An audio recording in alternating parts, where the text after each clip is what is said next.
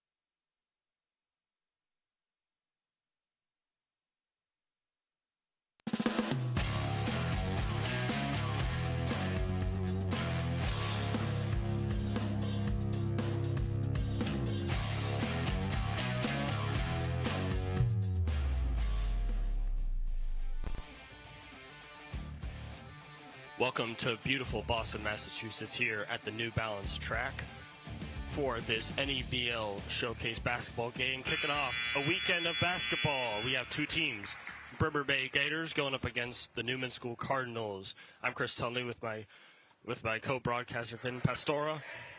Vin, what do you think about these two teams? I know you know them very well. You know Newman pretty well. What can you look for going into this game? Well, we've got a good matchup. They both lost two great players. Newman lost Luca Taus to BC and Riley May to Providence. And on the other end, Bremer May sent Andre Mills to Texas A&M and Bryce Dorchoff to Rutgers. But Newman is reloaded, and they're going to be very, very good. Bremer's young, and I think they're a work in progress. So it's going to be probably a tough game for Bremer to be able to match up with the size and athleticism of Newman, but who knows? Yeah, you said that right. Newman have produced some talent, but they have some talent on their own. Starting lineups for Newman. Number 2, Jace Jermea starts in the backcourt. Next to number 3, Jalen Harper. Alongside him, 21, Quinn Costello. And number 34, Colin Shadira. And number 24, Lucas Murillo. For Bremer, starting lineups, number 3, Winston Legentis. Number 4, Owen Hageland. And 14, LaDanian Payne. Number 32, Tyson Robinson. And number 34, Osa Adoda. And the tip-off is won by Bremer. And we will kick this game off Far side is Hagland. Has the ball. Aduda inside. Pump fake, spins, turns. Beautiful move inside. Kicks off the scoring for Bremer. Harper up the floor to Murillo. Shadira, top of the key. Jermia for three. He's got it. Early three ball by Chase Jermia. Starts the scoring for Newman.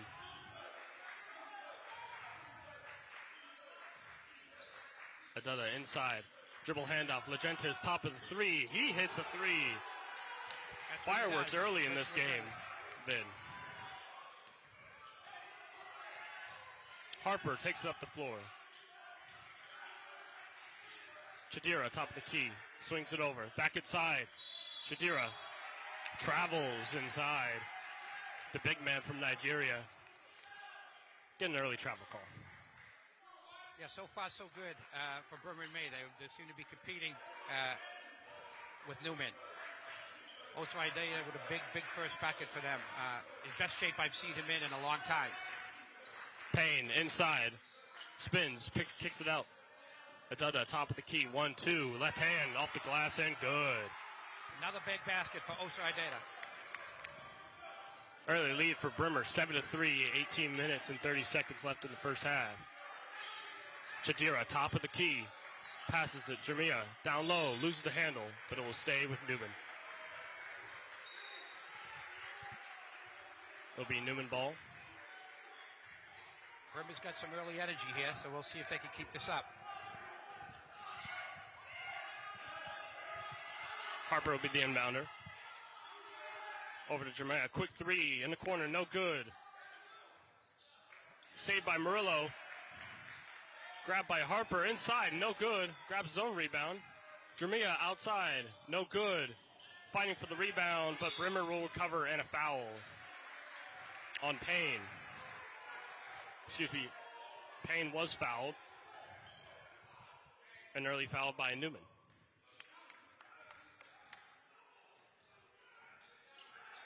Payne up the floor for Bremer, holding on to that 7-3 lead.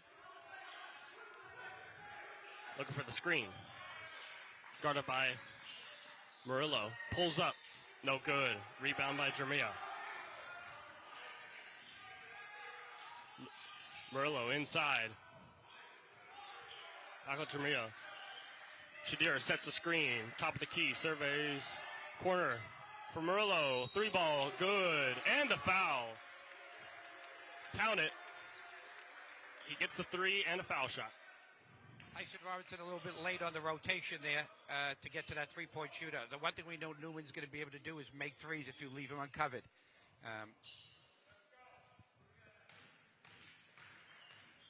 Lucas Murillo. And Bremer cannot afford to get Robinson in foul trouble. Murillo, the 6'7" guard from Mount Vernon, New York. At the line. Misses. Tipped. Rebound by Hagland. Newman putting some pressure in the backcourt. The battle of the threes going on here. Legentes inside, left hand, up and under for the basket. Pretty finish. Harper looks to answer. Dribbles out of bounds. That was a great finish by Legentes. It's 5 points for him early in this game. Pretty finish there. Now followed by high energy early for both of these teams coming out.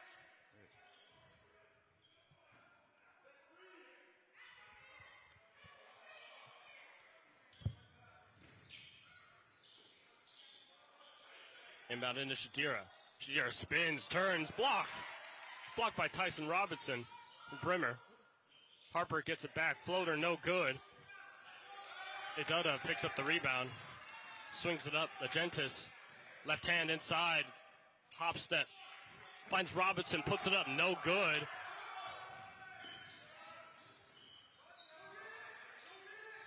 Shot by Jermia. Good in the corner. Reggie Gonin checked into the game early. Swing that one in the corner. Coach calls Jace the driller. He makes threes, and that's the second one for us today. Dutta thought about a three there. Went for the dribble hand, a pull up mid-range. Good. High arcing shot. 11-9, Brimmer. Harper up the floor. Swings it over Murillo. Pump fakes, fires from three, no good. Rebound, Shadira. Battling inside, and he'll get fouled. Lincoln Fudge on the foul for Brimmer. Substitutes coming in for Newman. Carson McDonald looked to replace Shadira. Brimmer's playing very well right now, but the pace is favoring Newman. They have lots of depth. So we're going to see if Brimmer will be able to keep up the pace that we're playing for an extended period. Shadira at the line, Class AAA preseason team maker. I watched him warm up before the game today. His touch is way better. He's been working on his game. He's going to be a force this year in the NEBL. Second free throw, Shadira goes in. I see he'll come off the floor. Carson McDonald checks into the game. 6'9" forward out of Denver, Colorado.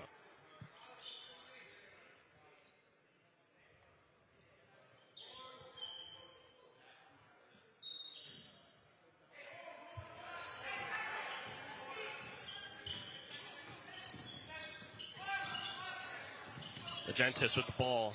Triple handoff.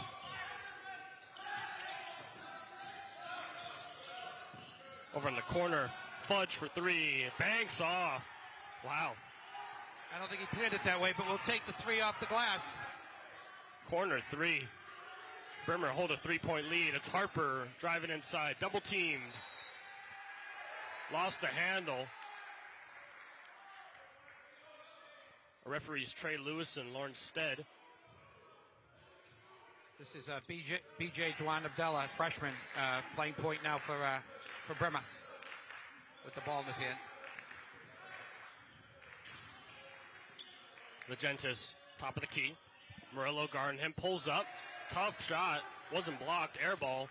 Harper retrieves into the forecourt. He goes, dumps it off. McDonald with the finish.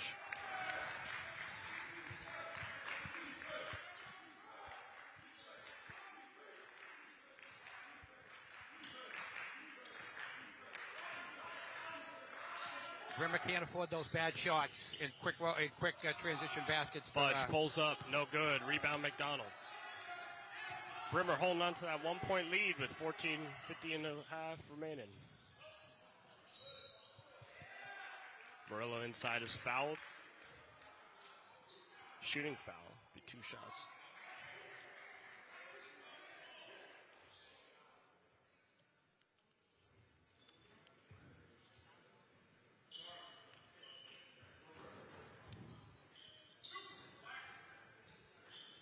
Lucas Murillo. This Lucas Murillo really off to a quick start. Seems to be inside out playing a great game so far early for Newman. Murillo's first free throw's good. Subs coming in for Newman. Timmy Bolin will check into the game, number 22. Number 11, Lewis O'Keefe, will come into the game as well. Plays Reggie Gordon.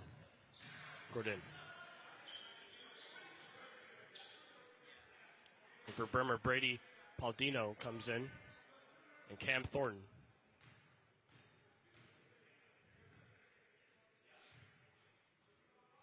Murillo's second foul shot, short. Rebound, though, by O'Keefe. The new addition to the game makes an impact. In the corner, Murillo drives, kicks it. McDonald, back iron, no good. Ball goes out of bounds, be Newman ball.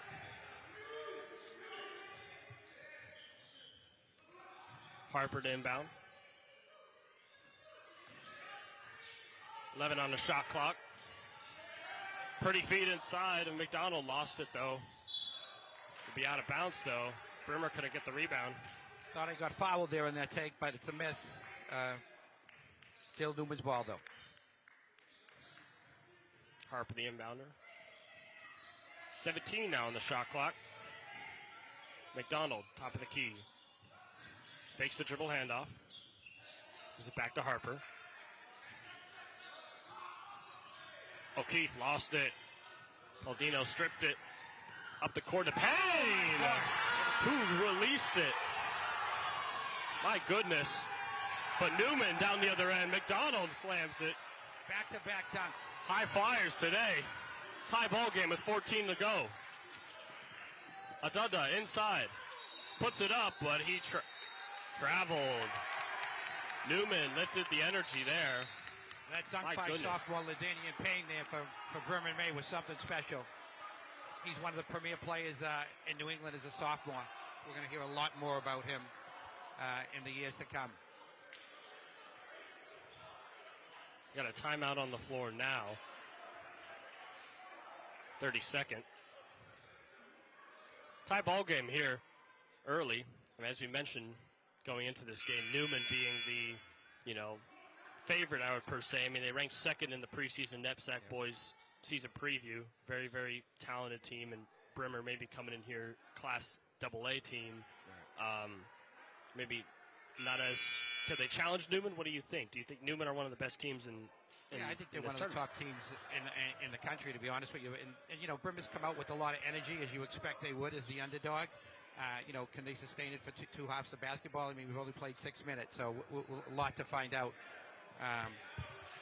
But a great start for Bremer in May. But like I said, early. We'll see. Little reset. Newman take the ball up. 14 to go. It's high score in half.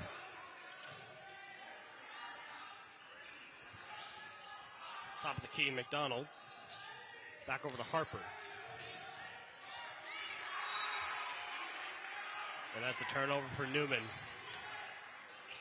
as the Gators will have the ball again. Newman's a little bit out of sorts, but that'll change.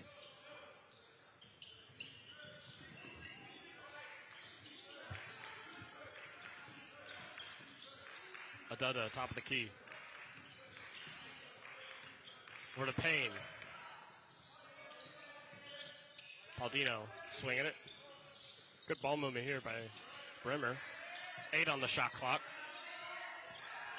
They did a post up on McDonald.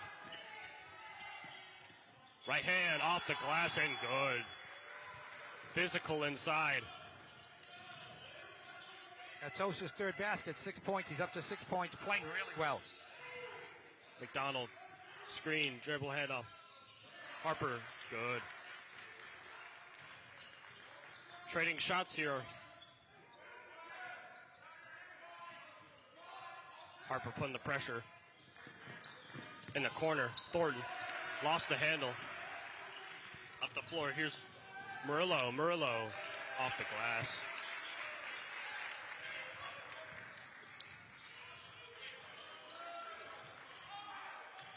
Payne will take it into the forecourt.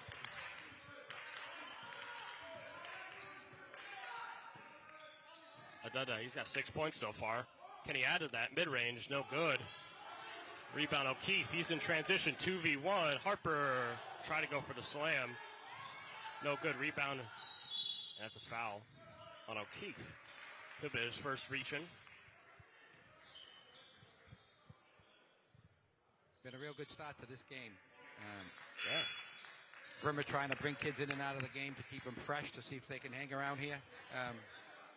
Chadira checks it back into the game for McDonald.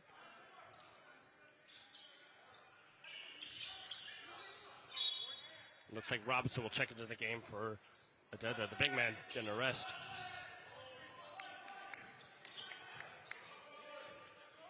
Two minutes to go in this first half. Newman regained the lead after going down early by 6. Inside the Robinson. Try to look for the pass, and that's out of bounds, but off Newman. State Bremer ball.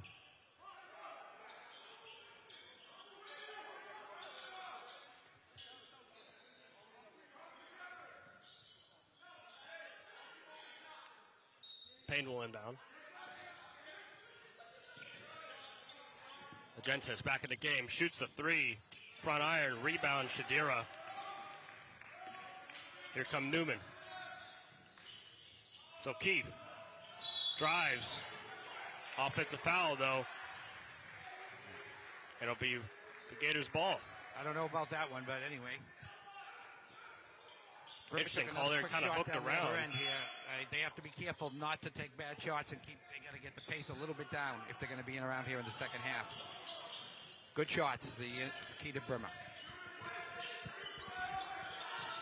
Payne takes it up the floor. Surveys. Guarded by O'Keefe. Gets a screen by Robinson. Corner three from Thornton, no good. Rebound Robinson, keep it alive. 19 on the shot clock. Hodgland inside. Back out to Robinson. Pull up. Missed. Rebound Shadira all over the board so far. Bolin inside. Murillo. Takes it back out. O'Keefe for three. And good. Lewis O'Keefe. Another three for Newman. 5-point lead for Newman now. Another quick three by Legentis. Not a good shot. No good. Rebound Hajland. Now he looks in the corner. Another three by Thornton. No good. Rebound Murillo. And Newman are running. Bolin in the corner. Back to O'Keefe for three. It's good. Back-to-back threes by Lewis O'Keefe. It's a timeout for Brimmer. Again, it's now all of a sudden an 8-point lead for Newman. Brimmer is taking a series of bad shots three of the last 4 times down the court, which they can't afford to do. Those have led to transition back threes for Newman. Lewis O'Keefe's come on and hit two threes. He's come on the court and just got the ball in his hands. I don't think he's even taken a dribble. He just got the ball and just let it go. Well, they've got about 6 guys on that team that can knock down shots. When they're open, you might as well go take it out of the net. And Jackson Johnson, as a coach, does a great job with these guys. They work hard, they play hard, they share the basketball, and if you lead to let them get to easy transition baskets like that, open threes, you're gonna be in trouble quick. And Brimmer, that was a quick 8-point swing. Coach Johnson's Newman. This is his 3rd year in the job.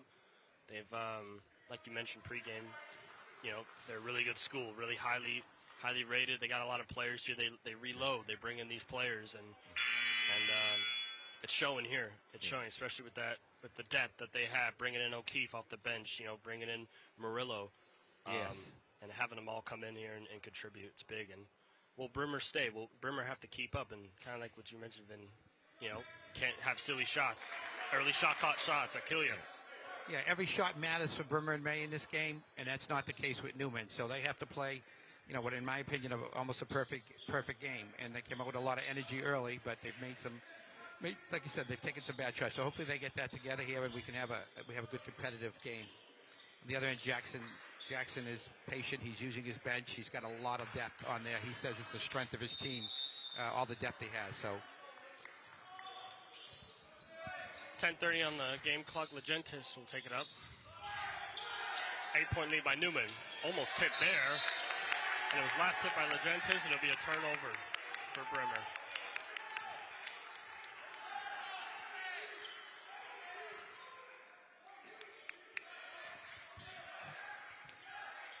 O'Keefe takes it up. Had a hot start to this game. Brimmer's gone to his zone defense here to try to slow them down a little bit, slow Newman down. We'll see how that works. Shadira tried an inside entry pass, no good. Tie up on the ground. It'll be a jump ball. Possession will go to Newman.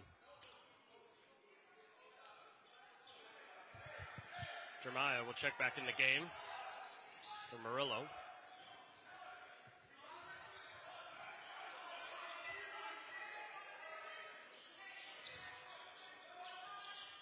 O'Keefe inbound. Shadira, hook shot, no good. Rebound by O'Keefe. He'll get the ball back, top of the key. Looking for the scene. Does use the Shadira screen. Jamea inside, back out to Shadira. 7 on the shot clock. Bolin upstairs. The shot will not go. There'll be a foul on the floor. That's too bad because that was going in. That offensive goal didn't cost them a basket. That ball was in the basket, but can't really complain when a young man makes an aggressive play like that. Find enough about Timmy Bolin. He has a brother on the team, Preston Bolin, a younger brother. You know, Timmy's a 26 class and Preston's 27, so the brother's from Brockton, Massachusetts. Timmy's a hard-nosed kid. He plays very, very hard. He's a winner. First free throw is good. Timmy 6'6", 200 pounds. Lefty. Makes the second free throw. Yeah, Timmy played for White Mamba, and coached by Coach Scalabrini of the Celtics is his coach during grassroots season.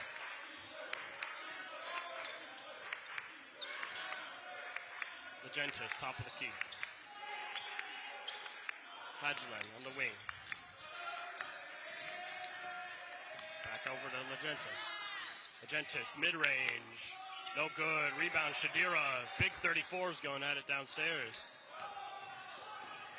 Paldino up the floor. Jamia.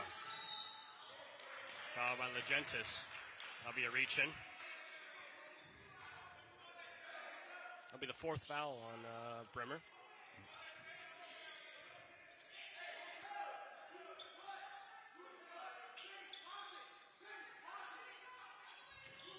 On the shot clock. O'Keefe. 28-18. Newman have the 10-point lead, and there'll be another foul on Payne. That'll be the fifth Bremer foul. Just interested to see, Coach. 234s down low. You know, Chidira and Adelda going at it. It's going to be a big matchup.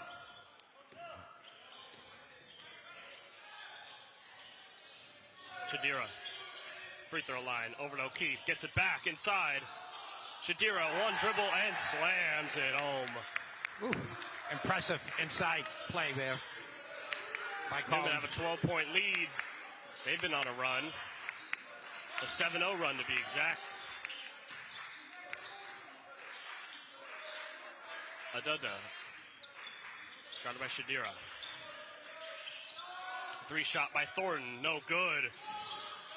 Rebound again by Hadjilan. Out wide again. Payne for three. It's good. I love LaDainian Payne. Got a bright future ahead of him. Bolin in the corner, drives inside, dumps it to Shadira, and he's fouled hard. And he'll go to the line for two free throws. It looks like Newman is trying to go inside a little bit and set the tone that they're going to pound it in a little bit and take advantage of this size. After making a few threes, they can play both inside and out. It's a wonderful thing about the Newman team. They have so many weapons. Shadira misses the first free throw.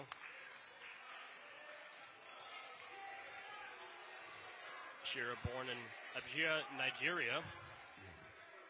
Class of 26. Like I mentioned previously, he's a Class AAA preseason team, part of that team.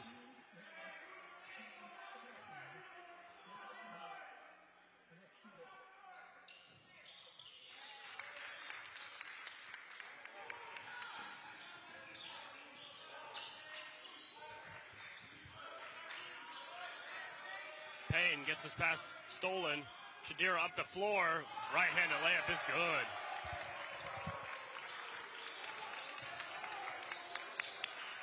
Newman have a 12-point lead.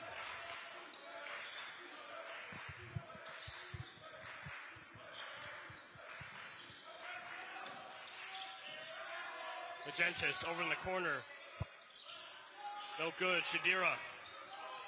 The rebound.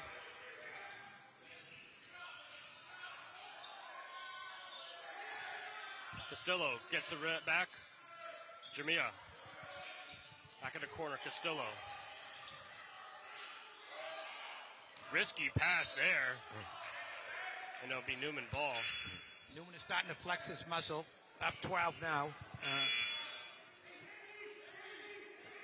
Lucas Murillo checked back in the game for Quinn Costello. Ian Mauder, Reggie Gordon. Over to Shadira. Shadira, corner, Murillo swings it. Bolin inside, Shadira. And he was shuffling. Shadira gets called for the travel. 33-21, Newman have the lead, 17-15 to go.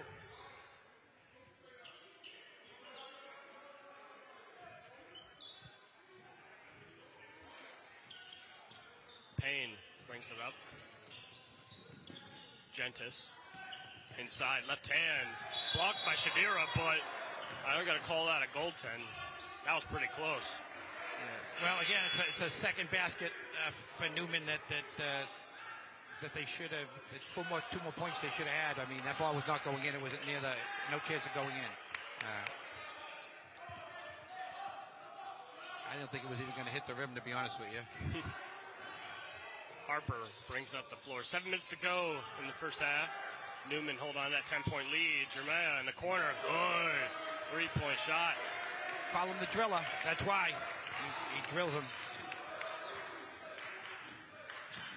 Gentis looking to respond for the three of his own, and he got it. Another two for Legentis. Harper up the floor. Back-to-back threes for both teams. Still that's a trap. I stepped out of bounds there. Is Gordon.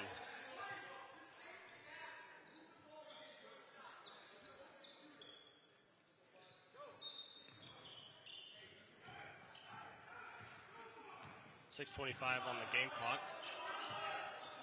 Payne brings it up. His shot, no good. Rebound, Robinson. Offensive rebound. Harper. Legentis. Well, Harper's guarding Legentis. Both number 3. Paldino looks for the pass. Hadgeland inside. Stepped out of bounds. It's going Newman ball.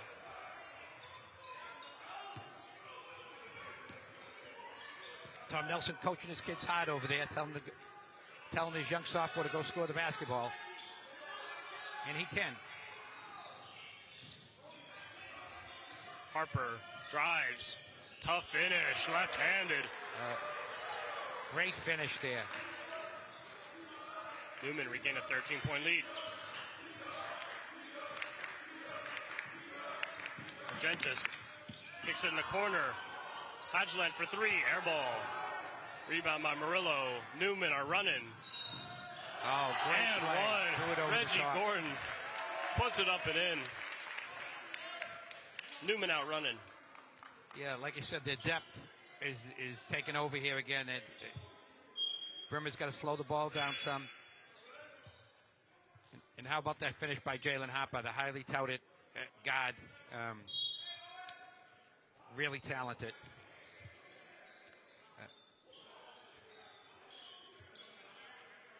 So, new addition to the ballgame, number 24, Ryan Saruma. Check in. Sarukama. Murillo grabs the offensive rebound. There's the driller. Free more. For 3. Good. Offensive rebound on the free throw, and if you're a Bremer there, you can't let that happen. Legentis off the key. He's got 10 points. He shoots a long 3, and he hits. The response by Legentis. Legentis with another 3. Definitely in double digits, probably closing in on 13. I think he's got about 13 first half points. 4:50 to go in the first half. Shadira easy inside. Great feed by Murillo. That's just too easy. No Gator in sight there to guard Shadira there. Shadira inside. Excuse me, Legentis inside. He got fouled. Leaves Murillo get that personal foul. It'll be the 6th Newman foul. Both teams enter the bonus. For Bremer, you have Cam Thornton checking in. Tyson Robinson and Adada come back to the game.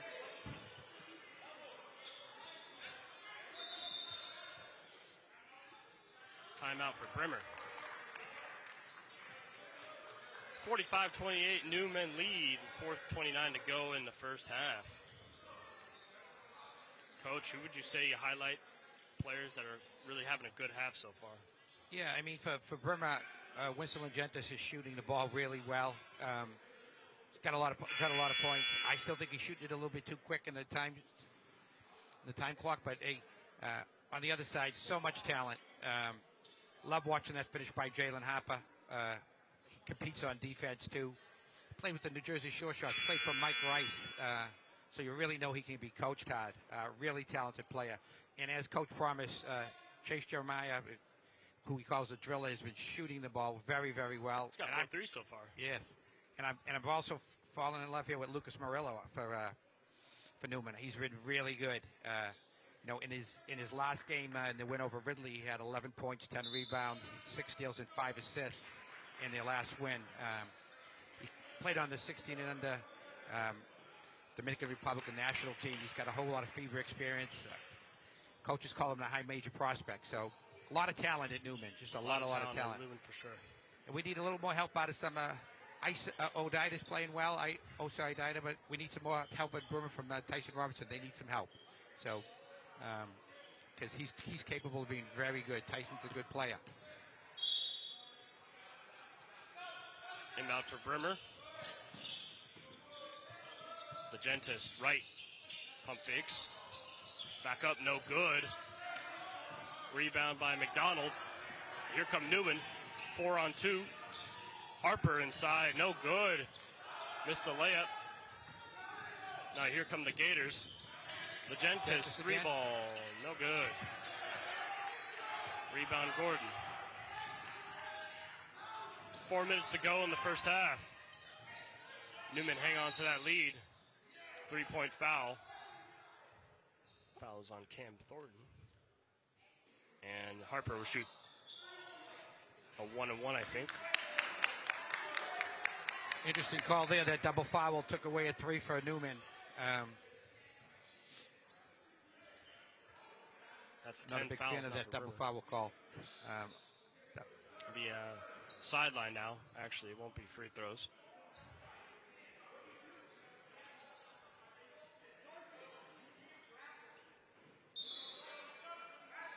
Now Aiden Lewitz will check into the game for Lucas Murillo. First introduction to the game for the Douglas, Mass native.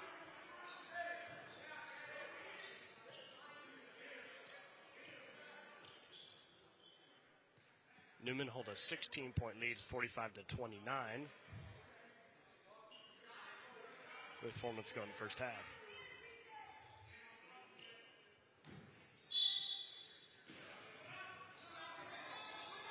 McDonald inside. Jeremiah tied up. Be a jump ball. And we'll stay with Newman. He'll go to Bremer. Possession arrows, Bremer.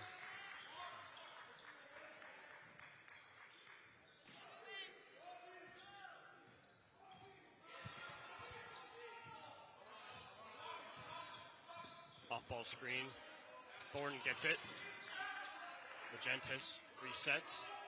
15 on the shot clock. Screen from Robinson. Baseline puts it up, no good, but fouled.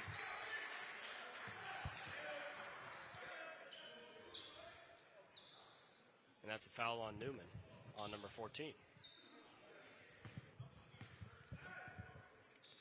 And Legentis will go to the line. Winston Legentis. Rainham, Massachusetts. The guard, 6 foot. This is his first one. Winston's got 13 points. Legentis in the first half here. See if he can get number 14 here as he's at the line. His all knapsack selection last season. 1 of 2 on this Bremer team, and he makes the second one. 14 first half points for Legentis. Lowitz, Bremer, little trap there, didn't work. Harper, what a pass inside. No good by McDonald, missed that. Offensive rebound, 18 on the shot clock. Jeremiah resets it, gets a screen from McDonald.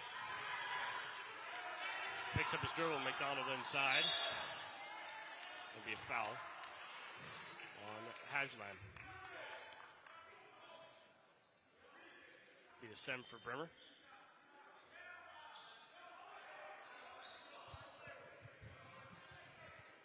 Eight on the shot clock, and McDonald will go to the line because Bremer are in the bonus.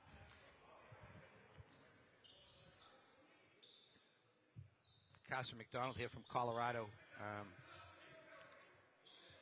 He's really made a lot of improvements over the last cycle.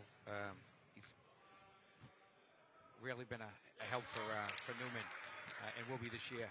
Big size, athleticism, length. He's got good touch and passes great from around the perimeter. Makes the first free throw. You know, funny, he's 6'9".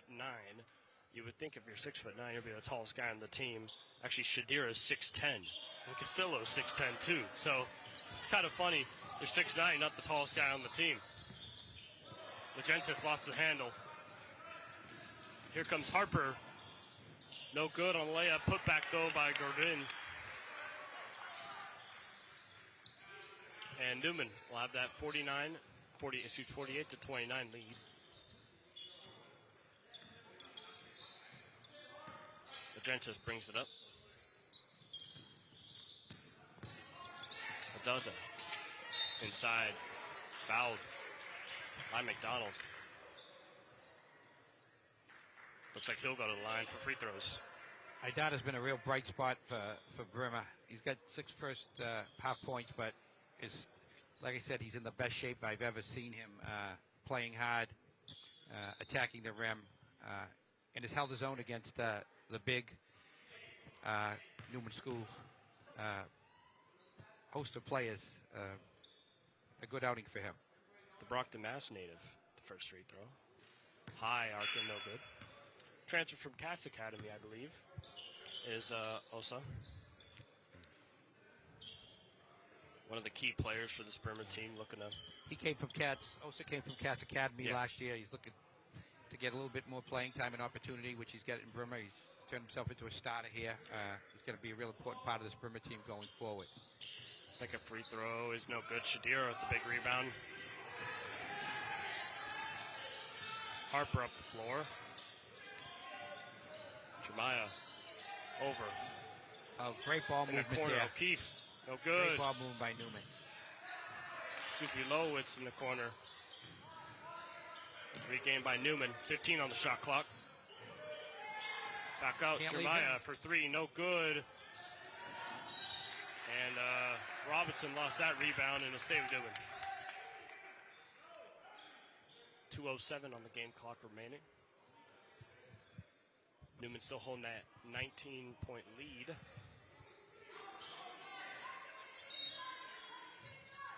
Harper will inbound.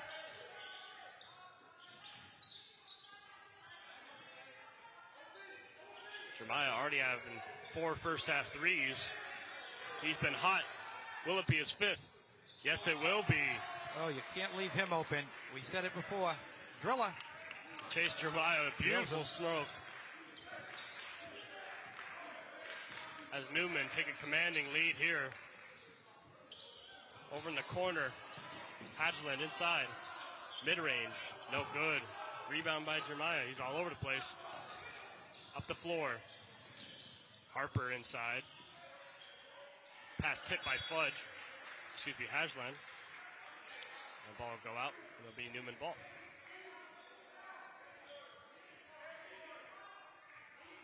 Newman hold a 22 commanding point lead here. Minute 30 left. Lowitz, top of the key. Drives inside right hand. All over that and makes it. Tough layup there. Lowitz. First points of the game. Good finish for Aiden there. Losowitz. Magentis. Guarded by Jeremiah. Minute left in the game now. Hadgeland inside. Adada fouled. 34 on 34. Shadira with the foul.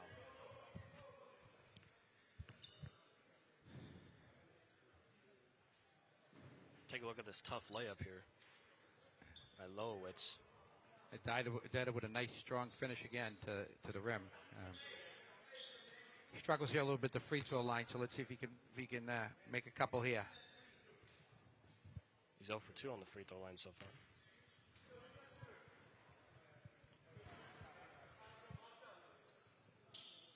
First one's good. High arcing shot.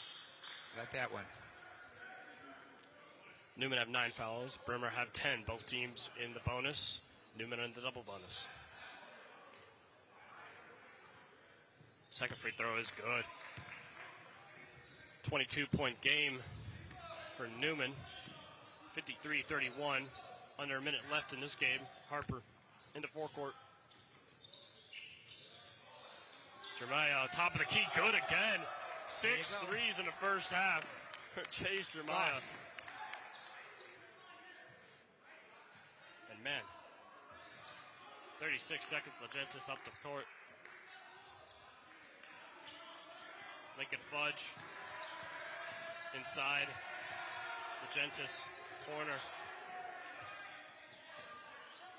Dada, top of the key, 3, no good. Shadiro with the rebound. 17 on the game clock, and Newman will hold for the last shot here.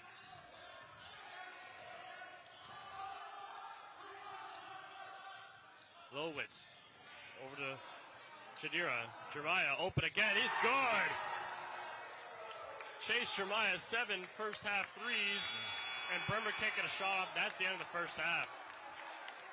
Newman with 3 straight threes to end the half. They have a 59-31 point lead in this first half. Man, what an end to the half for Chase Jeremiah. Yes, we guessed that it would that the depth and the shooting ability of Newman would be a lot for Bremer to handle, and they got tired, and they weren't able to cover down the end of the game there, the end of the half, so it got away from them a little bit. Maybe they can regroup it at halftime, but Newman is a talented team. And what a first half performance by Jake Jeremiah with, did you say 6 threes? Yeah, 6 threes, 21 points. And pretty impressive. Yeah. He can really shoot the three. Like I said, Coach called him the driller. And Newman have a 59-point lead. 59-31. It's an 28-point lead. And we'll go take a break here at halftime.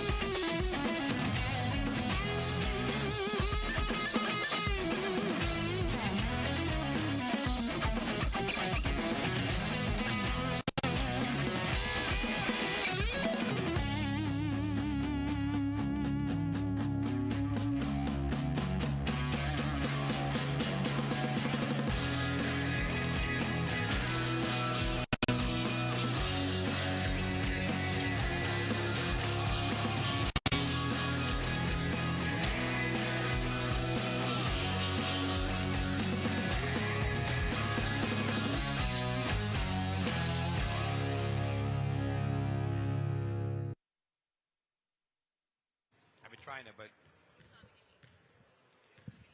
we're back here at New Balance. The track here, 59-31 Newman lead. And interesting first half here. It's all Newman here.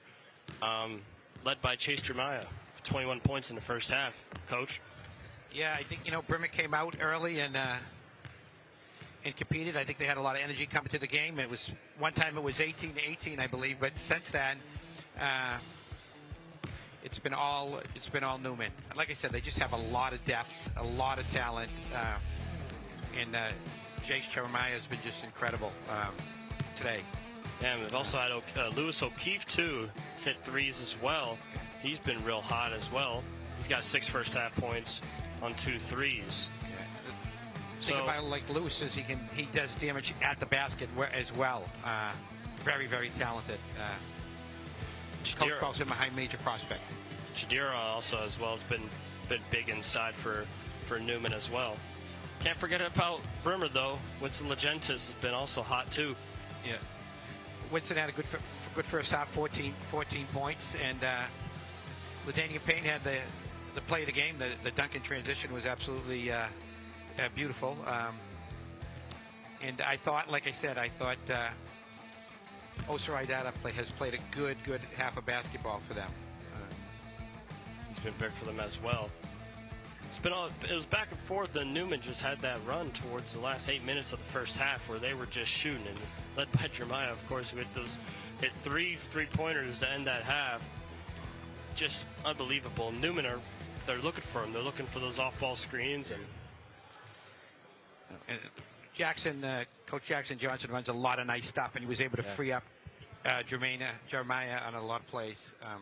All right, and we'll take a break here, and we'll be back for the second half of basketball with the Newman facing Brimmer.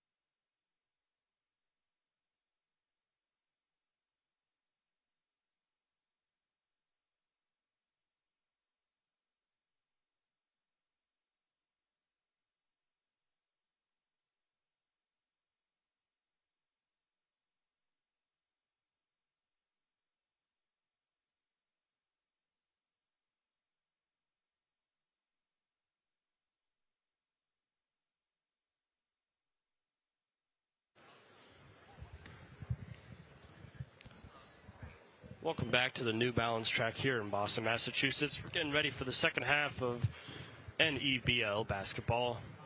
Newman going up against Brimmer May Gators. And Coach, for the second half here, if you're Brimmer here, you're down by 28 points. What are you thinking? What's the game plan going into the second half? Well, it's their first game they played this year. Newman is already 2-0 in the season going into this one, so I don't think they expected that they were going to be able to compete and win the game. I think you're going to keep getting better. It's about getting better. It's the first game of the season for them. I think the lesson learned here is that you need to control the pace in the second half. Try to win the half, not the game. Try to win the half if you're Brimmer and May. Yeah, Brimmer May find themselves in a hole. Leading scores for Brimmer, Winston Legentis was 14 in the first half. And leading score for Newman, Chase Jeremiah with 21, including those 6 three-pointers that he hit in the first half. And if you're Newman here, you just sailing ship here, cruise control, or are you just, how do you respond to this? No, I think, knowing Jackson and knowing me as a coach, we need to get better. He needs to get better too. He's gonna play. If they win by 60, that's life. He's gonna play his kids hard, and they're gonna continue to try to lay it on. Early tip there will stay Newman ball.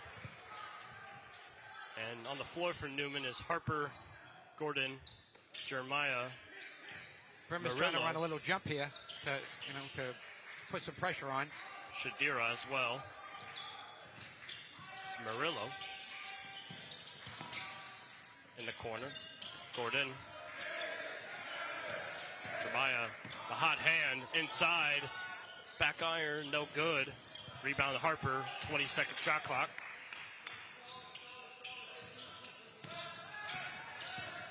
Harper inside, in the corner. Murillo back inside. Gordon lost the handle. Here comes Legentis, 3-on-2. In the corner, Payne for 3, no good. Rebound Robinson. Feeds it to Adoda. 10 first half points for him. He got the ball hit. And it'll be Brimmer ball. No, Brimmer's still playing hard. That's good. That's a good sign here in the second half.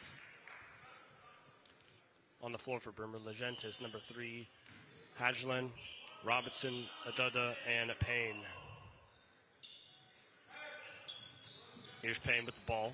Legentis pulls up mid-range. Makes that.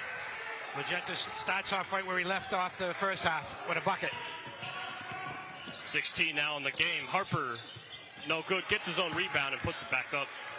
61-33 Newman.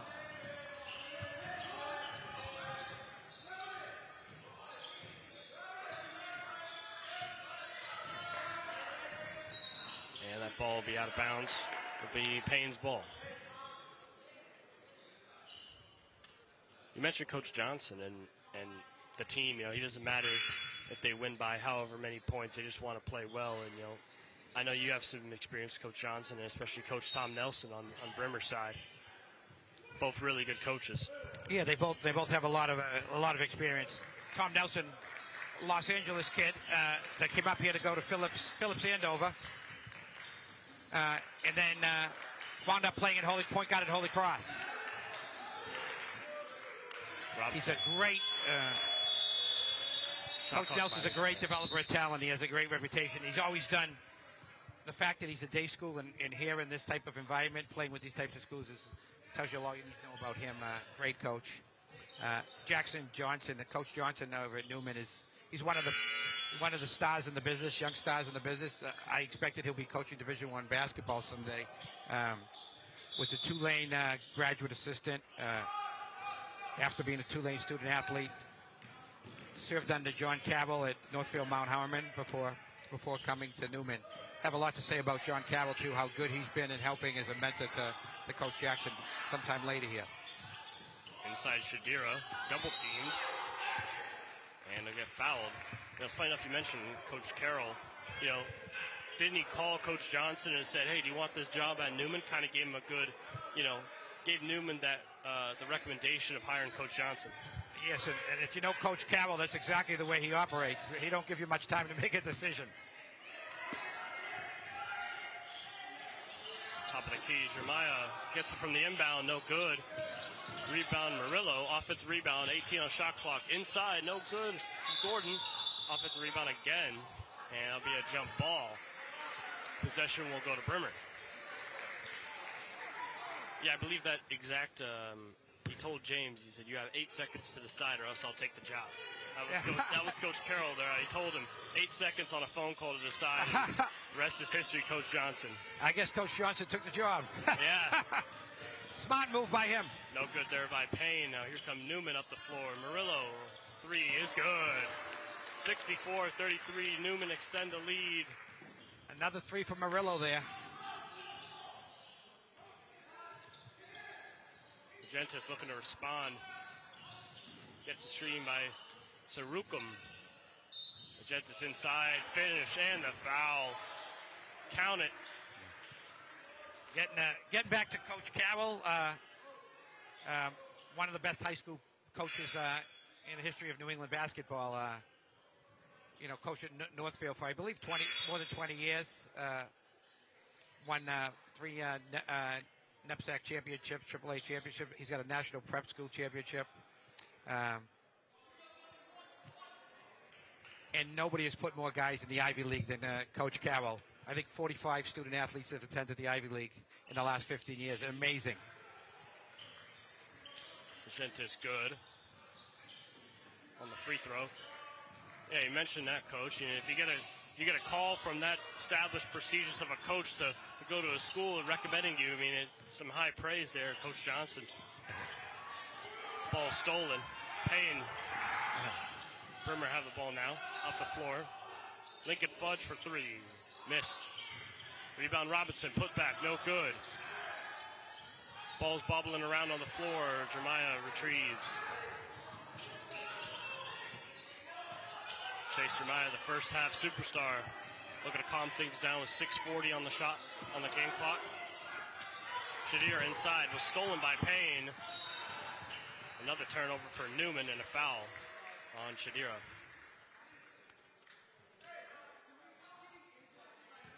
And looks like Carson McDonald's going to check in for Collins. Yeah, it's just amazing with Coach Johnson and Coach Carroll have put together at Newman. Amazing in such a short period. 64-36, Newman lead. Legentis, baseline, no good. Jeremiah, another rebound. Second in a row. Pass over to Harper inside. In the corner's O'Keefe, who just checked in, and he stepped out of bounds. It's a turnover for Newman, 3rd in a row. Coach Carroll was at Northfield Mount Hermon himself as a post-grad. And coached by New England Basketball Hall of Fame inductee Bill Batty. And then Coach Carroll attended Assumption College. Payne, baseline, back over to Legentis. Floats it, no good. Rebound O'Keefe. Newman are running again. Jeremiah, Harper in the corner. O'Keefe for 3. He's got it. Lewis O'Keefe adds a 3. 67-36, Newman lead.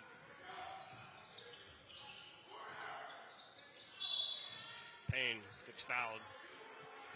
Jeremiah. I told you that Newman wouldn't be taking the foot off the gas here. They're going to continue to play hard and get better. Seems like it. Yeah. Pushing the ball up the court pretty fast. Oh yeah, they're using their whole bench, and they're using their depth to pull away in a big way here. Timmy Bolin checks into the game, number 22 for Chase Jeremiah. Adada. Or to BJ Don Abdullah. Now it's Thornton for 3, no good. Rebound by Timmy Bolin. Up the floor, Murillo. And McDonald couldn't corral that Coach pass. Nelson is yelling rebound over there. Right now, Brimmers seem to be watching as the ball is shot. They need to get on the glass a little bit. But back to Coach Carroll, that he led Assumption career three-pointers made 342 while he played there. And he earned all-conference of the New England 10. The NBL is filled with great coaches, which we'll get to all afternoon. Legentis gets called for the travel. It's a turnover for Brimmer.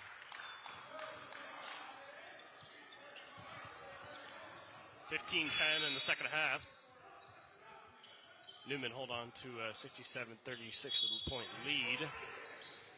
I'm not surprised, but so impressed by the way Newman shoots the basketball.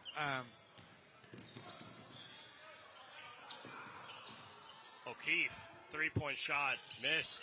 Rebound by Harper, grabs his own offensive rebound, and he's fouled. Foul on Fudge. That'll be the team's second foul.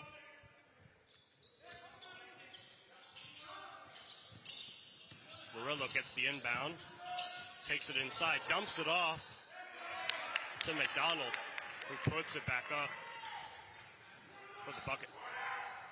Quick transition, Brimmer. Fudge puts it up, but it was blocked. McDonald a basket and then a block. Good job by Carson McDonald there. Murillo inside, finds McDonald. Loses the ball, and it's on the ground. Covered by Brimmer. Here comes BJ up the floor, loses the handle. Harper now comes up with it. Harper in the corner. Murillo for three, misses. Tipped up by McDonald. And he's pointing because he said that's my basket. Yeah, he's making sure he claimed that one. Good little stretch for McDonald here. 4 points and a block in the last minute here. Carson McDonald, 6'9" out of Denver, Colorado. Fudge for three, no good.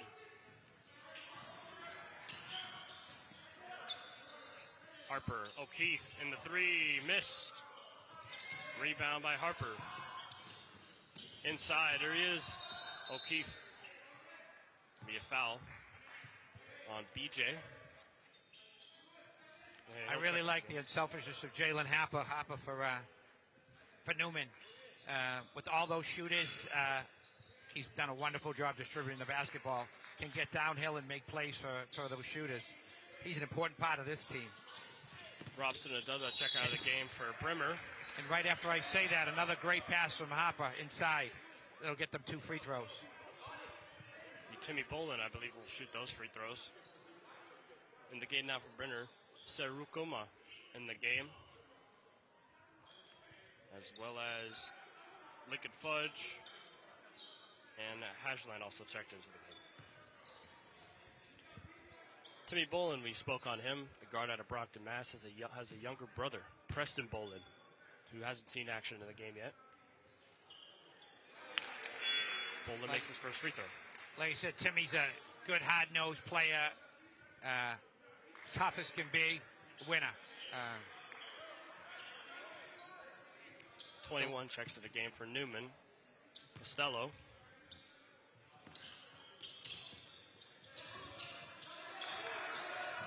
Missed on the rebound there. Ball out of bounds, so State Newman ball. O'Keefe making a play there. Keeping it alive for Newman. 36-point lead for Newman. 13:40 on the game clock. 72-36 Newman lead. Harper. To McDonald, dribble handoff. O'Keefe back to Harper. Harper couldn't get it off in time. Be a shot clock violation for Newman. Good defense by Brimmer.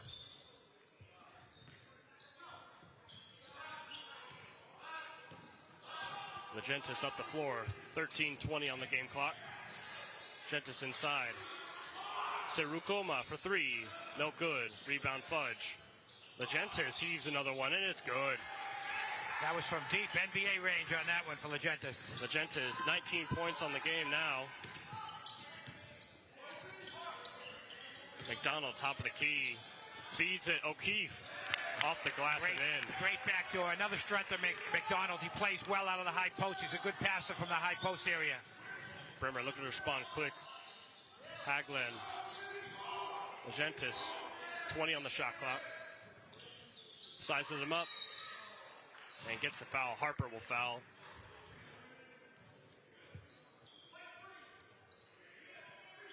Looks like it'll be 3 shots. Not 1, not 2, but 3 for Legentis. Yes, he's having a good game. Winston Legentis, 19 points in the half. Excuse me, in the game so far. 5 in the second half. Makes the first one. Checking in for Brimmer. Looks like Payne is getting ready. And Robinson. And for Newman, Lewitsky.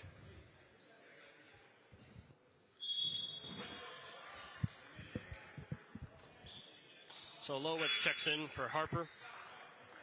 Looks like Robinson and Adada comes in.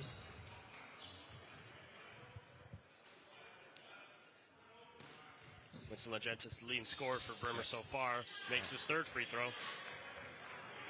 Lead cut down for Newman, still 74-42, 12:35 to go in the second half. Costello over to O'Keefe. O'Keefe inside, back to Costello. He'll get it back. He'll shoot a three. Airball that. Legentis rebounds. First shot by Costello.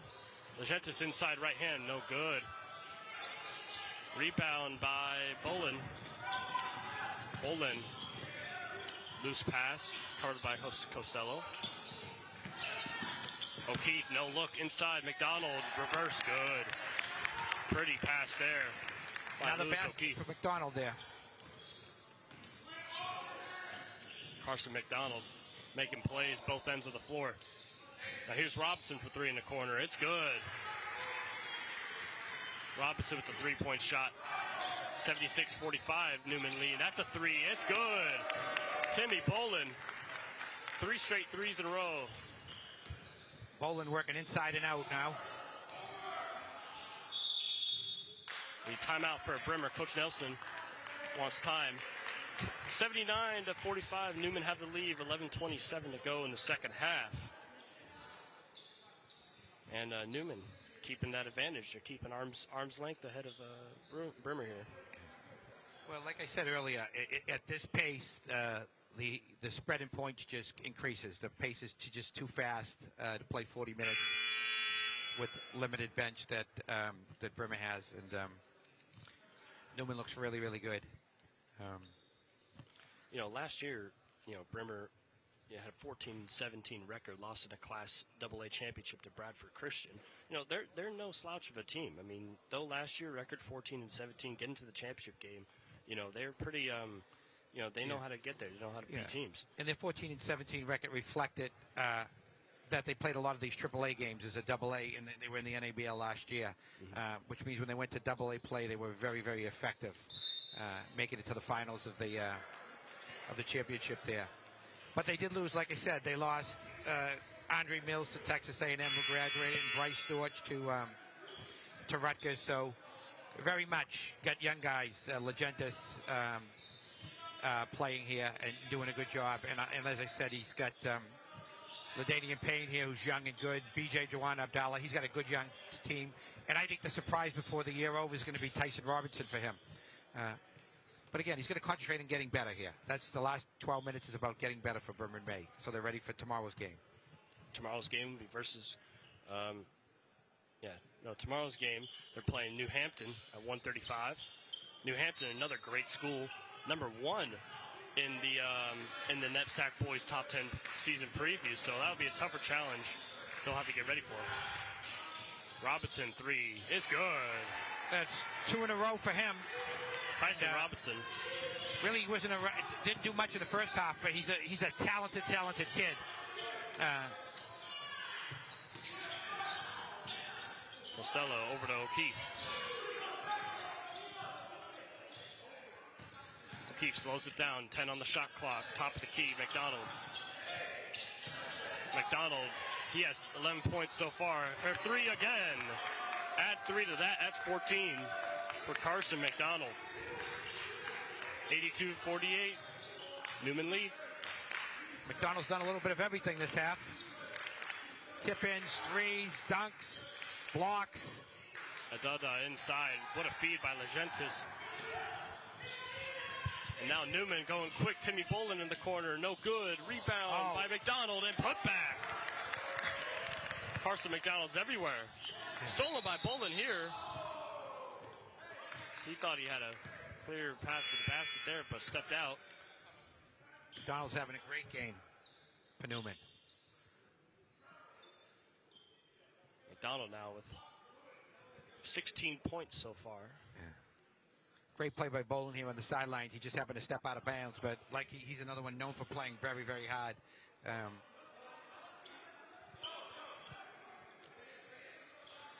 This will be sideline here.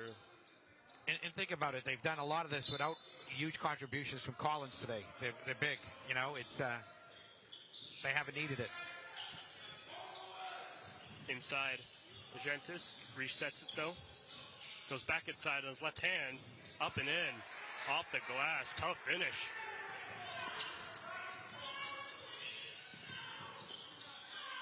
Lowitz resets it for Newman. They look to slow things down. McDonald top of the key, dribble handoff. O'Keefe. He tried to find him back inside. Stolen. And here come Brimmer on the transition. Adada holding on to it. Takes a dribble. No shot. Be a foul by Costello. That'll be the team 5th foul. And Dada's continue to have a good game. He's going to get better as the year goes on because he's coming off a meniscus tear and just starting to get his body back in shape. Gordon checks in the game for Bolin. Robinson got that pass stolen. Newman had possession, 9:30 left in the game. 84-52 lead in the second half. First game of the NEBL. That's a corner 3 for O'Keefe, no good. Surprised he even missed that. Payne inside, no good. And it'll go Newman ball. Looks like he just lost the handle of that mid-flight.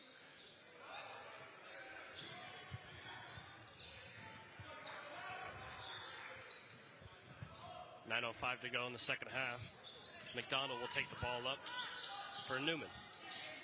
Sets a screen now for Lowitz. Back inside to McDonald with a slam.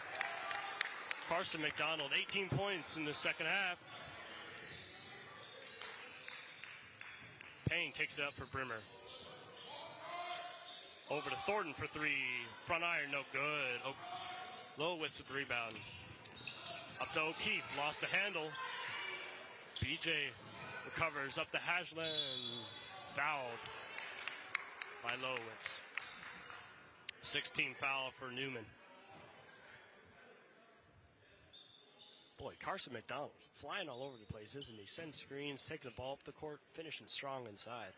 He plays out of the top of the offense as good as any big I've seen around here. He knows when to pass the ball. He's a great passer from there. He knows when to roll to the basket. He's proved he can step away and make a 3. He's proven himself to be a Division I prospect. He'll have some Division I opportunities going forward. A great game for Carson McDonald. Hashland made his first free throw. Some new faces in for Newman. Number 23, Donovan Lee, will check into the game. The Austin, Texas native. Number 13, Caden Bedard, out of New Gloucester, Maine. Second free throw's good for Hashland. Lowitz bring the ball up. 8:26 to go in the second half. 86-54, Newman lead. Got out of the trap, Lowitz. And that's a foul. Foul on Payne. That'll be the 15th foul for Bremer.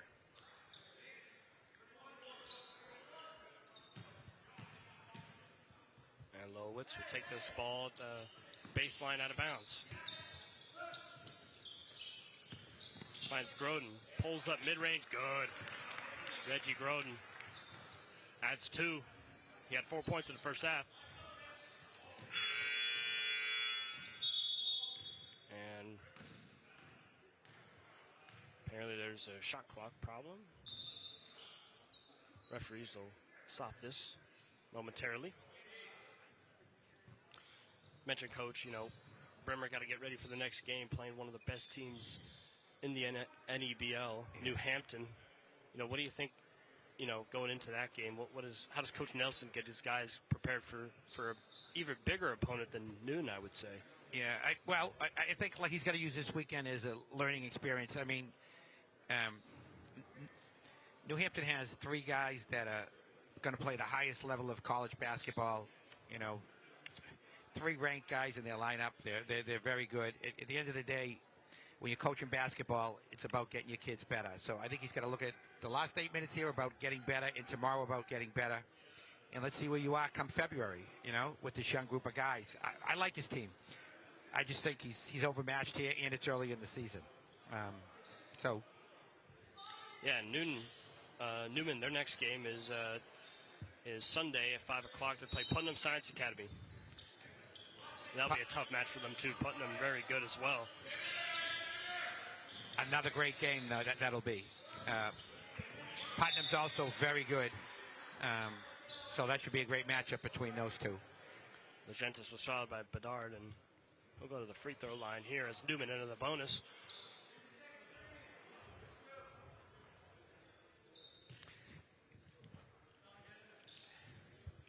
Man, players to highlight this second half. I mean, Carson McDonald's been unbelievable. He's had a great half. Newman. Great half for Newman. But that's the nice thing about Newman. They've spread the wealth out today. There's been a lot of good players. It was all about Chase Jeremiah in the first half.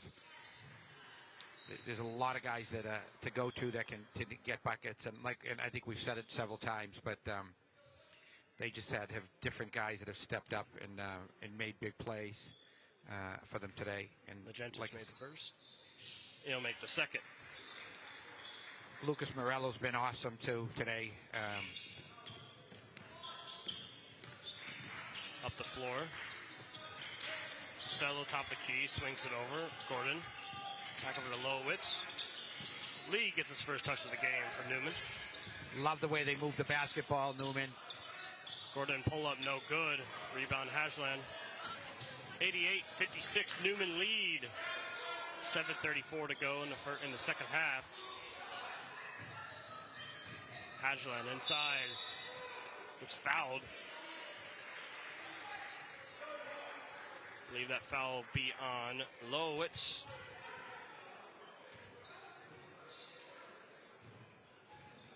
And Owen Hajland, the Arlington, Massachusetts native, hasn't scored today yet. It'll be his first foul shot points of the game. Owen played at Arlington High School for a little bit before he came to Bremer. Good player. No good there. First free throw. Checking in the game for Newman, Bennett White. News face of the game from Toronto, Canada, the guard. We'll check in for Garodin. Newman getting some fresh faces into the game now. Talked about their depth. They have a lot of players on this team that they could just use. And Hajland makes a second free throw as Adodo will check back in the game, replacing the foul shot taker and Hajland. Bremer putting pressure on here. You can see both teams still competing like it scores 0-0. It's great. That's how you get better at basketball. A little bit of double team there on Lowitz. Gets by the double team. And lost the handle of the Bremer ball was Bedard. When you compete like that, everybody continues to get better. We call this big boy basketball. We don't look at the score and say, hey, it's 30 points. Step off the gas. Everybody needs to get better here. These kids are all trying to play in college. Every possession matters when you're trying to play college basketball at the Division I level. Yeah, especially if you people out here watching these kids play, just want to go out and show your stuff. And here's BJ for three. He'll get his first 3 points of the day. Freshman point guard. BJ is going to be very, very good. Nice advantage of being at Bremer is some of these young guys actually get to play in the lineup, because they're a day school and they just taking kids from the local area. So it's a great place to get good. And Tom Nelson is one of the best at getting young kids better at basketball. So Bedard lost the handle there. That's a turnover on Newman. Second in a row. Legentis still playing hard, but he got fouled by Bedard. You mentioned BJ, Boston Mass native, interesting, just freshman point guard coming in, class of 28. He's the youngest player on this team. You know, that's a big responsibility, and I think Coach Nelson shows trust in him, right, to get out there and to lead the team, lead the offense. Absolutely, but he's done that with players throughout the years. He takes young kids and he plays them. He plays them in these big time games. That's how you get good. And by the time he gets to a junior in high school, the kid's gonna turn into a star. I mean, that's the way you develop players. You give them opportunity. It's about opportunity in life. Magentis misses that free throw. 88-61, Newman lead. 6:37 to go. Second half. Lee will take it inside. Pull up no good. Rebound Legentis. Errant pass covered by Thornton. Back out to BJ, resets it. 15 on the shot clock. BJ left side baseline. Pops it out. Legentis. 7 on the shot clock. Long three, no good. Rebound by BJ, saves it too. Back to Legentis, inside Adada. Back out to BJ for 3. Too strong. Rebound by Robinson. 18 on the shot clock. Adada calling for the ball. Sizes this man up. Left side. Pump fake. Puts it up. Misses the shot. Misses the shot, but will go to the foul line. Again, it's been an impressive day for Adada. He's been very active inside, playing good basketball today. And like I said, he's only going to get better. He's coming off an injury and not quite in the shape he needs to be in, but he will be come the new year. Adada at the free throw line. I think he's proven that he's a Division I basketball player. I think that's been quite obvious today watching him play basketball. He's got 14 points so far in the contest.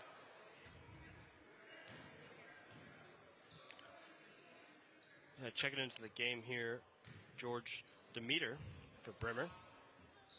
Another young guard, class of 27. As Adada will make that, and he'll check out of the game for number 24, Ryan Sarukuma.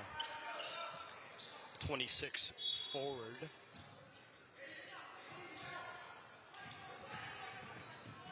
As Newman take the ball off the floor, led by Lowowitz. It'll be a timeout for Newman. 88-62, Newman lead. 5:33 to go in the second half.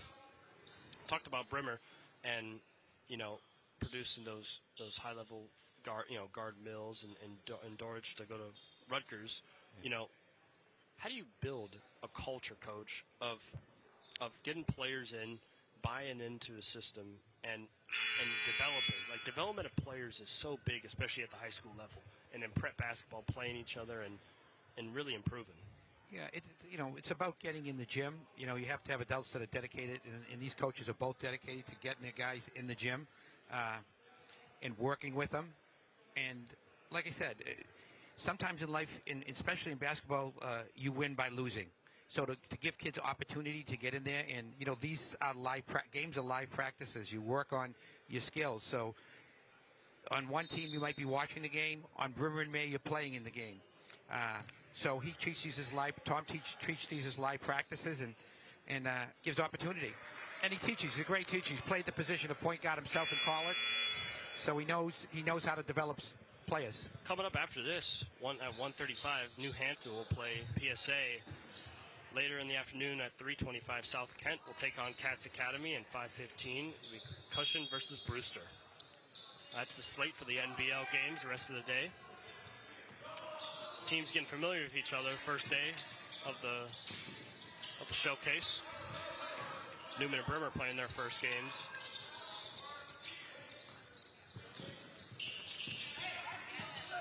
Lowowitz inside. Costello misses it with the left. Grabbed his own rebound though. Traveled. Lowowitz traveled. That'll be a turnover, Newman.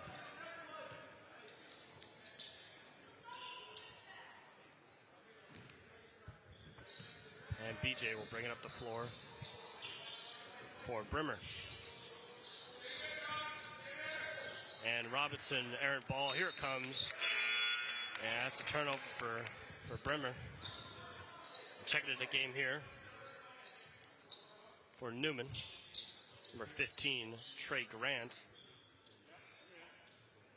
Preston Boland also in the game, getting his first little chance to play here today. As Bedard will take this up the floor. Under 5 minutes to go in the second half. Newman holding a commanding 88-62 lead. Here's Grant's three-point shot, no good. First involvement of the game for him. Ball scrambles around. Lee tried to save it. Stepped out of bounds, so. And Gators will have the ball. Turn over Newman.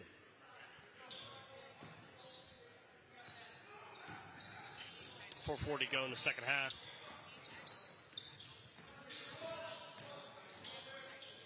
As BJ drives inside Robinson in the corner. BJ, right hand inside, kicks it out. That three is good. Ryan Saruma with the three.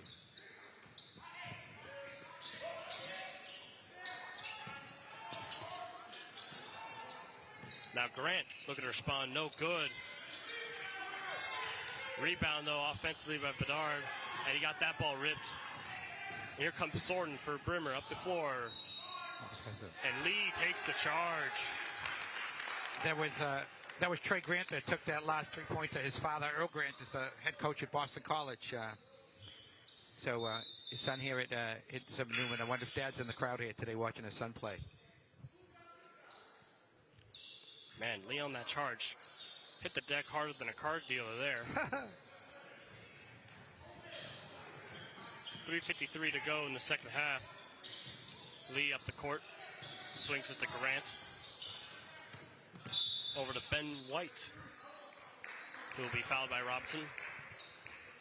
Coach Johnson's going to be very happy with his team performance today. They were really good. Started off a little bit sluggish for the first 3 or 4 minutes, but after that, they've been really good. Ben White at the free throw line. Yeah, you mentioned, Coach. They've been really, ever since that end of the first half, went on that run to end the first half, led by Jeremiah with those threes, and they've just kind of kept that lead going into the second half. Missed free throw there, rebound. Put back up, no good. Bedard. And here comes Brimmer. Make it fudge inside, no good. Rebound by White, and he's fouled. And he'll go to the line because Newman are in the bonus.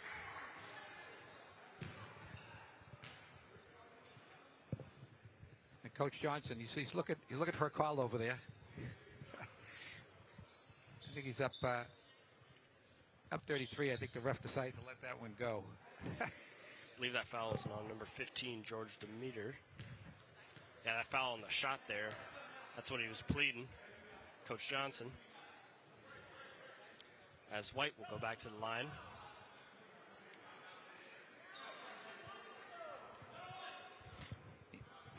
Yeah.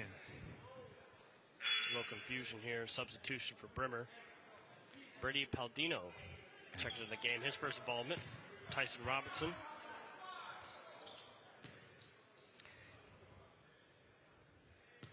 White with the 1-on-1.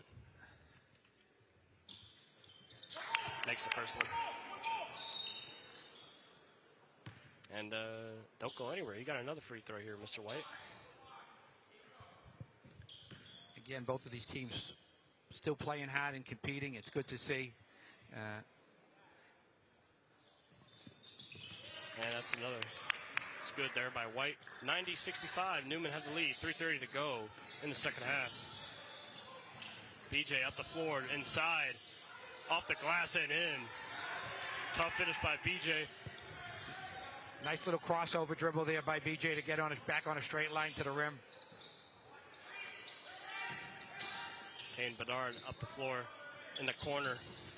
Trey Grant back over. Good. 3-point shot.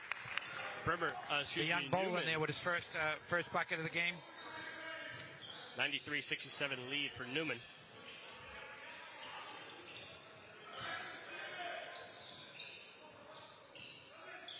Paldino, first shot of the game, misses, and it'll be Newman ball. All right, checking in the game here for Newman.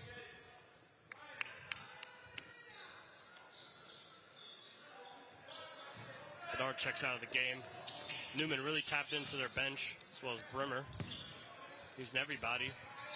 3-shot is good. Checking into the game. 96-67, Newman lead.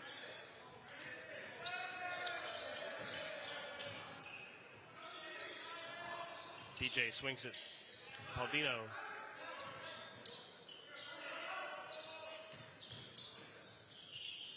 Fudge pulls up. Mid-range, good. Nice looking move right there.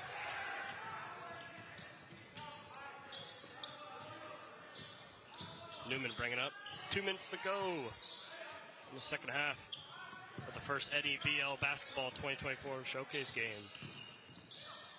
Ball stripped by White. BJ takes up the floor. BJ in the 3, and he's fouled before the shot. And that's part of the BJ's got to learn to slow that down and have a change of speed there instead of going 1-on-3, and that's why it's so critical that you play in these games. And I'm sure he'll be talking about that, about learning how to, as a small guy, to slow down, have a change of speed, and drag the ball back if you don't have anything.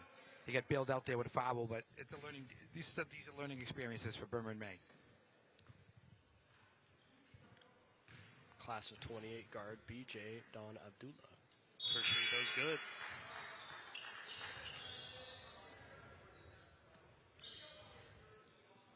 Lee checks out of the game for Newman.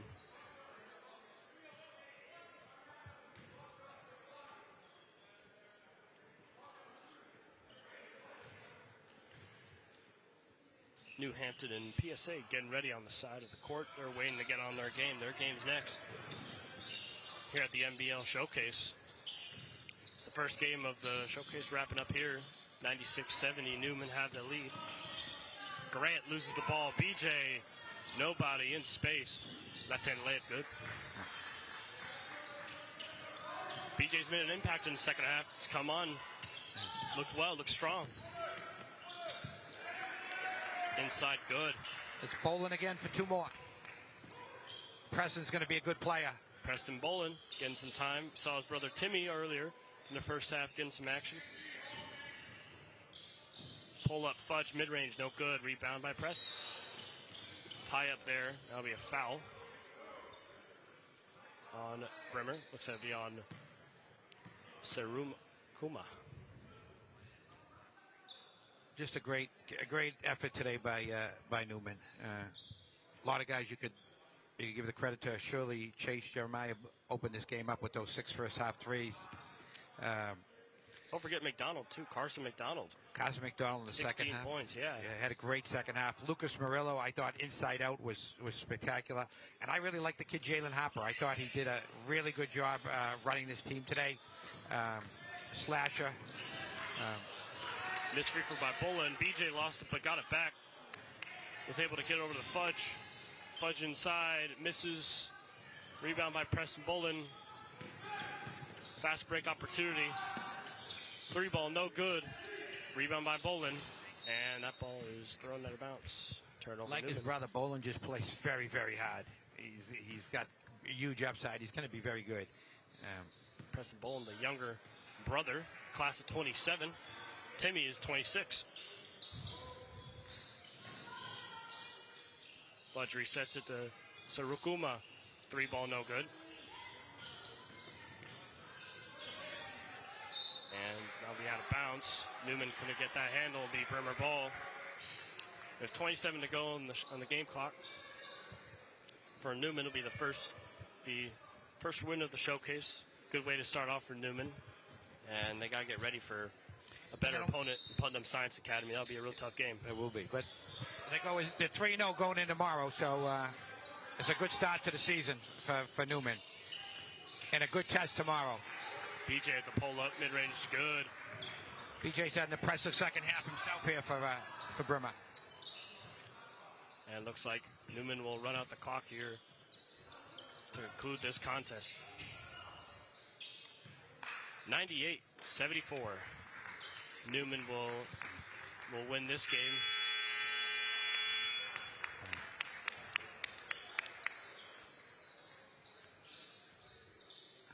NEBL season is officially underway.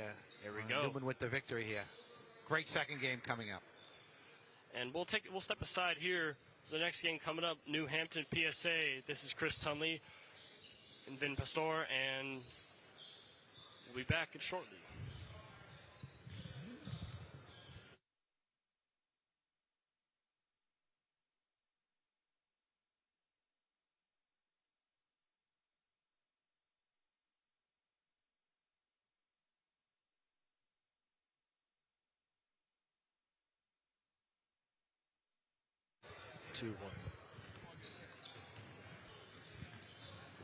We're back here. A little wrap up here. 98-74 Newman with the win of the season. Coach, what are your thoughts on the game? Newman, as I knew, I thought at least, is very good with a lot of talented players. They're very impressive today. Bremer's a work in progress. They're young, but had a good effort today. Yeah, Newman just really dominant, and led by obviously Chase Jeremiah, and McDonald had an unbelievable game as well for Newman. Controlling the game, all floors of basketball, all phases of the game, offensively, defensively, and they just had a real stranglehold on this game. Their next game will be against Putnam Science on Sunday, and for Bremer, their next game will be New Hampton 135. And that's it for us here. Chris Tunley, Vince Pastor, and signing off now.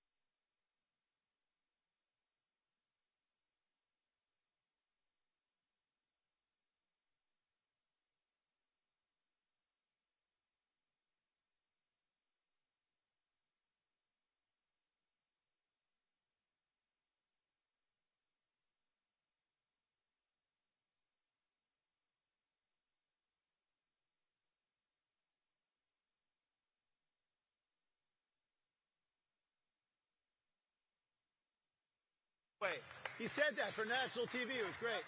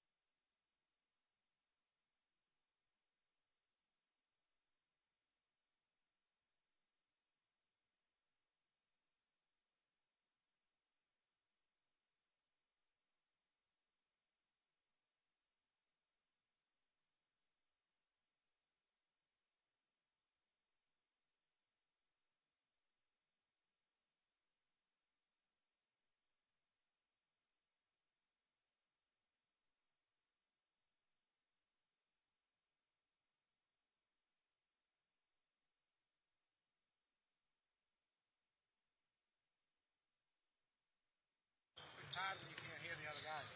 No, I know.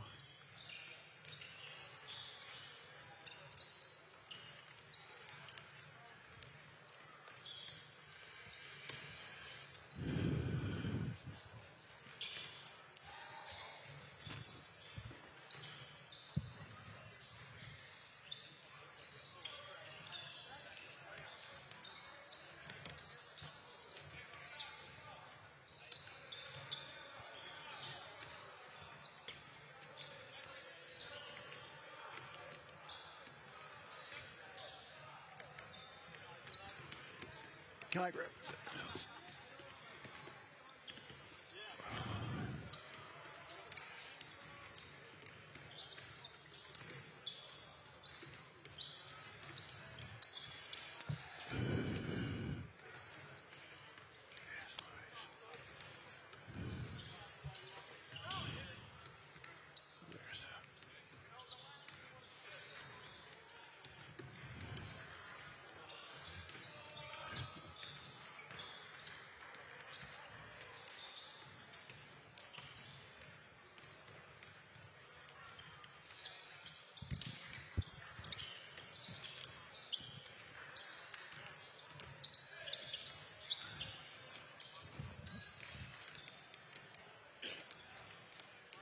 My kids run a lot better. Carson McDonald. Yep. Yep. With you, right? Yeah. Yeah. I didn't bring up my math rivals at all in that. I did shout out to a couple other people, but it was hard. So I'm going to have to do, I learned in the second half to do a better job looking at him to know when he's talking or not. You know. Yeah.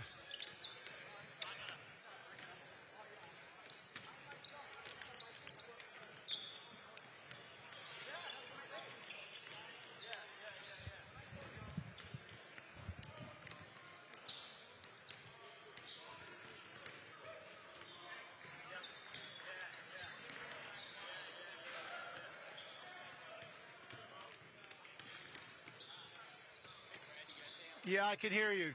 I'm going to need to turn this down during the game, though, right? Okay. All right. What's the deal with the promos? How are you going to let me know about that?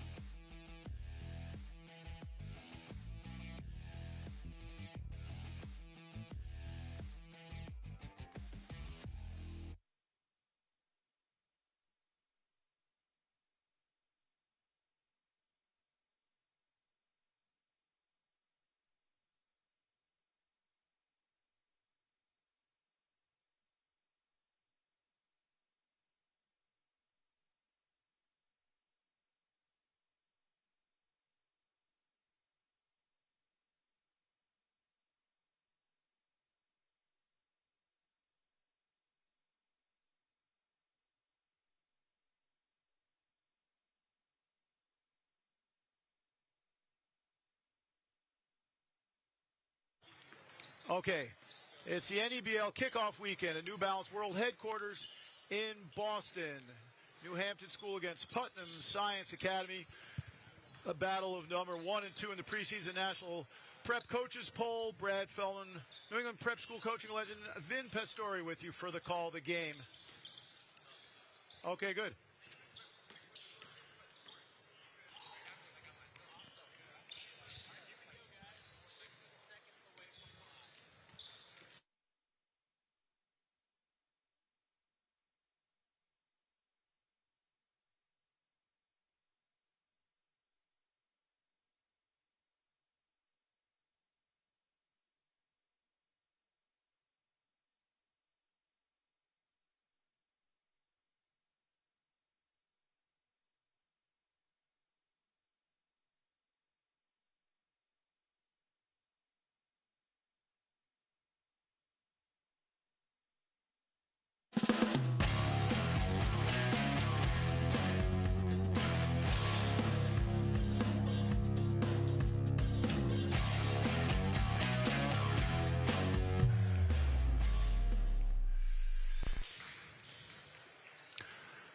From Boston, Massachusetts, it's the New England Basketball League Kickoff Showcase at New Balance World Headquarters.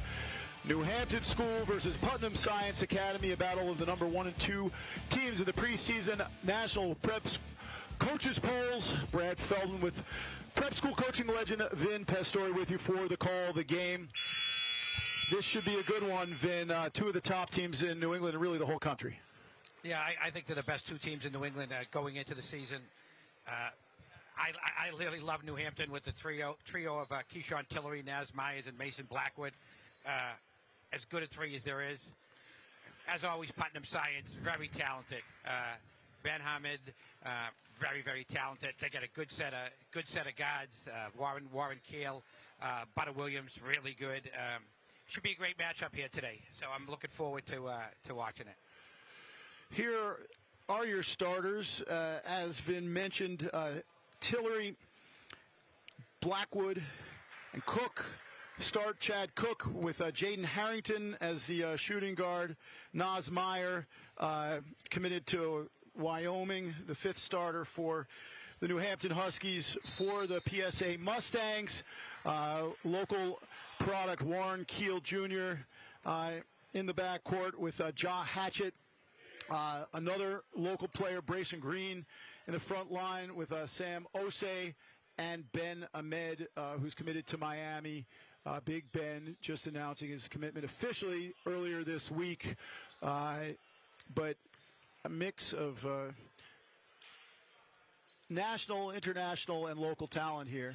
All of them with good college careers ahead of them. Oh, it's a. If you look at these 10 that are on the court right now, they'll all be playing Division I college basketball. Man, it's so great for New England basketball. Excited to watch it. Cook and Ahmed will jump it up, and Chad Cook wins it back to Harrington. And here's Keyshawn Tillery, the consensus preseason player of the year, headed to University of Cincinnati next year. Now Meyer inside. Tillery kicks it out. Blackwood off the front rim. Good offensive rebound by Harrington, but he's tied up by Keel. Jump ball. Possession arrow to Putnam in their sharp new uniforms with the Portland Trailblazers look. Here's Warren Keel from Lynn, Mass. Player who you've coached both in AAU and high school. You know him well, Vin. There's another one of your former players, Brayson Green. Yes. Inside to Ahmed. He tries to spray it out, but it is picked off by Blackwood. Ja Hatchett tips it out of bounds. Huskies will keep the ball. Huskies coming off of a 2-0 weekend on the road last weekend, defeating Hoosac and Darrow, NEPSAC AAA rivals. Cook hands it off to Blackwood. He's headed to Penn State next year. A little crossover dribble against Ahmed, looking for the little floater off the back rim, rebounded by Ben Ahmed. Across the timeline, Keel. Two very quick, very heady guards here. Great matchup here. Keel has got as good an IQ and feel for the game as any kid I've coached at that position. Green, Ahmed, Osei, little hook shot, a little too strong off the glass, and over the back, offensive foul. Huskies ball. We're going to see some full court pressure. This is what Putnam likes to do in their small gym down in Putnam, Connecticut. It's press you. Yes, they come 10 deep at you, so he'll try to wear you down and beat you in the second half.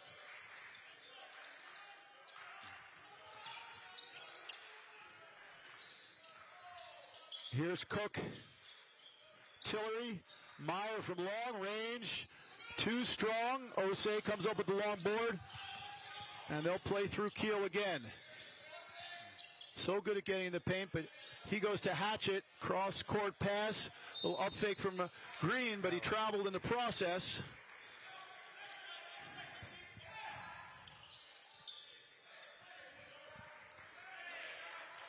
New Hampton lost to Vermont Academy in the NEPSAC AAA championship game this past March after a 30-10 season.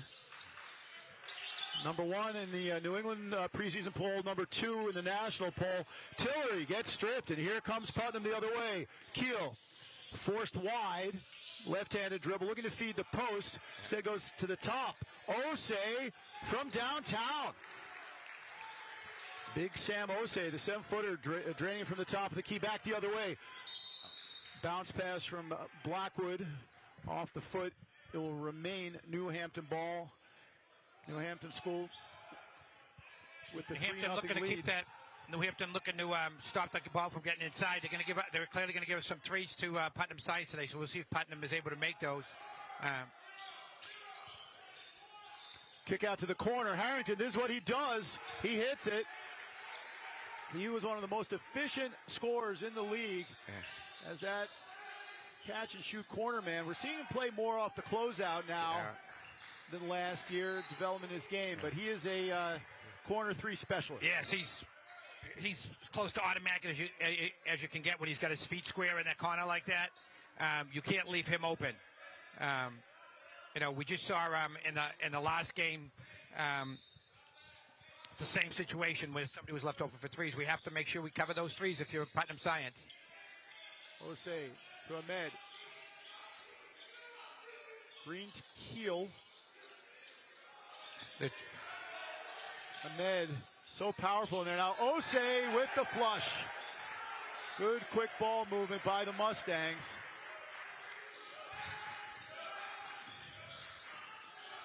Nas with the drive there. And then the follow-up by Mason, but he can't put it home.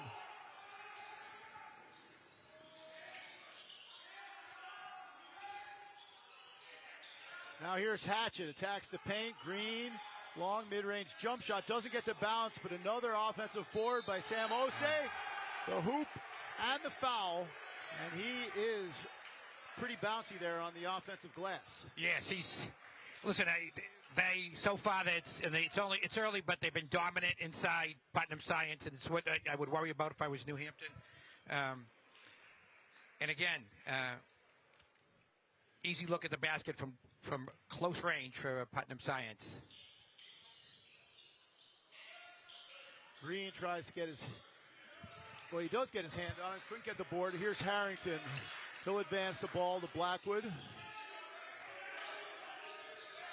Puts it on the floor now. Cook has really improved his mobility. He can hit an occasional 3 as well. Sets a high ball screen. Great job by Tillery refusing the screen. Dumps it off to Meyer. And he walked. Yes. Tillery should have scored that one. He was all the way to the rim. Interior pass has got to be a bounce pass if you even make one. But that was a basket for him. He should have scored that. I know he's an unselfish guard, but we got to get some points here if you're New Hampton. He had 25 in a win over Darrow last Saturday. Now Big Ben with the hook shot, rattles it home.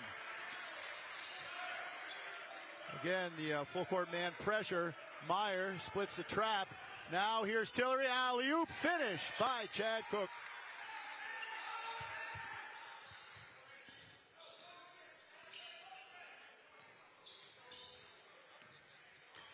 Putnam with the ball, leading by 4.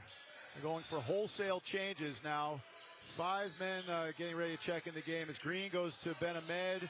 Backing down, Cook rolls. Too strong on the little baby hook there. Rebounded by Blackwood. Cook threads the needle. Tillery finds a trailing man. Blackwood. Little jump shot. It's true. Close the gap to 2 points. That mid-range game pretty consistent for Mason Blackwood. And then another traveling call. Ben Ahmed moved his pivot foot. And here come 5 new players, including Butta Williams. Yeah. And this is what they'll do. Roberts. This is what Putnam will do. They'll try to keep throwing 5 at you. They'll try to wear you down, keep the pace going, beat you up inside, and pull away in the second half. Ty Tabalis in the game now for the Huskies. Tillery. Right-handed dribble, very strong, gets to the glass, and a beautiful touch to get it up and over the rim. I think he might be the most improved player in New England. To be honest with you, he's come so far. Yeah. Even from the beginning of last season, yes, when he was criticized for being selfish, but he's really pass-first point guard who can score. Yeah, he's turned himself into a legitimate point guard and a high-level one at that. Getting hit in the eye there was Abdul Yad, but a fast break. Here's Tillery, and he'll lay it off the glass. Clear goaltending call there. And that ties the game at 9. Just over 5 minutes into this. Yeah. And as billed, Putnam Science, 4-time national champions, won it in 22 and 23, lost in the final last season to Western Reserve Academy. But again, they're number 1 in the NERR National Prep preseason coaches poll. And here is Butta Williams, New Haven Heat player, headed to Fairfield University next year. Now Boston playground legend Jaden Roberts, floater too strong, picked up by former Worcester North guard Ty Tabalis. Tillery floats it to Ty, a little up fake on Yad. Cook from the top of the key strokes the 3 ball, and that's a big weapon for Andrew Gale if he could get Chad Cook stretching the floor like that. Absolutely. That's what he needs, actually, with this lineup. Butta Williams, they hard hedge it. Now Roberts, who played for Burke last year in Boston. That's a long hook shot. Offensive rebound. That's too long there. Adama Tabedu plays for Rhode Island Elite. He missed a shot, but he has seen his recruitment pick up a lot since joining Putnam Science. He has offers from Arizona State, Creighton, Albany, among several others. Williams inbounds. Roberts goes baseline. Intercepted. Good steal by Tillery. Gets into the body. Kicks out. That's Sarp Oskin, too long with that. And stepping into the jump shot there is Jamin Townsend. He's long. So Putnam's getting the open looks. Yes. We're not putting them away right now. No, the Putnam's bigger and impressive around the basket. They've controlled the boards. They do struggle some finishing, so that's the big question for these guys. Can they finish their opportunities? And now we've seen the first appearance this season from Will Good from Lewisburg, Kansas, has a host of interested Division I schools. Yep. Another near steal from Keyshawn Tillery. Along with the ball handling, finishing at the rim, outside shooting, Tillery racks up the steals. He's always hunting the ball. Now we've got an equipment timeout. Tillery's already put his stamp on this game early in passing lanes, getting to the rim, getting people open shots. That's a very good, strong take that time by Townsend. Hoosier from Marion, Indiana, and Andrew Gale wants a timeout. 12:46 to go, first half. It's New Hampton 14, Putnam Science 11. We're off to the start that we expected here. A battle, and it's going to be a battle all the way through. New Hampton and Putnam, so many good players on the basketball court here. And so far, Putnam winning the game on the glass, and New Hampton win the game on the perimeter, which could be the contest here. Who wins out at the end? Mustangs coming in 5-0. Yeah. This is the toughest team they've played so far, Vin. Wins over local rivals of Bright School, our Savior Lutheran's prep team, a strong Bridgeport prep team. They beat Redemption Christian 83-68, and they blew out Premier Prep, a new program, on Tuesday. They won the league championship for NEBL last season in Worcester. They're loaded with talent. New Hampton, one of the traditional powers. You could talk about their former NBA players like Rashad McCants, Lawrence Moten, one of your former players, Vin Noah Vonley, all NBA players who went to New Hampton. And he's done a great job at New Hampton of building this up to a national power again. It had been down a little bit. But what he's done over here, he's got a roster with 4 kids from California, 4 kids from New York, an incredible roster with incredible talent. Coach Gale has done a wonderful job building this up, and he's going to have a good program for a long time.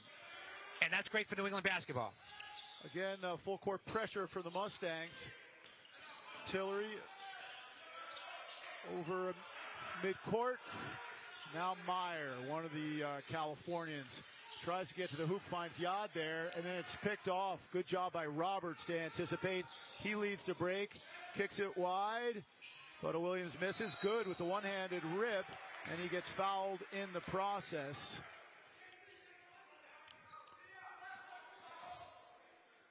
Second team foul on Putnam Science, located in the northeast corner of Connecticut, just a little over an hour from Boston with no traffic, which is rarely the case. Go midday, that's my suggestion. Ty Tabalis going against Tembedu, gets to his left hand. Oh, good kicks pass to the corner. Sarp, little off. Good tips it, but Putnam's on the break. Roberts, fluid, and then it's pinned on the board by Meyer, and he gets fouled. That's a tremendous athletic play by Naz Meyer. Well, I'm sure it was. He sprinted back and got that at the rim. Yes. Oh, God. On the way up. Yeah. When you go in big boy basketball, when you go to the rim, you got to go strong. As soon as you pump fake like that, that's what you expect to get. You got to be at the rim strong. Putnam back in with their first 5 here again, so we'll see where that goes. Tillery working on Jaw Hatchett, and then that pass a little offline, or Tabalis gives the universal sign for my bad. He didn't anticipate that, and Warren Keel has the ball. Putnam looking to close the gap here, down 3. Hatchett, top of the key. Great. He hits the bottom of the net, and we're tied again. Hatchett, a good player. And again, as soon as Keel gets in the game, he controls the pace of the game. Good pass there by Tabalis, but Good has his shot blocked, and back the other way comes Putnam. Warren Keel, always with his head up. Left-handed dribble, spins to his right, guarded by Tabalis. Eyes are always open. He's always looking to see if he could find somebody open. Green feeds the post. Good hands from Ben, and he gets fouled by Will Good. Good, who did not play in the Hoosac or Darrow wins for the Huskies last weekend, so he is just acclimating himself, but it's important to have both Good and Cook available for New Hampton in big games like this where they have size, and inevitably they're going to get foul trouble. Yeah, agreed. And I think that what's shaping up here is that they need to run a second guy at Ben and let him kick the ball out. You're going to have to live with the Putnam three-pointers, and I don't think they're a great three-point shooting team, so or else they're just going to keep getting these opportunities. Now, Ben's got to get better at making free throws here, as you can see. It's really important for the next level. 0 for 2 there. In and out, but Putnam will keep the ball. Good fight there. Good job by Sam Osei, a transfer from Tilton School, also in central New Hampshire.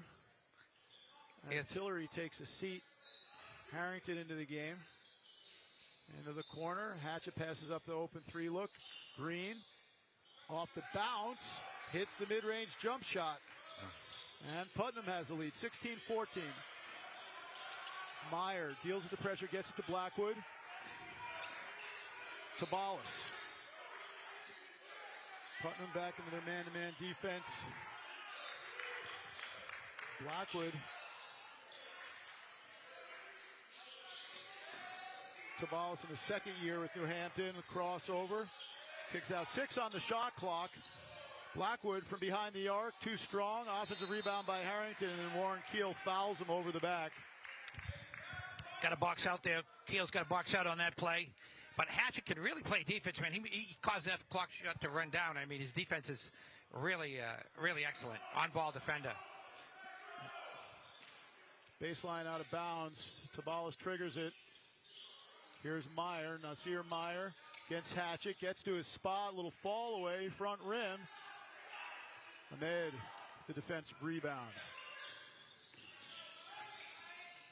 Keel, pull up 3, off the mark.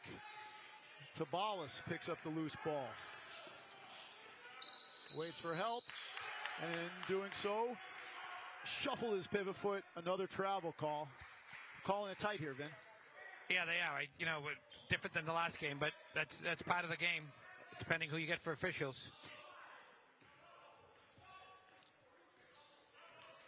It won't affect Putnam because they got a lot of guys. That's true. You know? Abdu Yad sets the screen. Now Ahmed. Warren Keel. Ahmed got fouled. Second foul on Will Good. Again, that play by Keel seems like it's an easy play, but it's a very difficult basketball play to get yourself in the right position to make that entry pass. Very difficult play for point guard. He's able to navigate on the dribble better than most. He's had a lot of high major offers in his career, Texas A&M, several others, Rutgers. And he's been playing at a high level for a long time. Good. Well, in your reigning champion Bradford Christian program that won the AA NEPSACs last year and mass rivals, I'll toot your horn for you, Vin. Don't please. But no, everybody in the rivals program should be proud of what Warren's doing right now. 4-point lead for Putnam. Pressure nearly yields a steal. Tabalis gets a pass from Harrington. Meyer now has the lane to the basket. Got himself fouled as the defense collapsed. And that's a 15th foul on Putnam. Both teams 5 fouls, 9:40 to go. Yeah. You like that, Meyer, getting into the paint there? I do. I wish he'd go finish that, though. I think once he's in there, he should go finish. He's athletic, and he can score that. Tabalis throws it into open space, picked up by Blackwood. Good, the big man. His 3, front rim. Yad couldn't pull it down, but Keel does. Mustangs back the other way. Hatchett between the legs. Left-handed dribble, gets to the baseline. Green from behind the arc. Short, rebounded by Hatchett. And then Green attacks the basket and finishes. Putnam now at their biggest lead of the game. 2014. Ooh, Harrington just got his feet down, but it did well. Tabalis, primary ball handler. With Tillery on the bench. Good floater from mid-range. That's a nice touch on the ball from the big man. He's having a good game so far. He has good touch from outside. I mean, that was a nice little hop. Gale was excited about him coming in over the summer. And again, doesn't have the starting spot yet because he missed the beginning of the season, first with injury. And then he was out last weekend, and he steals it there, getting around Ben Ahmed. He didn't do what he needed to do to seal him off. Now Tabalis, his midi. Hits nylon. He's got a nice shot. He does. He's a Middlesex Magic guy. He's a really talented kid. He's got some Division I offers himself. He's going to... Real good player. Again, he won Massachusetts State Championship with Worcester North. Yes. But his recruitment has really picked up since going to New Hampton. Kick out from Ahmed now. Green. Keel. And he somehow squeezes that one in. He's improved his range, Vin. He has. He's, like I said, he's real tough. Oh, my God. That nice take right there. 3/4 of the court on and that's what Mason Backwood does so good, man. When he gets downhill, he's very, very tough. Pleasing to the eye, also very effective. Yeah. Now here's Hatchett. Closed out by Harrington, but that didn't bother him. He buries it, and the lead back up to 6 for the PSA Mustangs. Hatchett having a good game, too. Game living up to its billing so far. Mason Blackwood on the crossover, gets around Green, gets to the top of the paint, and he rattles home mid-range jump shot, end to end right now. Both teams getting buckets. Keel gets in. Look at that. Finishes with the inside hand, protecting the ball beautifully, using the rim. That swings at it. That's a high-level finish. Yep. High-level finish by Warren Kale Jr. there. And it will be New Hampton ball. But this getting another look at the Blackwood finger roll there. That's great. Yeah, Mason Blackwood, when he attacks the rim, sometimes he gets in the habit of hanging around the perimeter too much. When he attacks the rim and is willing to go be a guy around the rim, look at the physicality, you know?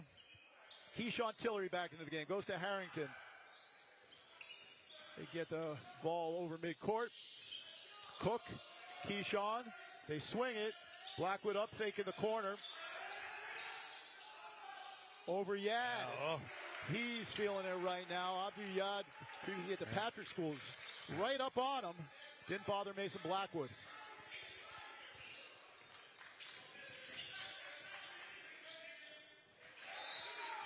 And a turnover. Blackwood now has 9 points. 9 of the 25 for New Hampton, who trail by 3 after they led early. A little over 6.5 minutes to go here in a quick moving first half. Tillery against Butta Williams. Blackwood kind of has Yad on roller skates. Now pulls up his dribble, almost gave it away. Tillery steps into a 3, and that was tipped from behind by Williams. Good job. But Roberts couldn't keep it in play. He might have got fouled there. Might have got fouled on that one, but that's okay.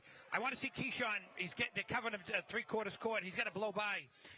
Don't allow him to do that. He's too good a player to be covered three-quarter court. Inbound from the baseline, a little up fake. You see how quick he is. Protects the ball, but gives it away. Good steal there by Townsend. Now Butta. Roberts. And he has a little word to say to Harrington afterward. Jaden Roberts, again, in these parts in Boston, was known as one of the best scorers. You wouldn't say pure shooter.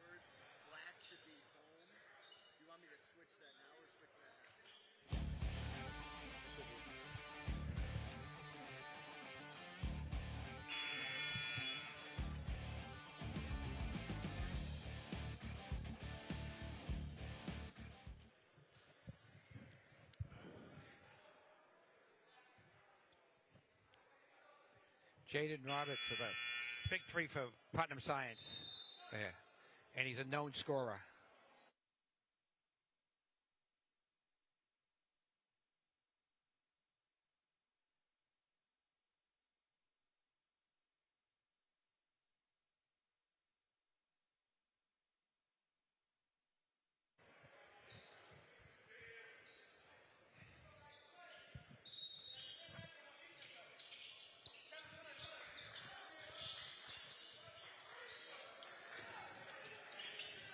Here's Tillery over the timeline. That's what I want to see him Williams, do. He got himself chopped in the head, but that's the pressure you want him to put on the defense. Yes, he needs to continue to put pressure on the defense because I don't think he's coverable from out there if he's, especially when they're playing up the way they are. I mean, you know how Putnam Science plays. They play all up. You've got to make defenders pay for being that close to you. Tillery inbounds to Blackwood. Inside, Sarp couldn't get it high off the glass. Good interior defense from Putnam. Some dispute over whose possession it'll be. Tom Espinoza on the Putnam bench says it should be Mustangs' ball, and the referees disagree with him. They switched the call there, but they got it right. That's White's ball. They got Sarp Oskan in the far corner. Oskan from Istanbul, Turkey, on the ball.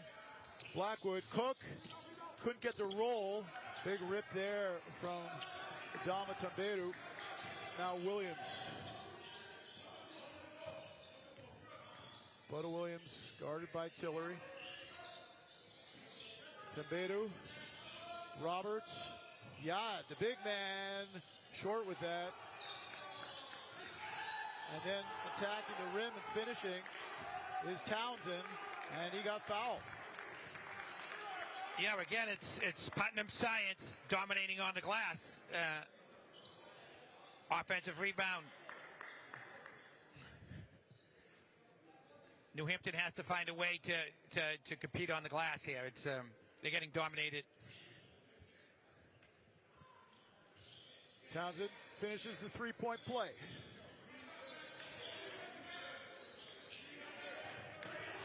Cook for Blackwood. 9-point deficit now for the Huskies on the crossover. Mason, ball away. That's a tough shot. Yes, it is a tough shot. Probably not a good one, but he made it. New Hampton needs to get downhill on this group if they're going to win this game. Yad backing down Cook, uses his strength and finishes. Abdu Yad. He's being recruited by Nebraska, Rhode Island, Texas A&M, Arizona State, and others. We're not going to win trading off long twos for layups. Inside to Cook, and he traveled. He thought he got fouled, but he walked before that. And right now, all the momentum behind the Mustangs. Yes, they've got the momentum going. They're playing hard. Like I said, they're dominating the glass, and anything interior is going to them. And it seems like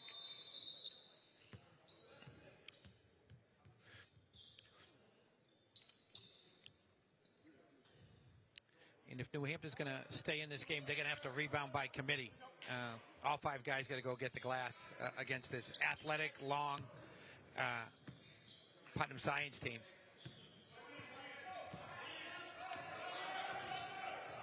Williams brings up the ball.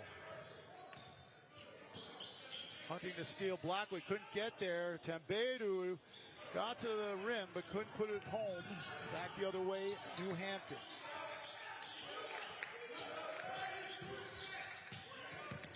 Nas Meyer. And he walked. You got to keep it clean with the footwork out here this afternoon. Yes. New Hampton's a little bit out of sorts right now, so we got to get them back in sorts here. Putnam looking to build on this 9-point lead.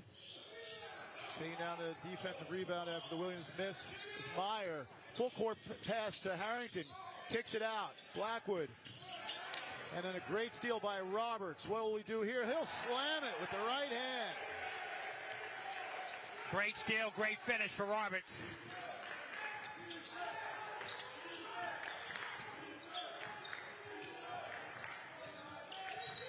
And then foul called, and that's going to go against Williams. That could have gone either way, Vin. But getting over the screen a little too aggressively. It's an 11-point Putnam Science advantage here. Putnam now over the limit, 7 fouls. So Putnam's bringing in this back to starting 5 here for this last 3:24. So let's see what happens here in this an important part of the game for New Hampton. Putnam, an affiliate member of NEBL, plays in the Power 5 conference. Yeah. They gave National Power Long Island Lutheran all they wanted before losing on a potential buzzer beater winner in a preseason unofficial game. But that showed the level that they play at. They're as good as any team in the country. Absolutely. They're going to try pressing a little bit here, Brad, so we'll see how this works. Now back to a 9-point advantage here. Is Hatchett. Gets over midcourt. Keel. Tabalis steers Keel wide into Ahmed. Gets it over the defense at the pass. Green's off, is pulled down by Abdu Yad.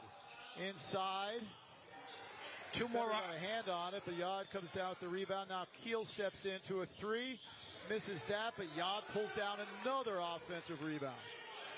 That's 3 offensive rebounds. Yeah. For Putnam. Ahmed inside, and then good. And that could be a big problem there. 3rd foul on Will Good. 2:40 to go in the first half. And that creates a problem for Andrew Gale. He's going to leave him in for now, but well, Will Good or no Will Good, you can't give up 3 offensive rebounds in a row, Brad, and be in a basketball game. Like you said, it's been difficult to watch. Some of it. Somebody's got a box out there. You got a good rebound there. Blackwood with the board. Meyer, no pressure off the miss. Blackwood, who's been the big bright spot for the New Hampton Huskies. A little sidestep, 3 is off. Nice little touch pass, Meyer for good. That cuts it to 38-31. Putnam with the lead in the ball. Hatchett cross court to Keel. 2-guard set. Now the ball screen comes, but instead Green goes inside to Ahmed. Bullies his way in. The hoop and the harm. That's what he does. Big Ben. Not always pretty, but usually effective. Very effective. He gets the ball down there. He's a very efficient. I said it earlier. You need to run a second guy at him and rotate correctly. You don't have anybody that's going to be able to in this game that's going to be able to stop him down there once it gets there. You know. Plays for Boston Amateur Basketball Club and T&E Team New England. Going to University of Miami. From Nigeria. It is made New England his second home. Great kid too, and talented basketball player. Blackwood for Cook. Chad Cook looking to return the favor, gets inside, draws the foul. Cook from Syracuse, New York.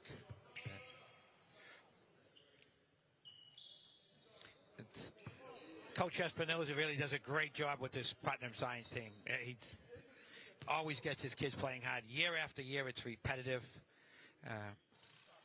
He attended Putnam Science himself as a post-grad back in the day and went on to Worcester State. 3-year starter and captain his junior and senior year. He's got quite a resume himself. 5-time national prep champion. He's runs a big-time program. Terrific staff. Josh Scrab and the rest of the assistants. All build the culture they have down there. I've been to a few of their open gyms, and it's you'd appreciate it, Vin. Yes. The intensity. I love it. Same kind of vibe that Vin Pastore practices. Yeah, and with Scrabber on the bench, you really got two. Well, he's two the head coaches. Head coach, yeah, you got 2 head coaches. Good dribble penetration from Tillery. Goes hard to the floor. Foul on Yad.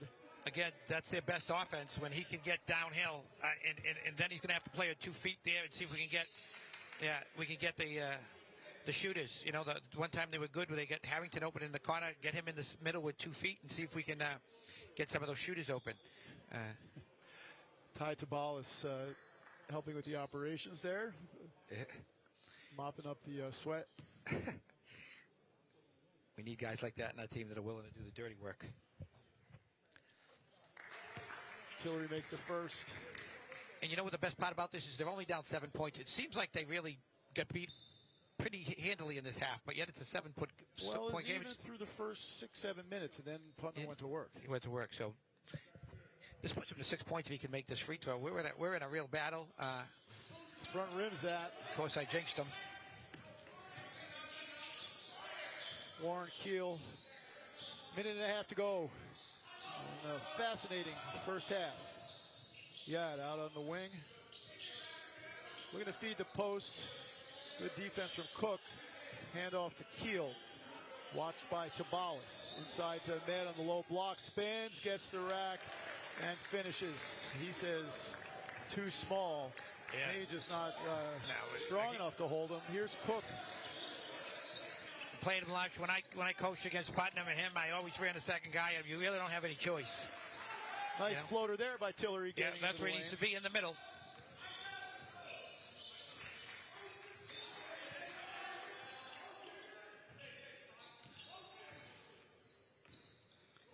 Yad. Green.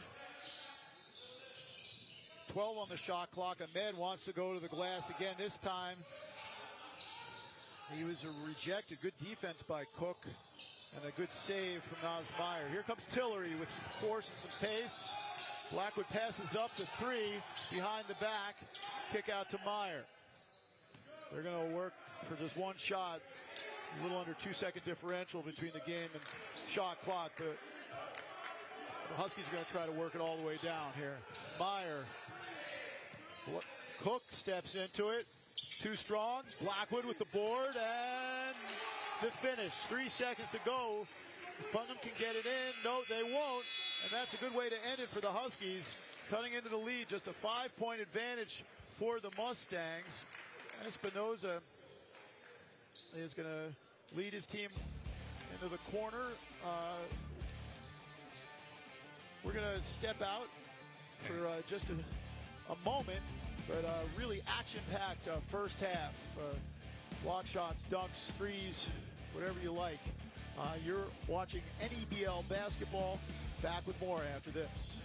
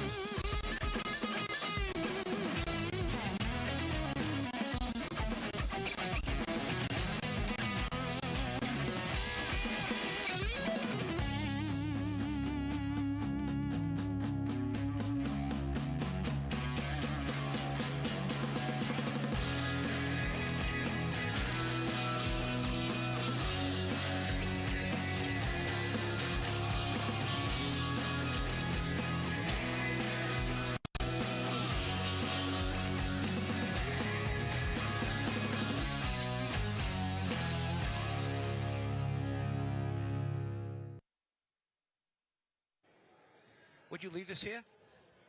Back from Boston. 5-point game at halftime. Brad Feldman, Vin Pastore with you. It's been a game that's lived up to its billing so far.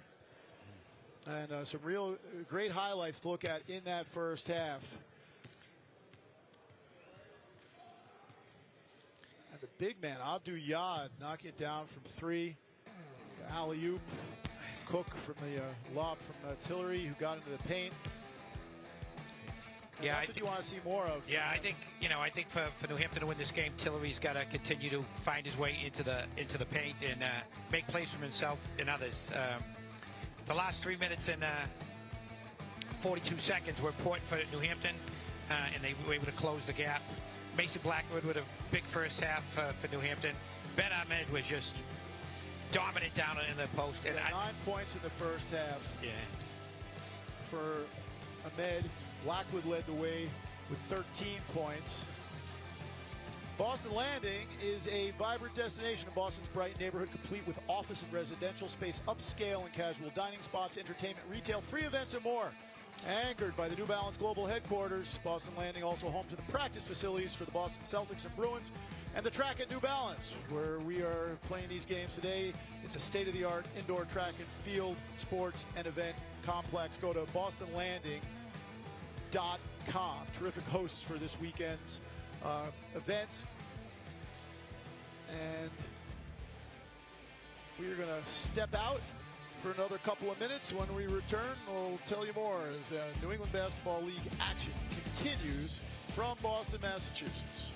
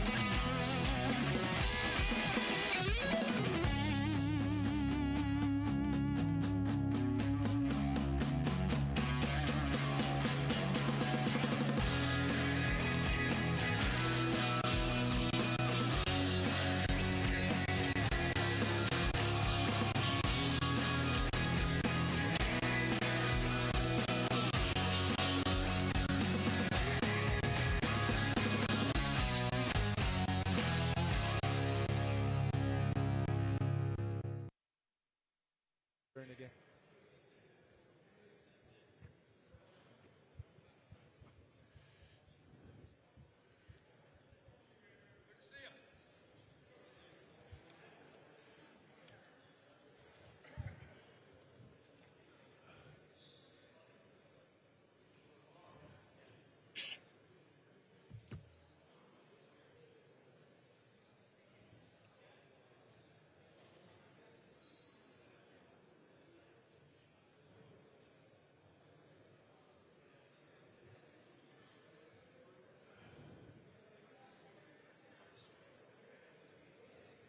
That's cool. Dylan Thayer is watching the game. That's good. Yeah.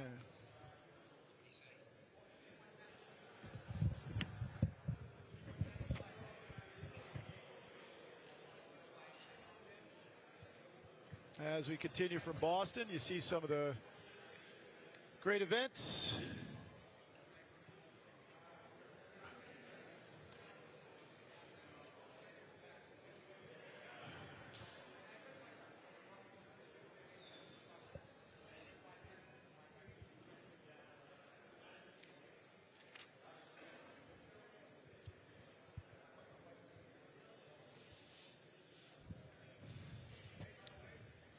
Back from Boston earlier today, Newman defeated Brimmer in May, 98-74. Newman, one of the top teams in New England. Right now, we got New Hampton and Putnam Science in a 5-point battle of the number 1 and 2 teams preseason in New England Prep basketball. After this, South Kent School against Cats Academy Boston. And then the nightcap, Cushing against Brewster. Another good game, and then a full slate of games on Sunday as well. We'll step out for a couple more minutes. Second half on the other side of these words. You're watching New England Basketball League action on RYZ.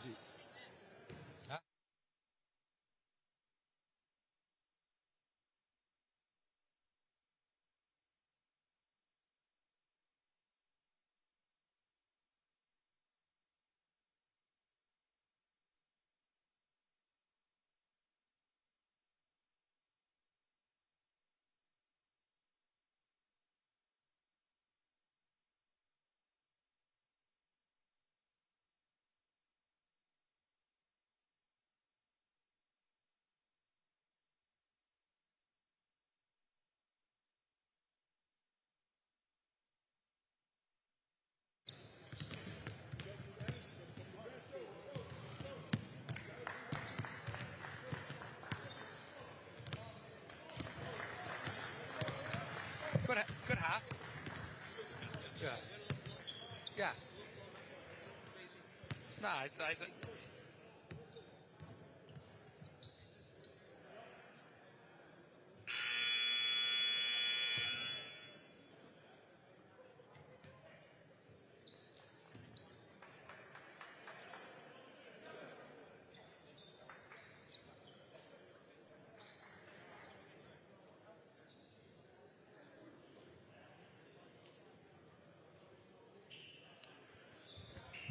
Putnam Science with a 5-point lead going into the second half in Boston, Mass. Brad Feldman, Vin Pastore back with you for the second stanza. What's been an exciting game so far. Top 2 teams in the preseason polls in New England Prep Hoops coming in, and it's lived up to its billing so far.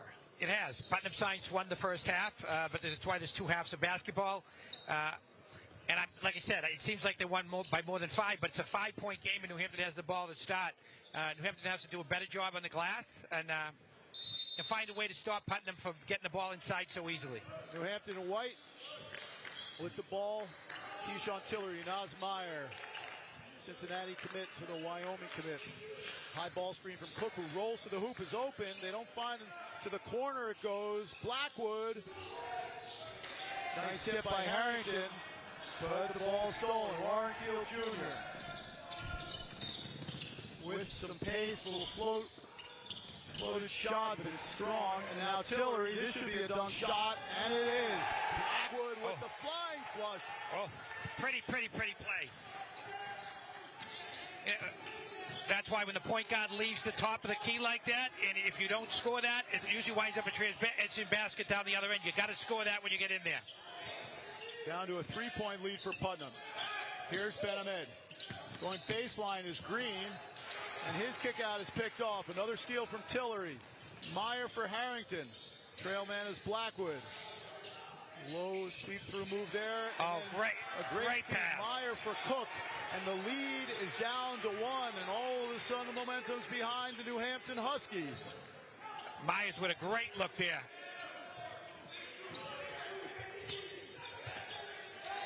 Keel for Green. Ahmed in the post, fronted by Blackwood, help from Cook. Good team defense from the Huskies. Yes, they came with help that time. They need to come with help. I'm sure knowing Coach that New Hampton's going to have some adjustments for the second half.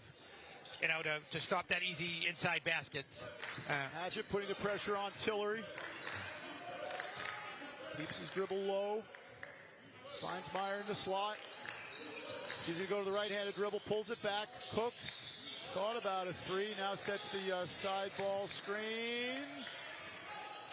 And that connection was off. Tillery said it was tipped, but none of the 3 referees spotted that. It will be Putnam's ball.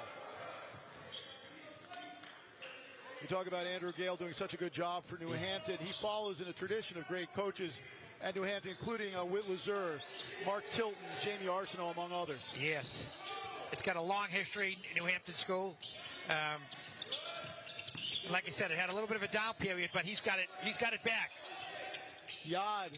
Oh, what a mid-range jump shot. That's tough to stop. He's 6'10" from Senegal. I think New Hampton will give him that one though. And Meyer now gets it to the left hand. Little spin cycle into the corner. Tillery. He hits the 3. Even Steven, 45 apiece. This is looking like it might be a blowout. Yeah. About 3/4 of the way through that first half. Back on level terms. New Hampton started the second half very well.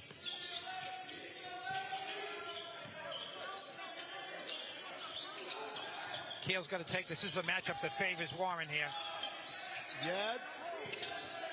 Inside, see it? Just like I said, they're running 2 people at him at the bigs. Osei attacks the board. No shot clock violations. Defensive rebound. Cook. Harrington spots Tillery. He just hit from that spot, but he's closed out by Hatchett. Tillery's going to slow things down. Oh, nice little backdoor cut by Meyer and a terrific pass. Oh, a great pass. Tillery is putting his stamp on this game now. And New Hampton has the lead. First time, I think, today, right? First time since early in the game. There it is. Will fade away from Keel. Taken over by Mason Blackwood. The alley-oop. Good adjustment by Blackwood, and then he gets fouled. No alley-oop, but he'll go to the line.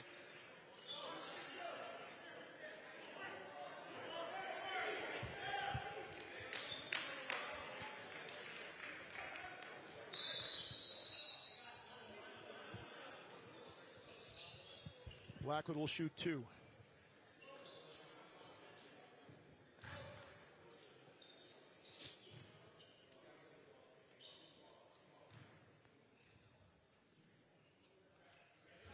First one's good.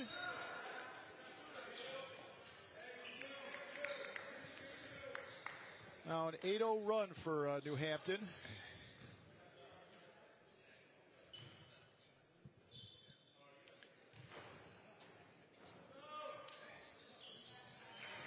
Makes both of them. Make that a 9-0 run, Brad. To start that from down 5 to up 4 here for first 4 minutes and a half. Keel splits the trap. Tembedu. Good inside move there.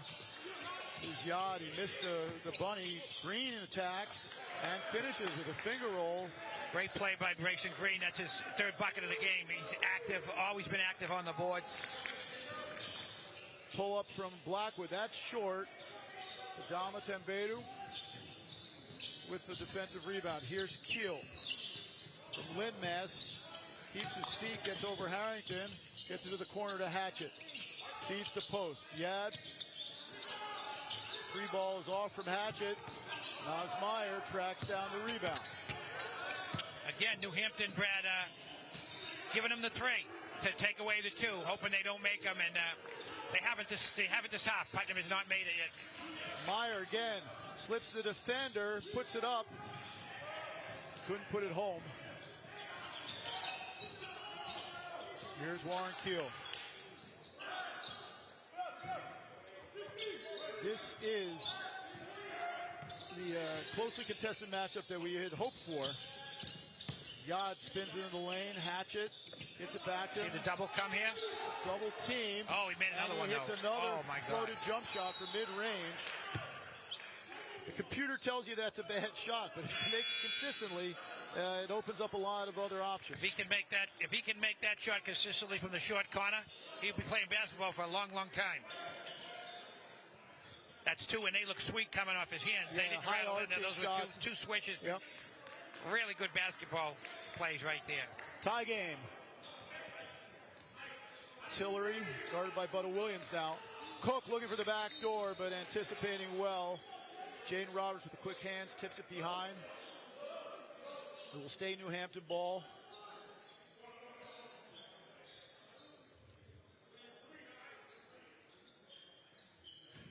Tillery will inbound. Harrington comes off the screen. Oh, he put it off the back of the defender and comes up with a clever play. Keyshawn Tillery.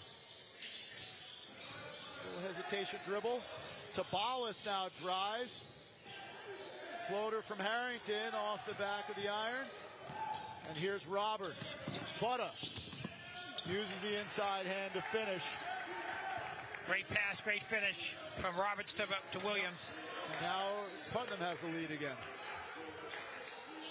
Backdoor comes Tillery, but it was tipped. Here comes Roberts again. Putnam. Roberts.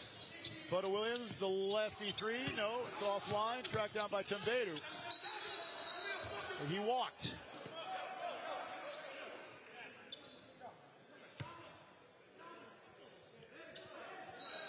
After that 9-0 run, we have a 6-0 Putnam run to recapture the lead. Keyshawn, top of the key. Tabalis. Back to Tillery. Crossover. Cook drives. Lefty layup. Tipped up by Tillery. Couldn't finish. Gets it back, then has it rejected by Townsend. He's in the game. Now Roberts. Good feed. And Tembedu blows the dunk. And Sarp comes up with the rebound. So at both ends, layups missed. Still 51-49 Putnam. Putnam has so much length out there. They've got, what you'd say, are normal-sized guards, but they've got out on the wings great defensive length, I should say. Now Tillery gets inside to the paint. Bounce pass to Cook. Off the bounce. Finishes off the glass. Cook has made some pretty plays today, hasn't he? He looks more mobile, more confident than a year ago. And Tillery with another good pass. Interior bounce pass. Oscar Edelman, the only starter lost from last year, and Cook's taken that spot. Williams can't finish. Tembedo with another offensive rebound. On the putback, can't get it to drop, but he will get to the line in a tie game. 12:39 to go. 51 apiece. See Tembedo.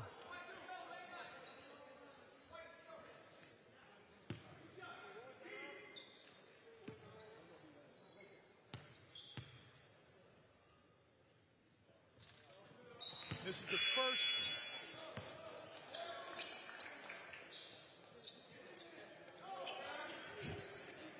Quicker moving second half. Only one foul for each team so far.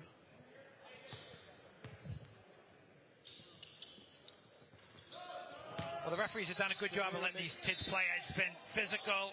There's a lot of length, you said, out there, and a lot of athleticism. It's been a good officiated game letting the kids play. Now that they figured out that they can't move their pivot foots in. Tough to get that ball in bounds, but Harrington does it, gets it to Sabalas. Now Meyer over the halfway stripe. Good into the game. He lays it off the glass and in. And New Hampton has a 1-point lead. Warren Keel. Well, good now, 6 points. Ahmed gets inside. Good has to avoid picking up his fourth. Missed layup inside. Rebound tracked down by Will Good. Just a bunch of missed layups this half for Putnam Science. Meyer waves off the screen on the side. Now he refuses the screen from Good. Lefty dribble, little hesitation, gets into the lane. Floater from Good is offline. Scoring opportunities missed by both teams now. Both teams so efficient until the last few minutes. Nice little snake there by Townsend, but he misses the mid-range and then over the back. Sam Good call. Osei elevating, but going through the New Hampton player out of box down. And that's a third foul on Sam Osei. We've been a little sloppy in the last few minutes here. A lot of missed layups and missed opportunities to score the basketball. Ty Tabala spins away from Butta Williams, goes between the legs. Lucky to get away with that, but good ball handling in the end. Ty Tabalas. Hounded by Hatchett. Little crossovers. Fluid move. Sarp launches. Almost went down. Then Good active on the glass, but strong hands from Ben Ahmed. And here is Warren Keel Jr. Crossover dribble. Gets inside. Tremendous finish. He has that mercurial burst of pace on the dribble. Yeah, I wish he'd use it a little bit more often, because when he does it, the two times he's gotten downhill, he's got two buckets. Sometimes he can become Warren can be too comfortable being the facilitator. He's got to go get a bucket once in a while. It keeps the defense honest too. That's just a good play and finish. About that, we keep going back and forth. Yeah, no, this is the game that we were hoping for, Ben. You know, the two top-ranked teams coming in, and there's a strong league bottom to top, but Putnam and New Hampton in the rankings billed as this is the marquee event, and contrast in styles. Absolutely, you know, I can relate to both styles. Putnam Science style, he just keeps coming at you, attacking the glass. It's fun to watch. He hopes he wears you down, like I said at the end. New Hampton is methodically good. He runs a lot of stuff. He puts the ball in his good players' hands, and like I said, both teams are really fun to watch. And both coaches have shortened their rotations a little bit because of the quality of the opposition. You know, sometimes you'll see Putnam roll 3 deep, and we've seen a little bit of that. New Hampton, it's really their first 8 or 9 who get the lion's share of the minutes, or should I say the Huskies' share of the minutes. As we're back to play here. Meyer gets it across midcourt. Takes the handoff from Blackwood. Oh, great backdoor cut and pass. Another good pass from Nas Meyer. Blackwood with the finish. And that's what Coach does. Coming out of the huddle, he's got to play. He's got 2 points. He's very good coming out of timeout. After timeout, set that play up. That's one of the marks of a good coach is their points per possession. Oh, look at the. Oh, and that's a tough one. Good thought he got his hand on it, but may have got him with the body. And that's a 4th foul. Over 10 minutes to go. I thought he fouled him there. The help should have came quicker. You've got to be there with the help. Mason Blackwood now leads all scorers with 17 points. Right. But Chad Cook will re-enter the game momentarily, as will Keyshawn Tillery. Ben Ahmed, the lefty. Catherine's the first free throw. He struggles. He struggles. That rotation looks good coming up for him, but he struggles making them. Right. If he can get up around 70%, then he'll be really efficient because he gets fouled, sent to the line so often. Agreed. I want to say again, Coach Gale coming out with that play out of the timeout. I mean, good coaches come up. That's 2 points, man. I probably wouldn't have got myself. He's better. He's much better than me at that. Tied again, 55 apiece. Blackwood. Tabalis. Blackwood looks at Cook down the low block. Skip pass. And Keyshawn Tillery with a hand in his face. Took a little contact as well. He is a big-time player. We talk about him being a facilitator, but sometimes you forget how good a shooter he is. He can really shoot the 3-ball. He's been on a mission to prove that he's a point guard and hasn't been shooting like that, but he can really shoot the basketball. Butter Williams right there, right back. He answers right back. Tied again. Butter Williams from way downtown. Blackwood attacks Ben Ahmed. And he finishes with the foul. Yeah. That is a very strong play from Mason Blackwood, finishing through contact there. I love when he goes to the rim and doesn't just rely on his perimeter game like he did there again. And Ben did get him with the body, so that's a foul. Got Coach Johnson sitting over here watching the game, trying to figure out what he's going to do tomorrow against his talented Putnam Science game. There's a lot of scouting going on. Jackson Johnson, who's Newman. Team defeated Brimmer in May in the matinee. Brimmer came out with a ton of defensive energy and were matching Newman through the first quarter of the game, but Newman's efficiency and talent ended up winning out over the course of 40 minutes. Putnam now trailing by 3. Ben Ahmed, a little up fake, lays it up and in, cuts the lead to 1. New Hampton split the full court pressure, get into the front court. Blackwood gets inside again. Great touch on the little floater. Blackwood now with 19.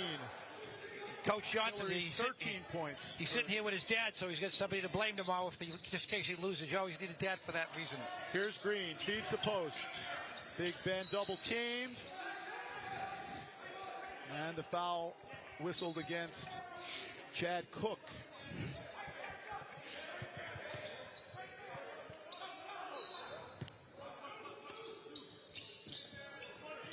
Cook with 2, and then Williams is the hot hand all of a sudden. You believe it, Brad? We're tied at 63. This has been everything we expected it to be. Hatchet on Tillery, and they call the offensive foul. Tillery using the offhand to send Hatchet to the floor. And these are the margins where this game may be won or lost in the end. Yeah, for all the fouls not called in this game, that's a play on. I think we should be 63-63. It's a play on. I didn't see it.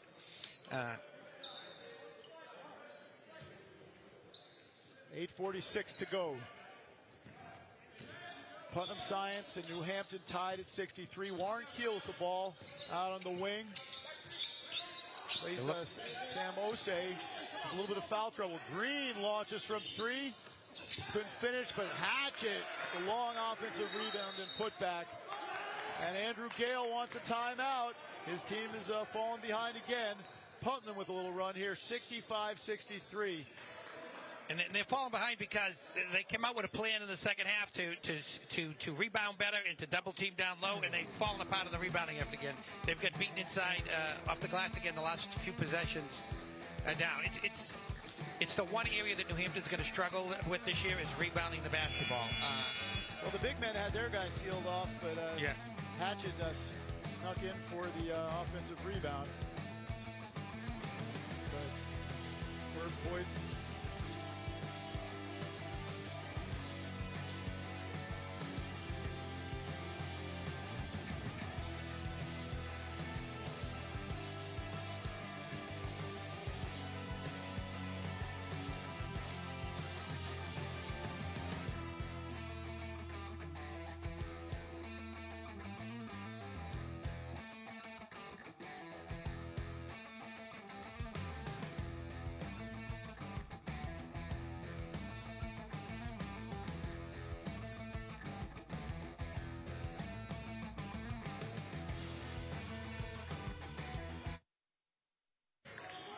Harrington came out to set the screen. Tillery, floater.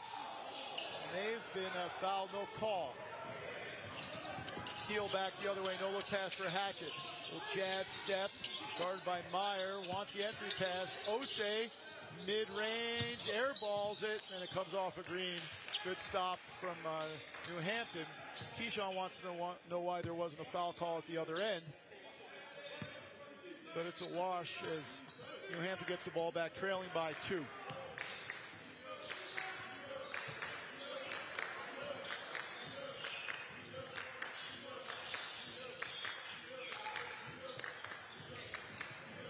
Tillery navigates into the lane, backdoor cut from Meyer. Pass a little bit too strong that time. Yeah, I think Myers didn't finish the cut there. The ball was on the mark. He stopped running. I thought it was he should have been cut, finished on the other side. Huh? Yeah, no, that's why we have your expertise. Yeah, I know that he read that right. Two good guys. I mean, they make really good passes. Keel and Tillery, they make the game look easy. Osei now off the hard bounce. Green went up strong but couldn't put it away. Rebound still at issue.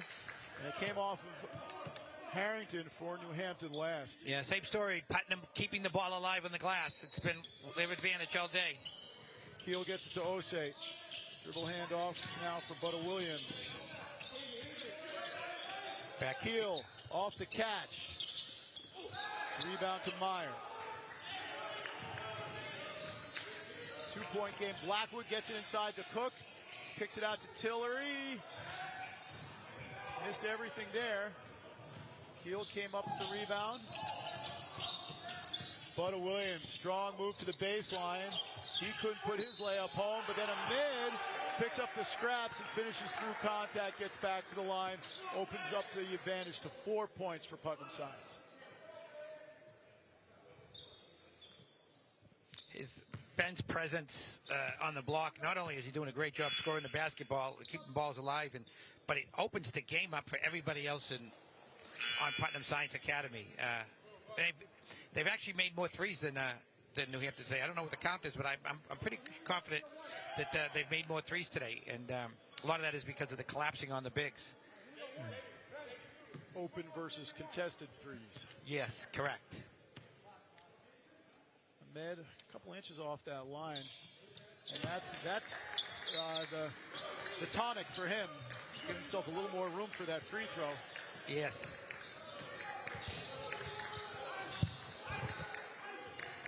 Meyer diffuses the screen, now kicks out to Good.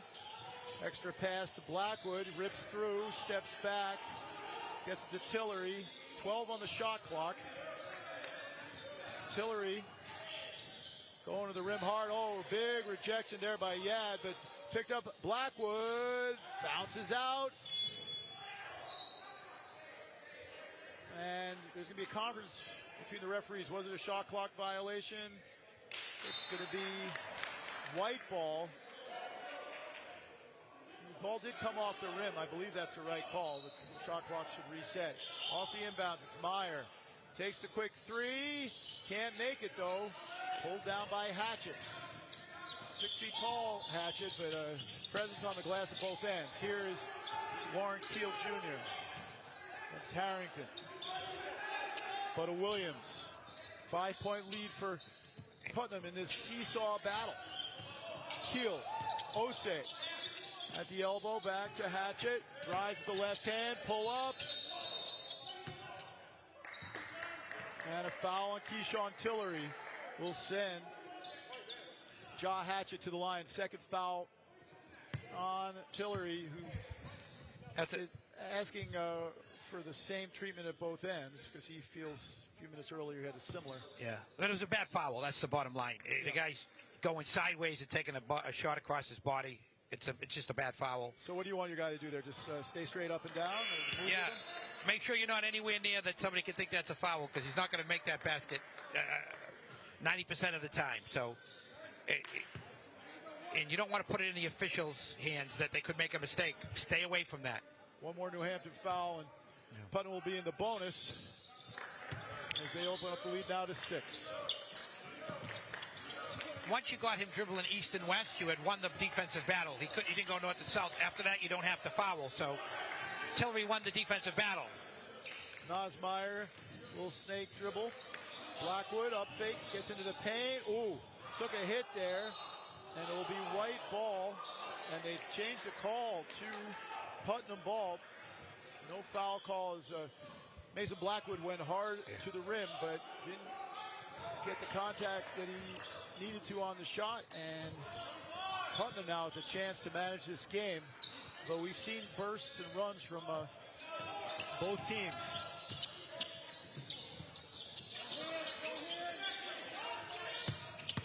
Look at this from the outgoing baseline. Did he step out of bounds or an offensive foul? He called an offensive foul, a hook on the big guy. All right, that's Abdul Yad committing the offensive foul. Get another look here. The drive there. Yeah, you can see the hook in the replay there. And Will Good out there with 4 fouls, but got to roll them bones if you're Andrew Gale now, down 6. Tillery now on the dribble.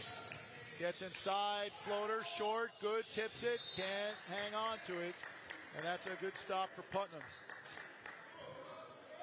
Putnam's had multiple good stops in a row, playing a stretch of good defense. Warren Keel brings the ball up. Shaden Harrington from Glenridge, New Jersey defending. Keel gets it back. Off the screen. With a little hesitation, the spin, the float. Didn't get the bounce he wanted. And New Hampton has it. A chance to cut into this lead. Blackwood in a bit of a hurry there.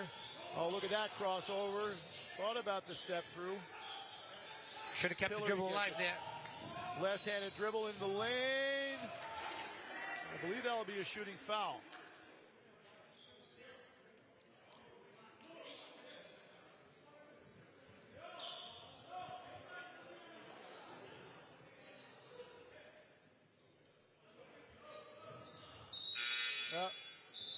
Still prep school basketball. That's going to be on the floor.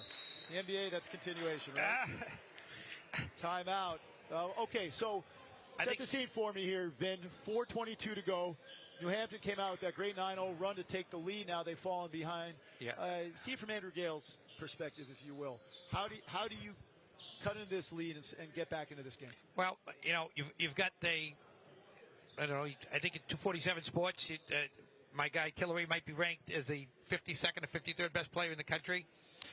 When you have the 52nd or 53rd best player in the country, he's got to take over the game down the stretch. And he's a point guard. Point guards take over games at the end of the stretch. So I'm talking to him. You know, this is your game to win. Just wanted to tell you a little bit about Boston Landing. Vibrant destination in Boston's bright neighborhood where you can find restaurants, retail, entertainment, and more. And terrific hosts. Bagel brunch. The bagel stop. It was good. Yeah, great facility here as well. Yeah. Across the street from the Boston Celtics training headquarters. You've got the track and New Balance. You're world class. And if you're Putnam Science here, you say, let's win the game on the glass. That's what's got to see. Is all we got to do is get on the glass, play defense, and get on the glass, and we'll take home the win here today. You know, they haven't been able to get Harrington an open look. He hit the one corner shot in the first half. I don't know that he's taken another three, has he? No. Getting him a shot would be nice here, too. Off a Tillery drive. They get the corner three for Blackwood. He goes inside instead. Well, he got the shot up. He'll get to the line.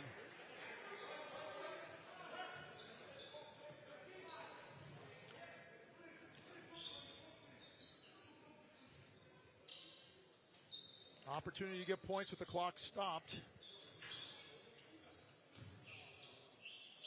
Second foul on Yad. That could prove costly for New Hampton, trailing by 6. Just over 4 minutes to go. Yad exits. Ben Ahmed re-enters the game for the home stretch here. A lot of time left, though. Mason makes the second one. A little bit of pressure here by New Hampton. Let's see how that works out. Three-quarter court pressure here. 1-2-2. They get it across the timeline. Putnam. Green now for Hatchett for Butta Williams. In the high post, Ben Ahmed. Guarded by Will Good. Oh, big screen from Ahmed. Butta. Now Sam Osei. Butta. Short with the three. Came off a Good, and that is painful for New Hampton there. It will stay Putnam's ball. Played good defense. It was a good defensive possession by New Hampton, but they didn't finish out the possession. Off the inbounds. Osei into the corner. Green launches the three ball. Missed. Rebounded by Tillery.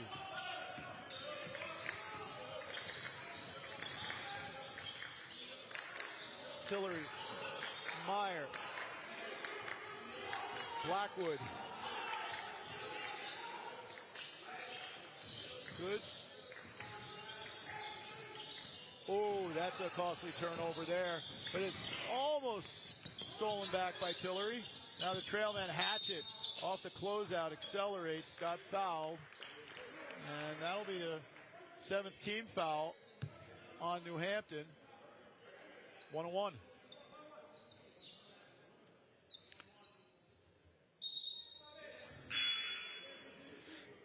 A little bit too much standing around by New Hampton on the offensive end. Nobody seems to be moving here. They've got to get some movement to get Jaden Hamilton an open shot here. Chad Cook back in for Will Good. Hatchett misses the front end, but comes up with the offensive rebound. He's come up with a couple of huge offensive boards. And then Chad Cook called for the hold, guarding Ben Ahmed in the post. Another one-on-one opportunity.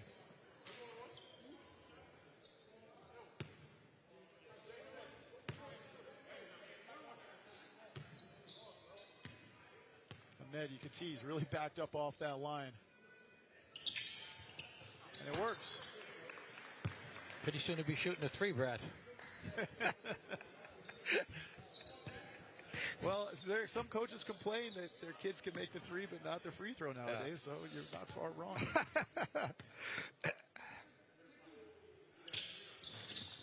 Front rim's that one. Again, this time Brayson Green on the glass. New Hampton with the ball. 3 and a tick to go. 6-point game. New Hampton trails. Too close. Go by him and score it. That's what I would do here. Tillery respecting the quickness of Hatchett there. Gets inside at the baseline. Harrington takes the mid-range. In and out. Followed in by Mason Blackwood. Every time Mason Blackwood looks good, he's getting to the glass like that. You just got to do that more often. Harrington harrying Warren Keel. Sam Osei. Jamel Ja Hatchett on the wing, inside to Ahmed. And he walked.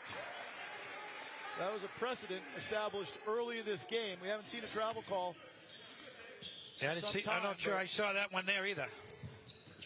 Well, New Hampton senses an opportunity here. Tillery for Cook, hands it back to him. Keyshawn. Keyshawn got downhill last time. And he needs to get downhill. Tillery at the free throw line, floats it, and he couldn't make it, but Naz Meyer with the offensive board. Tillery, 3-ball, good. 1-point game, under 2 minutes to go. Brayson Green didn't do his job there, get that rebound. It cost him a 3. Every possession so big. For Keyshawn Tillery. Going for the steal, Blackwood couldn't quite come up with it. Here's Brayson Green. Ahmed back to Brayson, inside. Osei off his hands. And New Hampton will have the ball back. 1 possession game. Right where we knew it would be.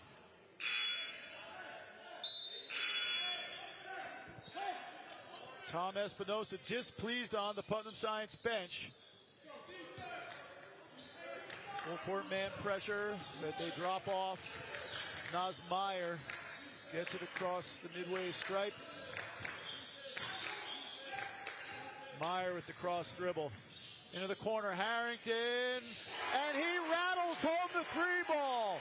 New Hampton back in the lead, 72-70, just what you called for, Vin. Yeah, they left strong side help there and gave up a 3 to a guy you don't want taking that shot. Hatchett feeds the post, Ahmed bullies his way in, it rolls out. Blackwood comes up with the rebound. Mason Blackwood all the way, can't finish. And Sam Osei comes up with it. Oh, man.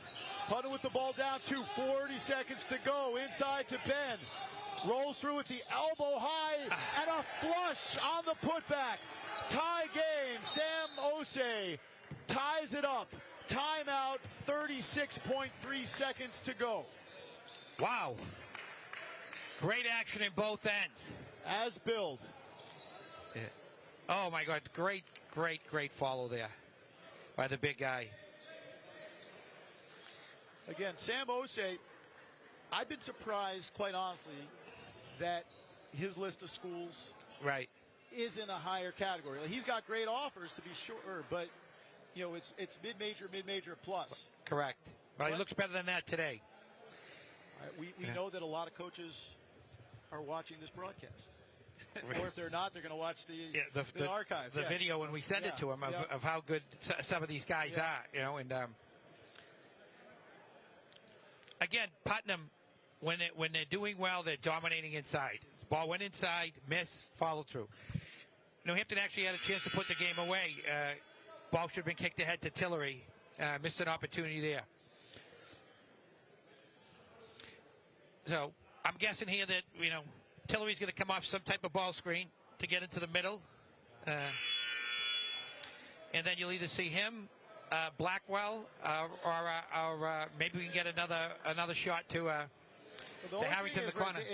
If they focus too much on those two guys, we've seen at turns the Huskies will run a little backdoor cut or slip a guy off the screen, and so there's a lot to worry about if you're Putnam. And Putnam has a foul to give. They have a foul to give. That's critical here. You don't go for 2 for 1, right? It's just under that time. Yeah, no, listen. I don't think the pressure you can't. Yeah. In prep school basketball, I don't think we're good enough to go for 2 for 1. Okay, here's Tillery. He's going to bring it up slowly. So Putnam will have another chance no matter what happens here. Yeah. Are they zoning him here? I think this is a good setup for Tillery. He's just got to go. Yep. 10 on the shot clock. 9. High game. Keyshawn Tillery. Naz Meyer pops. Puts it on the floor. Kicks to the corner. Blackwood. Yes! 3-pointer is good. Under 6 seconds to go. Let's see if they foul here, Brad. Let's see if they foul. I foul this. Inbound to Hatchett. Gets into the front court. He pulls for the tie. It's short. And New Hampton will win by 3. Mason Blackwood, the hero, with the late 3 ball. What a game, Vin. Oh, an incredible game, Brad. Both teams played great. I'm not sure anybody deserves to lose that game. In the end of the day, Mason Blackwell with the big 3. He was clutch all afternoon, and it was fitting that he's our MVP today. He was incredible in this one. 27 points for Mason Blackwood. None of them bigger than those 3 at the end. 2 times in this game, it looked like Putnam Science was going to pull away. Yes, it was 2 times, and New Hampton, just to their credit, they had a lot of fight to them. Well, it was a game that could have gone either way. Yeah.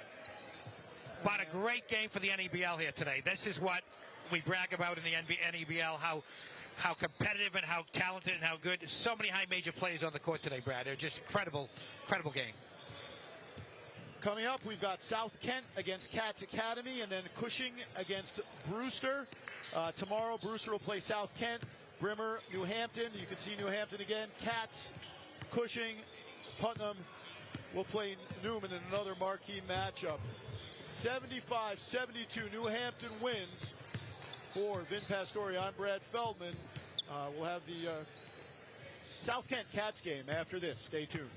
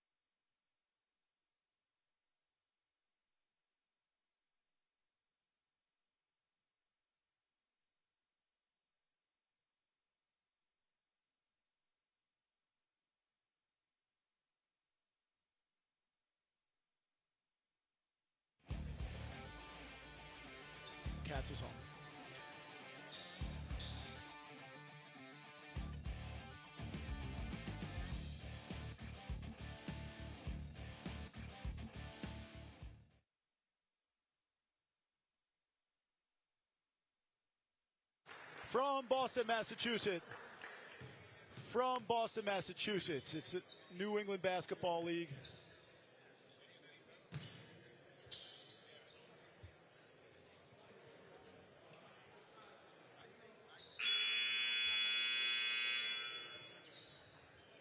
Just about set for South Kent School against Cats Academy Boston. It's the New England Basketball League showcase from New Balance World Headquarters in Brighton, Massachusetts, just outside downtown Boston. Cats Academy in blue and South Kent in white. Jump ball between Chris Burden and Leo Curtis, a 7'1" center from Iceland.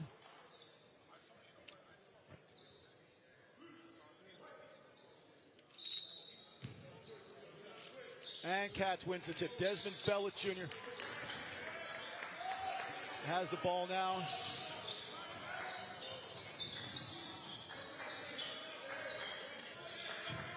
Terry gets it inside. Leo Curtis gets fouled.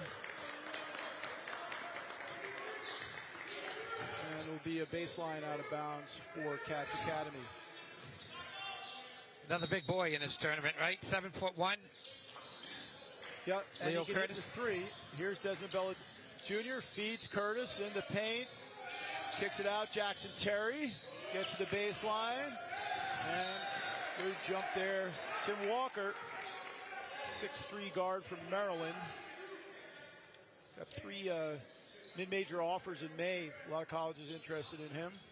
Here's Curtis. He's gone on visits to West Virginia, Arizona State. Jalen Harrell headed to Providence College. As Curtis tries to finish with the left, the Iceland Youth International gets fouled, gets to the line.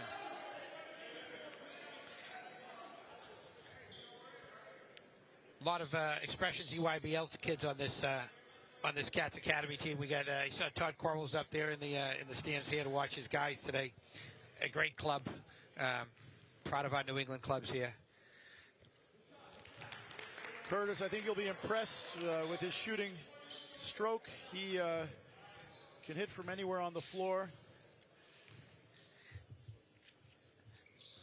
And Cats has Great an form, early lead. great form on that free throw. You can see that he's Cats in their first year in the NEBL, located just south of Boston in Braintree.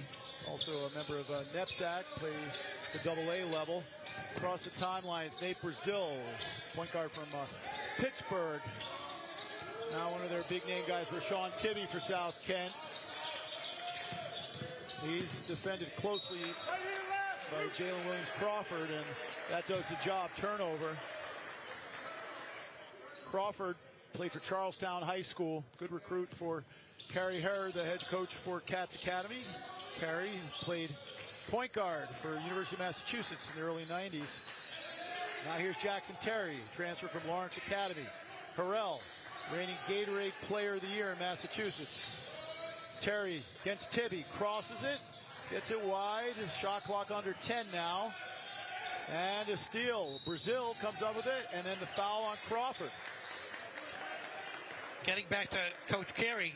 Not only was he played for Coach Calipari at UMass that senior year, he led the A-10 in assists. He's destined to be a coach then. 238, 7.7 assists per game under John Calipari. He bided his time, and then his senior year had a terrific, memorable season. Tibby in the corner. Now Brazil on the dribble. He carried the ball. Saw a lot of travels in the last game. We see a carry there, which is the form of a double dribble. Yes. And you call it when there's an advantage. That gave him an advantage that allowed him to get by his opponent. So it's a good call by the officials there. Here's Crawford. Hand off to Terry. Guard closely by Tibby again. Gets to the low block, and he walked. Yeah, it's a travel and return. Another good call. His feet on the stop. South Kent, coached by Craig Carter in his first year at the helm after Ralph Chilius in the late summer got a chance of a lifetime to move to the NBA with the Grizzlies. Another traveling call. Good defense by Jalen Harrell, who does a lot of little things well. He's a better passer and defender than given credit for. Everybody talks about his scoring prowess, but Jalen's he's a good all-around player. And here's Desmond Bellet, who also does a lot of little things well. Crawford. Terrell long with that. Rip from Tibby. He's on the wing from East Hartford, Connecticut. Here's Dapo Kruiswijk, Dutchman from Amsterdam. Couldn't hang on to the entry pass there. Will stay South Kent. South Kent basketball. South Kent have the nickname Cardinals. We got two teams called the Cardinals in this league. Newman as well. Into the corner it goes. Tim Walker. Tibby. Brazil. We got another traveling call. Yeah. This was the theme in the second game as well, early on. Travels, yes.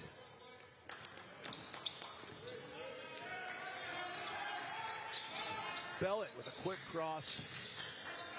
Desmond Bellet Jr. Good entry pass. Curtis kicks out. Extra pass. And the three is good. Count that. One of the best scorers in New England. Yeah, you know, it's so he makes him a great shot. Not only does he make the easy shots, he makes so many hard contested shots, Jalen Earl. And a turnover there. He's got a high release. Couldn't control it. Yeah, no, he's high release. He's unguardable. He needs to become, you know, if he learns to do the other parts of the game as well, he's going to be a special college player. Yep. You know. Oh, he can score it, all three levels. Crawford, now Curtis.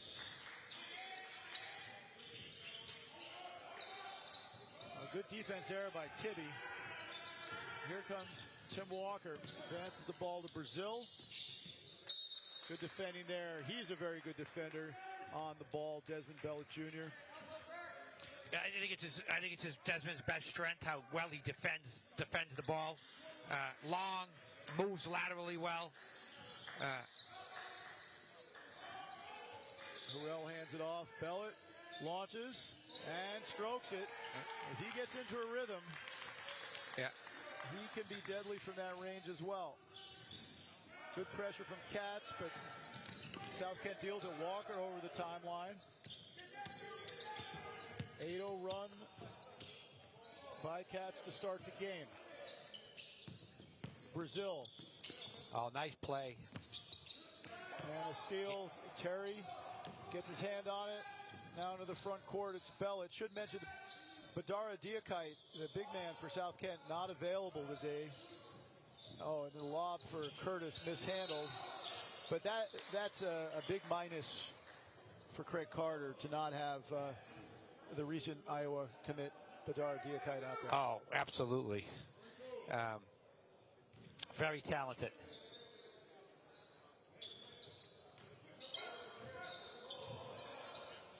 Man-to-man pressure here. Brazil gets through it. The dump off there, and then attacking the basket was Burden. Good finish. And the putback. Brazil's got to understand when you get in the interior. Alexander Bryant. Bryant previously at Iona Prep. All right. They rotate the ball. Crawford from long range. A nice tip out there by Curtis, but he couldn't find a teammate. And here comes Walker over the timeline. A little slip dribble there from the elbow. Jumper offline. Here's Jalen Harrell. Crawford goes hard to the rim, and then the putback by Curtis. 10-2 now. For me, Katz underrated in the preseason polls. I was able to see some of their unofficial fall league action, their open gyms. Right. A very talented group, Vin. Well, surely the addition of Curtis really helps him. It gives him a legit big, which you need to play in this NEBL. That's a nice bucket from Nate Brazil. Little floater in the lane to cut the lead to 6.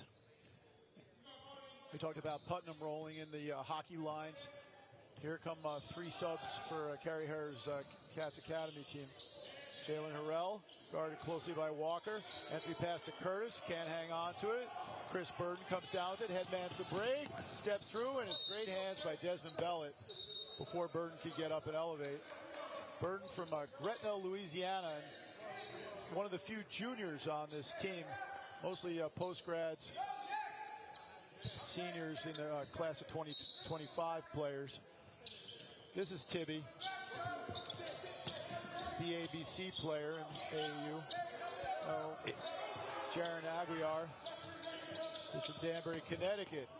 Couldn't get around Terry, and that is a shot clock violation. That's the kind of stop that Kerry Harrell will be pleased with.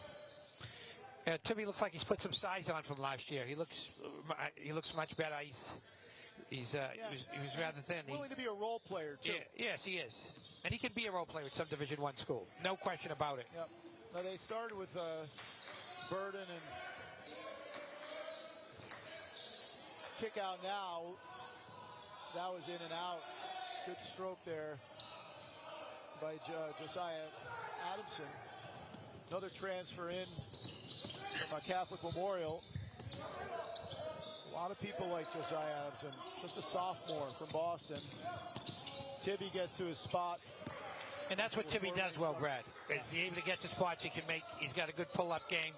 He can rebound around. He does a little bit of something, of everything. Terry guarded by Burden. They swing the ball. Inside it goes. Nelson Bujika finishes through contact. Now the travel. First. Now the travel. It's about the sixth travel. Junior from Douala, Cameroon in his second year at Cats Academy. And those are the kind of things that if he cleans up, his recruitment will improve even more. Absolutely. He's already got a good series of offers. URI, Brian among them. Big skip pass to Burden.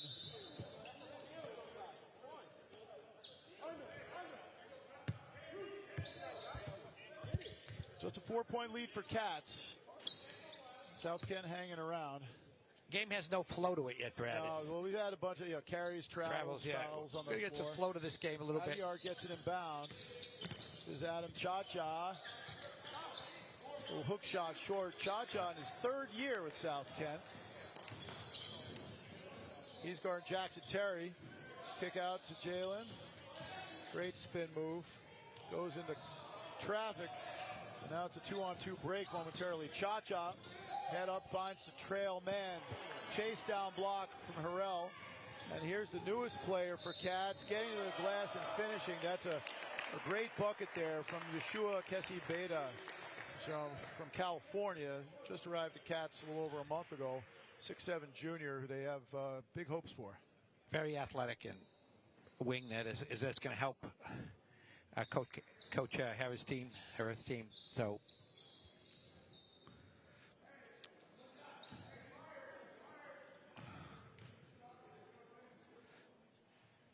Kessi-Beta makes the 3-point play.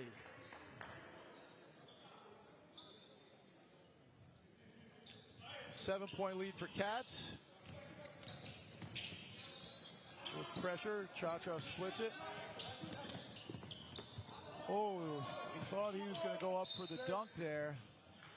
But Brian can't finish. Forward from New York. Diallo long on the floor for South Kent as well. It'll be Aguiar inbounding from the baseline. Cha-Cha on the spin, can't get the hook shot to go. Back the other way comes Kessi-Beta. Jackson Terry now in the corner. Crossover dribble. Mishandled there by Julian Kabori.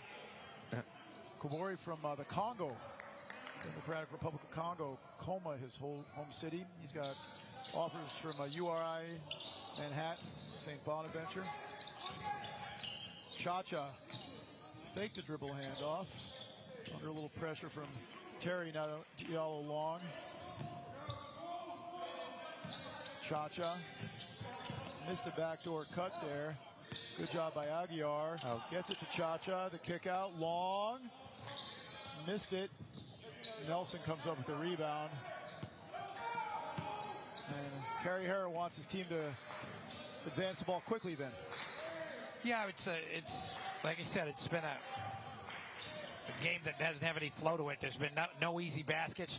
A lot of travels. I thought that was a travel That's too. A good fluid finish. Jackson Terry as you talk about an expressions lead player in the EYBL summer circuit. Long gets into the paint. His drop-off pass. Good block there. I think that was Kabor. He got a hand to it. Now Terry pounds the dribble. Gets to the mid-block. Kessie Bada. Jackson rims out. Rebound track down. Yeah. Jackson can really shoot it too. He's got a couple of guys in this team that can really shoot the basketball, you know, besides Jaden Harrell. Jalen Harrell back into the game for Cats. So is Leo Curtis, and a player who I've enjoyed watching in the preseason, Mabor Chol from Melbourne, Australia.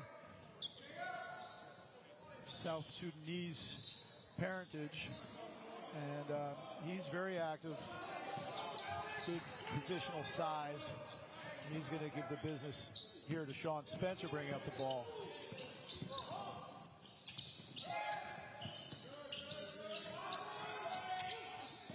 Siaka. That's good penetration, and the finish, Aguiar.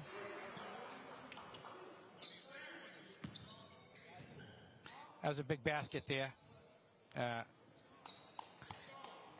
They go down 5. Oh, good take and the foul.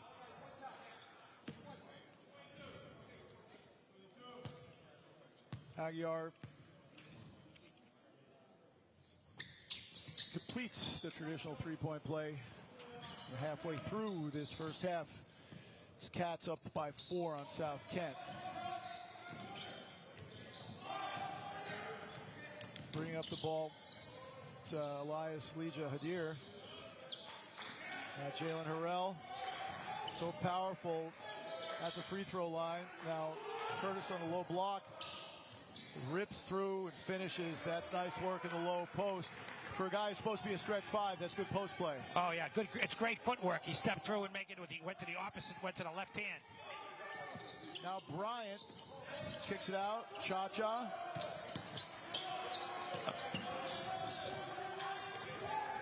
Oh, good work there. Crawford creating the steal, turnover, as Desmond Bellett re-enters the game. And he'll head man the point. Guarded by Aguiar. Harrell inside, couldn't get it to go, but he will get to the line. That's another thing about Jalen Harrell that I'd like to see him do more, is when he's a 2 guard, but he's also a wing. So depending, and he can be a small forward, he can be a power forward, he can play multiple positions in offense. When somebody small covers you, you have to take him down to the block and make him pay. Yep, Barkley post up there. Yes, and he has a great body and ability to do that. When he does that, he'll be such a more effective scorer from the perimeter, because you become unguardable. Hits the second free throw. Leads 9 for Cats Academy. And then a turnover in the backcourt by South Kent. You see Badar Diakite at the end of the bench. Must be frustrating for him, but big congratulations on his commitment to University of Iowa. That's a great achievement for him and the program. As Crawford looks wide. Chol. Good strip there. As, Sean Spencer gets a steal, brings it up, kicks it to the corner. Oh, and then Bryant had his dunk blocked there by Crawford, but he was fouled. Second foul on Crawford. Well, clearly what I've seen, Brad, is the opening on a Cats defense is to get it inside down into that block area, which is not covered very well because they're playing the perimeter. South Kent just hasn't converted down there on the opportunities they had, but they got to keep getting those cuts through the middle. The New Yorker Bryant makes them both.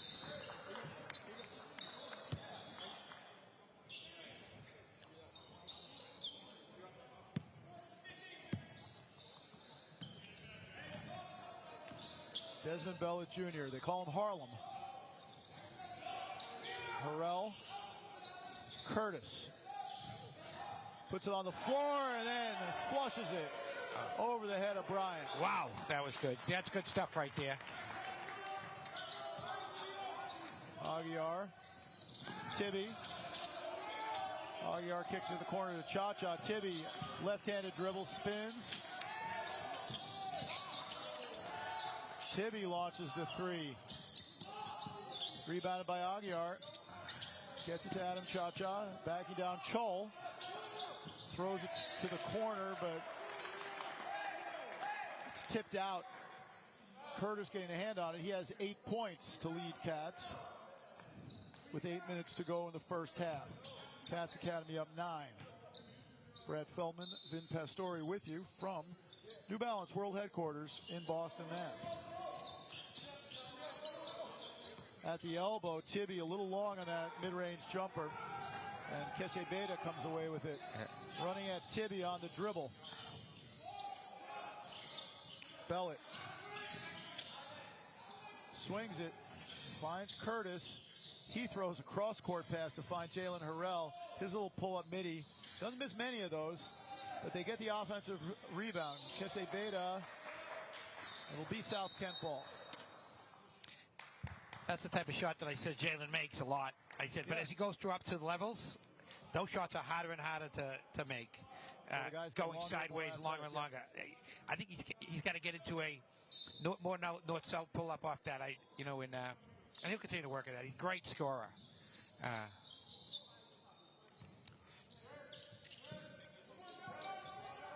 Here's Sean Spencer for Norwood, New Jersey. Tibby with the left-handed dribble. Little floater, short, rebounded by Harrell.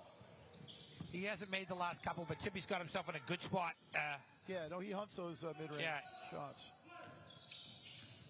Good mobility on the dribble from Bellet. Yeah. He swings it for Nelson. Harrell. Nelson backing in on Rashawn Tibby. Finds the cutter, who finishes. Good job by Yeshua Kese Beta. That's the way you bail somebody out. You cut to the middle. That's where the opening is in the bailout. He saved them.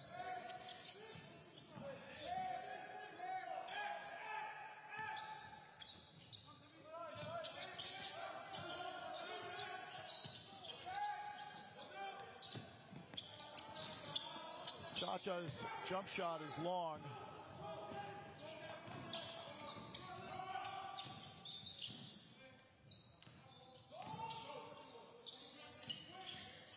Good crossover there by and a good pass by Harrell through the legs.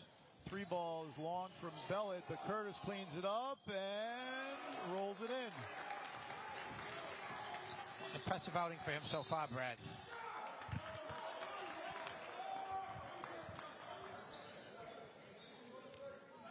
Wow. So I think I said.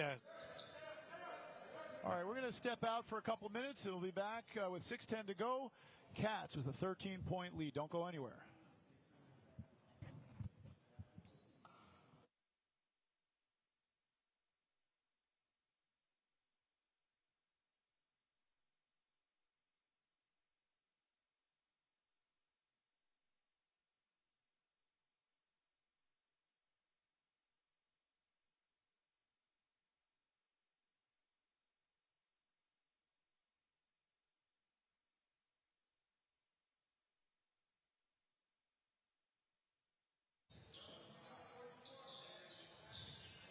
.6:10 to go in the first half. Cats Academy Boston 24. South Kent School from South Kent, Connecticut 11.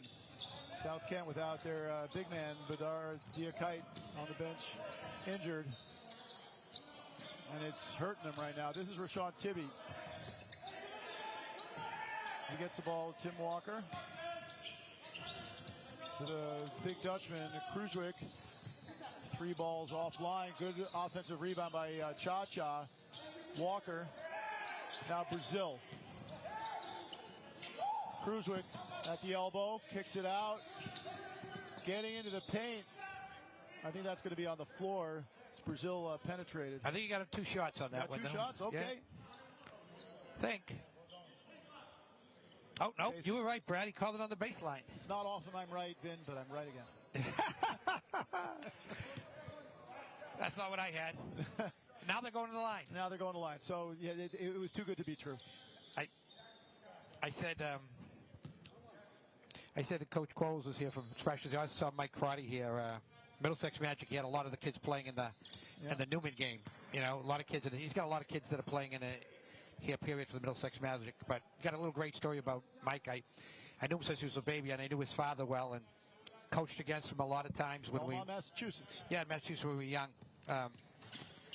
He made me feel like I wasn't so crazy when I was coaching. So one time we're coaching, and his wife, Teresa, who I'm still friends with, was behind screaming at Mike, screaming at the officials in the game. And the official said to Mike, who's that woman? Who's that woman screaming behind there? And Mike turned around, he looked her right in the eyes and said to the officials, I don't know who she is.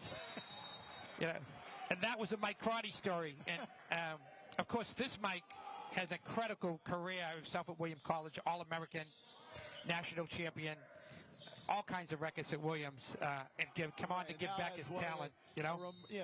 On the UAA circuit, and they're cranking out NBA players and high major players. They produce players who know how to play basketball the right way. They do. And he's a great coach, and he's got a great program, and his dad would be so proud. Mike Sr. would be so proud of what his son has done and what he's built this to be. No doubt about it.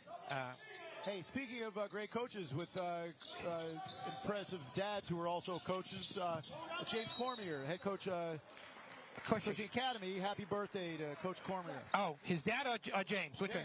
Oh, James. Wow. Good for him. Yeah, looking forward to having James up next. 5 minutes to go in the first half. Cats with the basketball. Jackson Terry. Jackson from Acton. Harrell from the corner. Offline. Cha-Cha with the rebound. Brazil gets it quickly to Tibby. Pass up to three. Goes baseline. Got boxed in. Intercepted by Bellet. Good steal by Desmond Bellet Jr. Has Harrell, who goes up for the reverse and finishes. And timeout called. Wow.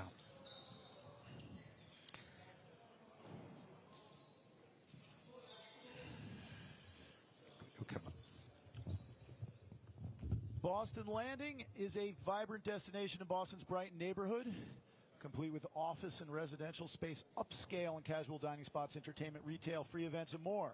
Anchored by the New Balance Global Headquarters, Boston Landing is also home to the practice facilities for the Boston Celtics and Boston Bruins, and the very impressive track at New Balance, the state-of-the-art indoor track and field sports and event complex, which is where we're broadcasting this game from.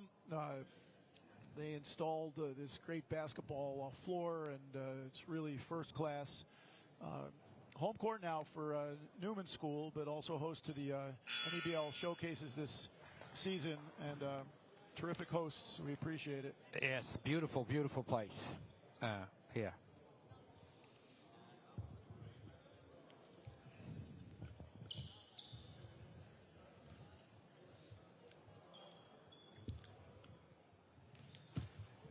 It's been a great day so far here, Brad. NEBL is taking huge steps forward as a Premier League. Yeah, no doubt about it. NEBL will give you a list of some of their prominent alumni later in the broadcast. It's an impressive list to be sure. The matter at hand is this game between Cats and South Kent as Tim Walker gets the ball over the line for the Cardinals. Big Dutchman Dapo Kruzwick gets it off his hands. Now Tibby catches at the elbow, kicks it out. Cha-Cha into the corner to Walker. Cha-Cha. Nowhere to go. Brazil. Shot clock at 2. Brazil from the baseline. Put up a tough shot. Kruzwick tracks down the long rebound. Reset for South Kent. Now 12 on the shot clock. Walker pull up long mid-range jump shot. And a push against Cha-Cha for South Kent as Terry came away with the rebound. South Kent really struggling to find somebody to score the ball to. Where are they going to find their go-to guy here, Brad?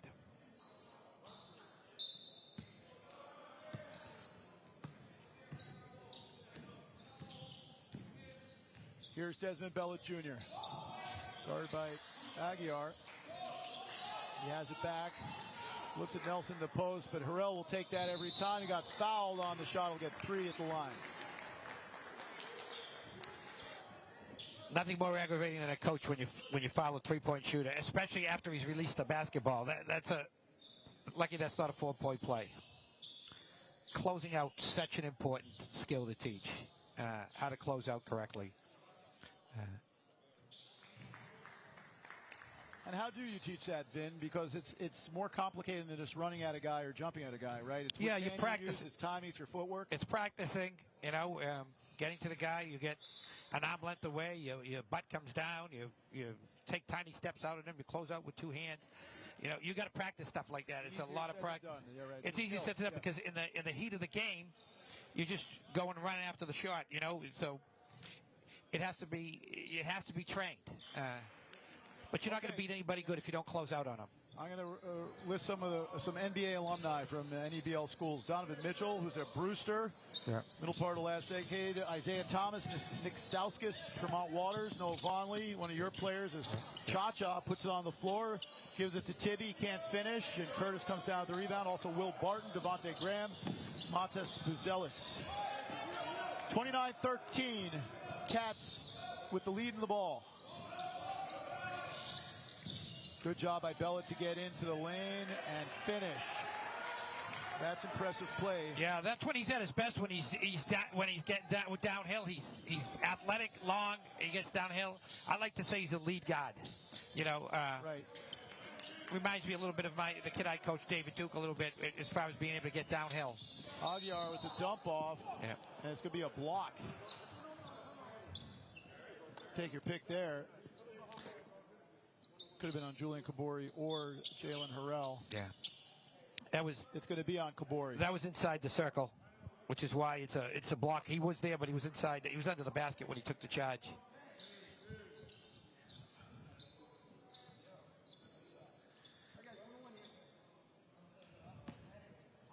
Eighth foul of the first half on Cats Academy.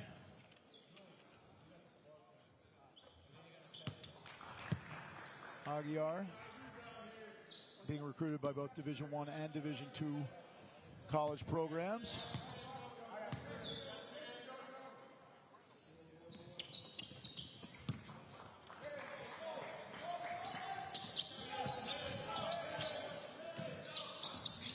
Desmond Bellet. Harrell.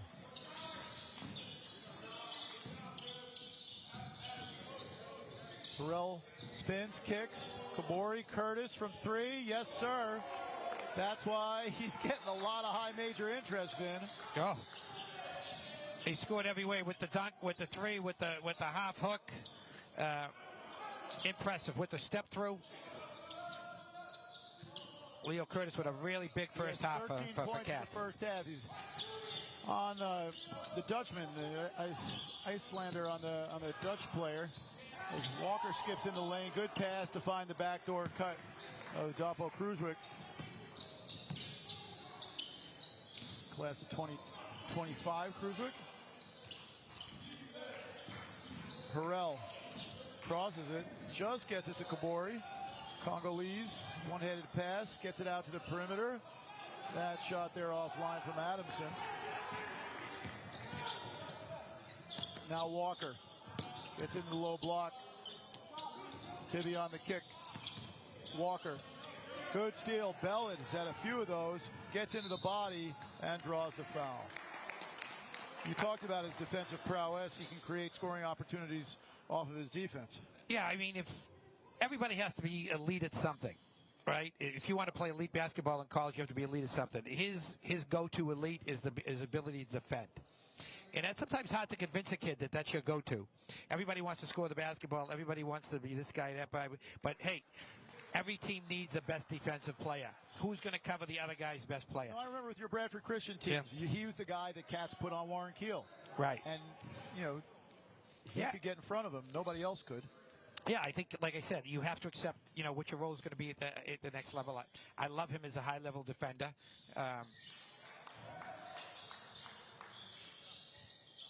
36-17, a little over a minute to go in the first half.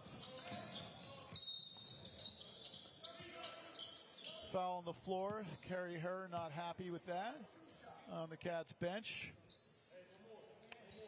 With a 19-point lead, an opportunity for Kerry to do some coaching here, right? He's going to make a point of everything now. Yeah, like I said, it's for the first game for them too. So there's, this has got to be a learning experience. You got to get better. They played NEPSAC AAA Power St. Thomas More in an unofficial scrimmage last weekend, and it was a tale of two halves. The second half, I think Kerry was a lot happier with than the first. Yeah. St. Thomas More, as usual, very talented team, but having seen them progress through the fall, like I said, that second half against St. Thomas More is the first time they really started to gel the way he wanted them to. Well, they're going to be either them or Cushing is going to be the favorite in AA. Winchendon, I think, also good. St. George's, I think, also good, but he's got a chance to be the AA championship this year. Harrell takes a very tough shot, gets his own rebound, kicks it out. Harlem. Curtis won't pass that up. A little strong with the shot, and then the foul over the back. I believe that's going to be on Bellet fouling Cha-Cha. I used to say that when I coached Kurt Tang, I used to say, of course, he's at Michigan State now. I thought he was the most efficient shooter I ever had. And the reason he didn't take bad shots. He's lethal, and he's just starting to get cooking at Michigan State. Yeah, he's going to have a great career. But the fact that he never take bad shots, and that's what you got to learn to do is turn good shots into great shots. Great players turn good shots into great shots. Tim Walker at the line.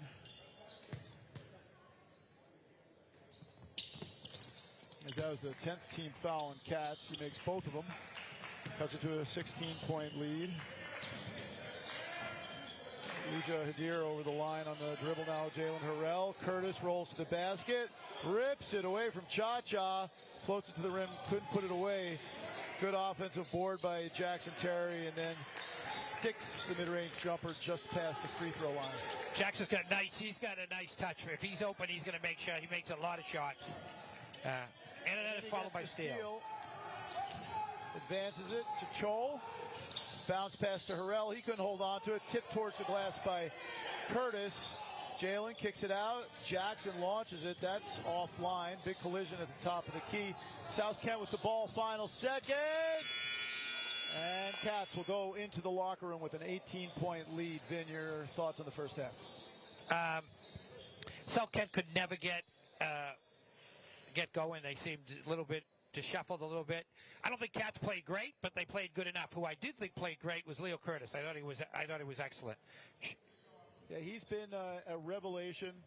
13 points in the first half, and some great action here at the New Balance World Headquarters. Jalen Harrell with the corner three. The Cats Academy bench likes that. Leo Curtis leading the charge. South Kent had their moments, but overall, Cats Academy dominant in that first half. 38-20, the score. We'll be back with the halftime report after this. You're watching NEBL basketball. Stay there.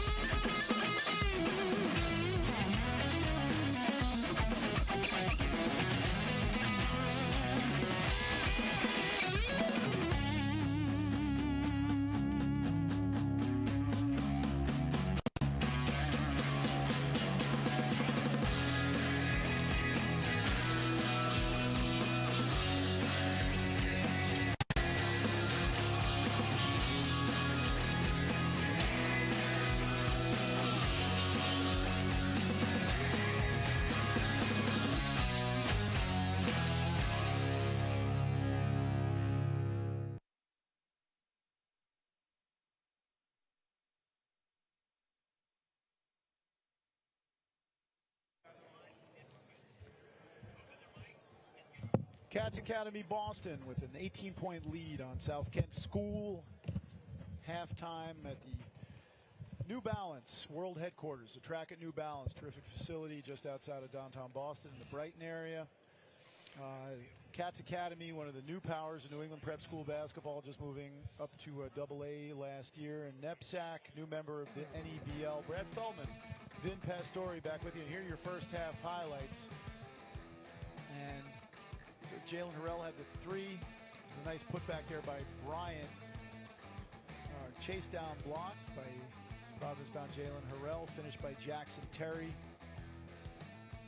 Vin, it was mostly Cats Academy on the offensive end. Yeah, I mean, the story of that first half was Leo.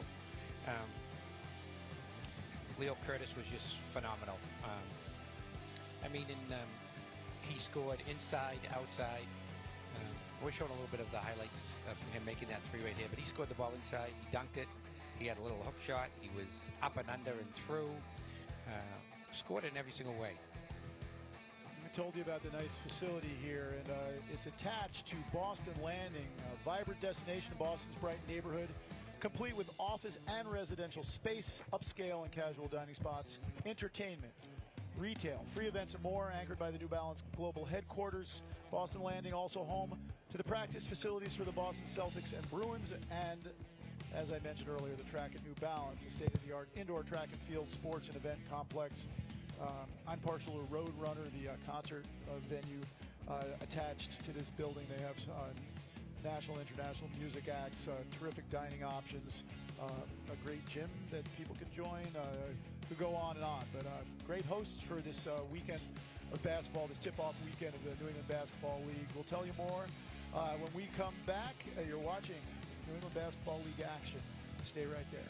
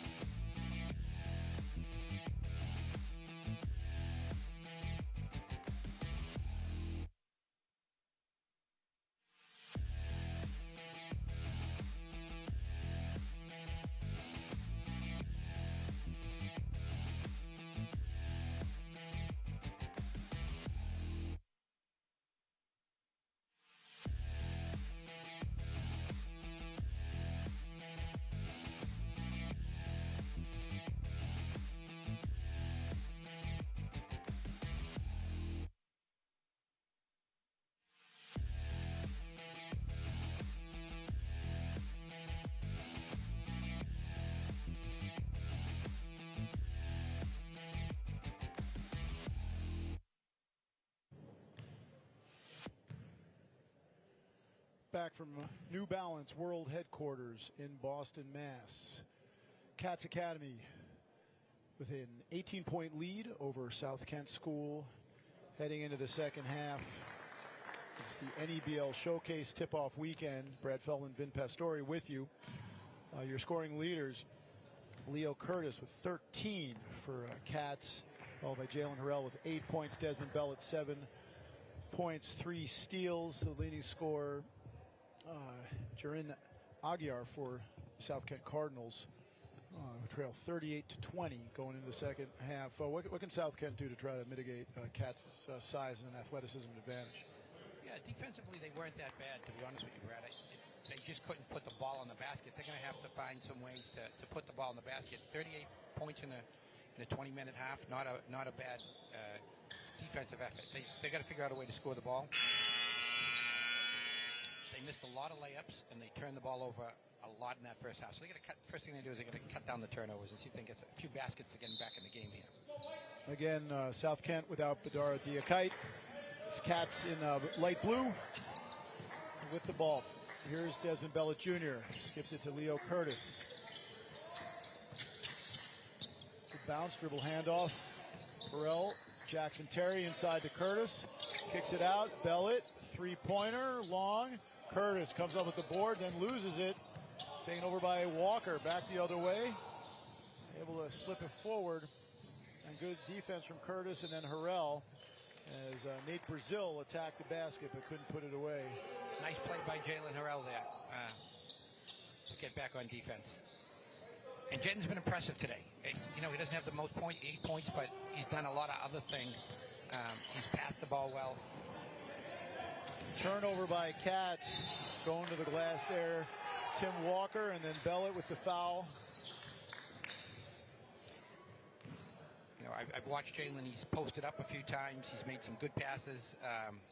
By the way, he looks great. He's much lighter than he was. Yeah, no, he's in good shape, and once he made his Providence College commitment, it seems like he's unburdened in some ways. Yes, it's usually the case with high-level athletes like him that once they make that, and I think he's growing. He's trying to grow his game. Like I said, there's not enough basketballs for everybody to score 20 points when you get to the next level. That means that if you play 8 guys, you'd have to have 160 points. It just doesn't work that way. Learning to be a complete player is the next phase in developing as a player. Bringing the ball up. It's Crawford. Now Harrell. Crawford sets the screen for Curtis, who gets it in the mid-block. Backing down on Burden. And then a floater and the foul. Good job by Jalen Williams Crawford. The Bostonian. It's good length, good finishing touch, and opportunity to extend the lead to 19 for Cats Academy. He just did the right thing. He cut down the middle, and the ball just came to him. If you go to the right places in the floor, you find out that the ball seems to come to you. Long on the free throw. Good rip by Rashawn Tibby. They go inside to their big Dutchman, Kruiswijk. And player stepped out of bounds. It was Walker going baseline. Cats gets the ball back.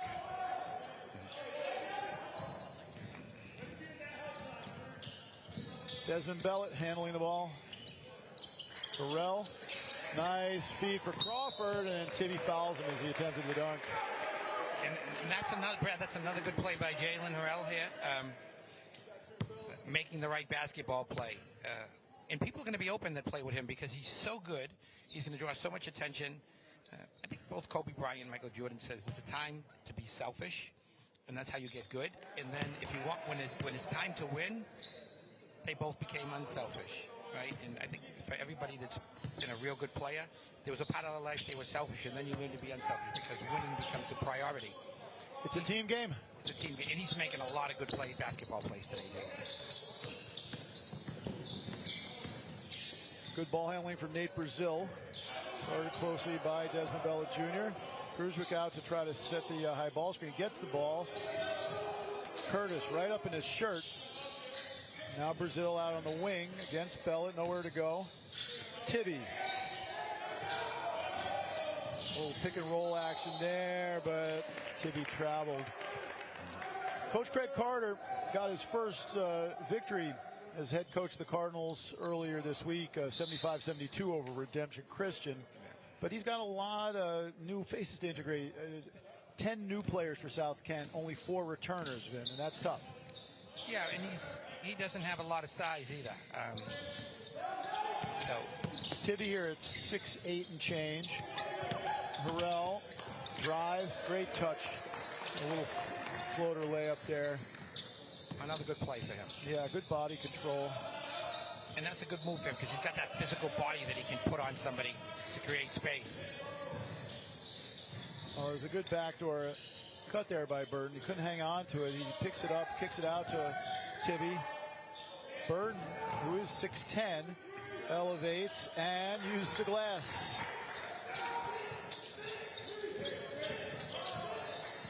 (44-24). Harrell again has a smaller player. Just what I was talking about them. Yep. Right, about him is that making every play a mismatch. Okay, you want to put the little guy on me? Go ahead. I'm going down to the block. You want to put the big in me? I'm going to take him away from the basket. That's the way you play basketball when you have his talent and body. Big, strong, guard, wing, small forward. He's whatever he needs to be on any possession. Couple of changes now is Alexander Bryant back into the game, and Jonas de Kressel from Culver City, California, enters the game for the first time. Harrell makes both, extends it to a 22-point Cats Academy lead.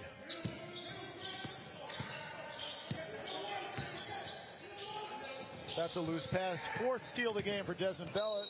He gets inside and gets to the line.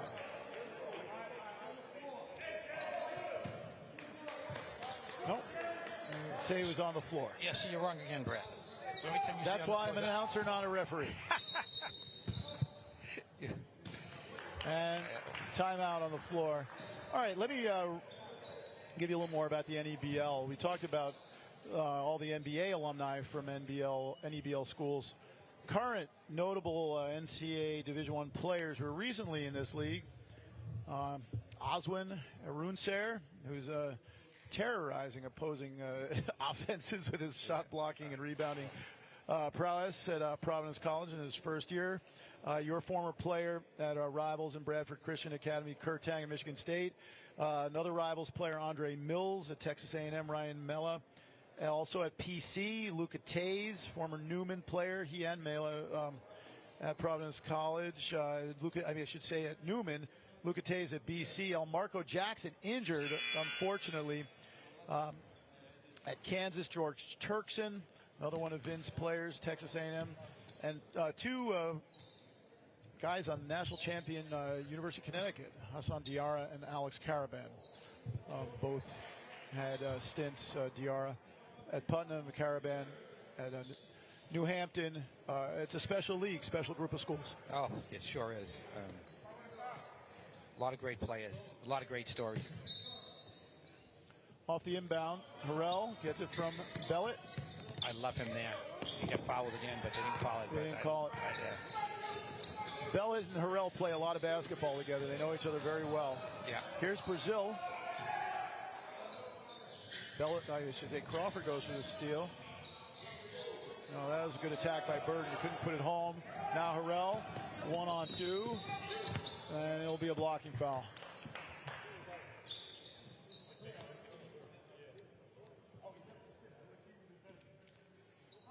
Harrell's going to end up scoring 50 points from the free throw line. Well, he's like I said, when he's got the ball in the right positions, you either let him score or you foul him. You don't really have much choice. He makes the first.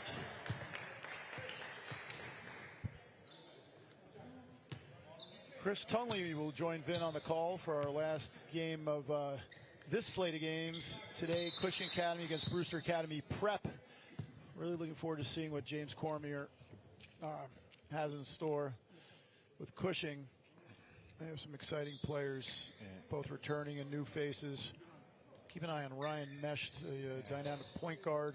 Jonathan Price, Frederick Jellum, some faces New England basketball fans may not have seen before. South Kent, the alley-oop attempt there for Burden Jr. did not work out, and Katz gets the ball back. They've doubled up South Kent now, 48-24, still over 16 minutes to go. And they play Brewster Prep, and I just seen Jeff Gore walk in the building over here. Jeff Gore. Oh, nice take. Good job by Brazil. Jeff Gore, he's got some talent on that Brewster team too, their prep team, as Crawford finds Curtis. Little mid-range is off. Towering rebound. Christopher Burden Jr. You know, speaking Gore again, he played for St. Rose. He's their all-time leading scorer, 1,803 points he scored at St. Rose. Fifth time all-time in assists, you know, and he's also 8th all-time in steals. He's in the St. Rose Hall of Fame. Another great story of coaching in the NEBL guys who've had careers of their own. Spent 20 years at Southern New Hampshire as an assistant coach. We're lucky to have Jeff. Absolutely, yeah. Don't mean to in any way diminish Brewster's talent level. They have some big-time guys. Look at Jackson Terry. Right. That's an NBA three. Yes, pretty. He's got a pretty stroke. This should be a dump shot. Oh, he does the smart thing and lays it off for the glass and in. Christopher Burden Jr. has an offer from Bryant University just down the road in Rhode Island. Terry, a little slip dribble there. Harrell double team. He gets it out to Kessie Beda. He'll take another three, Jackson Terry. This one's short, but Curtis pulls it down before he can come up for the putback and gets fouled on the floor. You know, another little story about Gore. He went to St. Thomas More himself, and he lost the prep school championship to Ed Cooley. Ed Cooley, who was at New Hampton at the time. Yep. You know, Ed Cooley, now the head coach at Georgetown, long-time head coach at Providence College. Yeah, and Cooley who grew up in Providence. So let's travel again. We're going to travel. You know, and as you watch these guys, the game is a positionless basketball. Your position really becomes, it's all about how many guys you can defend. So as I watch guys and try to look at them, what positions can they defend? Because if you can switch at these positions, you know, which is why, again, Desmond Ballard, he could cover multiple positions. Yeah, you'd say he guards 1 through 4, right? Right. Yeah. And at least 1, 2, 3, and depending on the level, 1 through 4, another great take. Yeah, that was Adam Cha-Cha from Hamburg, New York. They listed to 6'8" in his senior year. Now here's Curtis into Harrell. I love him there. That's money. Offline there, uncharacteristic. Here's Burden. A little hezzy from Brazil. Oh, he gets around the defender. Floater. Bounces out. Rebound by Kessie Beda. Now, Harrell inside to Curtis again. Kessie Beda uses the left-hand dribble. Trying to back down Burden Jr. Curtis. Terry. Didn't see Curtis on the roll because he lost the ball. Gets in the paint. A little turnaround, and he's able to roll that in. Nice touch on the ball from Jackson Terry. He's got great touch.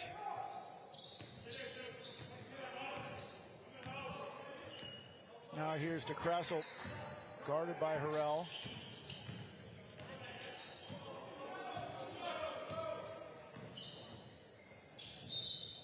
Burden really trying to attack the cup, but too many Cats players there. He does draw the foul.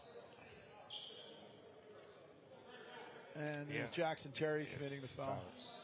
Well, when they've been effective today, but just like that, they've gone inside and back cut it. To Kressel, lets fly, and buries the 3 ball. Just as I say that, he buries the 3. See? There we go. 53-33. Cats with the ball and the advantage. Curtis sprays it.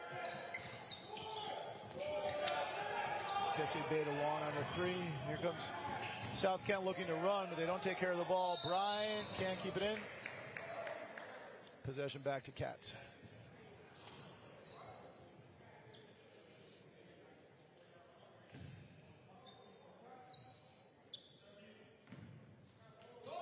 Yeah, South Kent, NEPSAC AAA champions 2 seasons ago with McDonald's All-American Marco Jackson. Yes. Good job by Elijah Hadir to keep it going. Then Harrell short on the three. Back the other way comes Katz. Oh, look at that finish through contact. Diallo long. Strong. Strong. Good play. And good finish. Now Jalen hasn't shot the ball great today, but the best thing about Jalen is he's had a good game without shooting the ball great. That's how you know you're a good player. And that he's progressed. He's progressed, yes. And it's not always about, no matter how good a shooter you are, you're not going to make shots every single night. He's been really good tonight. There seems to be a good spirit in the team. They're sharing the ball. Yes. Inside, it's Nelson. Couldn't get it to go. Good defending there by Bryant. Yeah. And here's Diallo long again. Left-handed dribble into the lane. This little dump off to Cha-Cha. He kicks it out. 3 balls up and very long. And rebounded. Oh, here will be Jalen on the... Oh, got hit from behind by Aguiar before he could flush it. He really wanted to put that down. Yeah, he did. And to be honest with you, that's an intentional foul. That should be an intentional foul. You can't push somebody from the back like that. It's not safe. It's not safe. And I'll tell you, I never like when even in NBA playoff basketball, you wrap them up, you grab them, you don't push them. And where I come from, that's a bench clearing brawl. Yeah. It's just not a basketball play that should be allowed. And you know, the officials are part of the teaching crew. Right. That wasn't the most egregious one, but still, it's an intentional foul. It's an intentional. And if somebody's going up to dunk, you can really hurt them. They come down on their head. But you got to teach there, and the teachers, that's an intentional foul. Don't do that. Well, Harrell makes him pay with 2 more free throws. 19-point lead for Cats Academy, who've been in control from the opening tip. Yes, they're good. Been a great day of basketball so far. Newman beating up on Brimmer and May after Brimmer hung close early on. 98-74 the final, but Tom Nelson's Brimmer team giving good account of themselves. Great 3-point shooting day for Chase Jeremiah in that game. New Hampton and Putnam Science going down. At the last possession, Mason Blackwood hitting a triple. Yeah. They give the number 1 and 2 teams the number 1. Well, it depends which poll you look at. Anyway, New Hampton beat Putnam Science in a matchup of New England Giants by 3.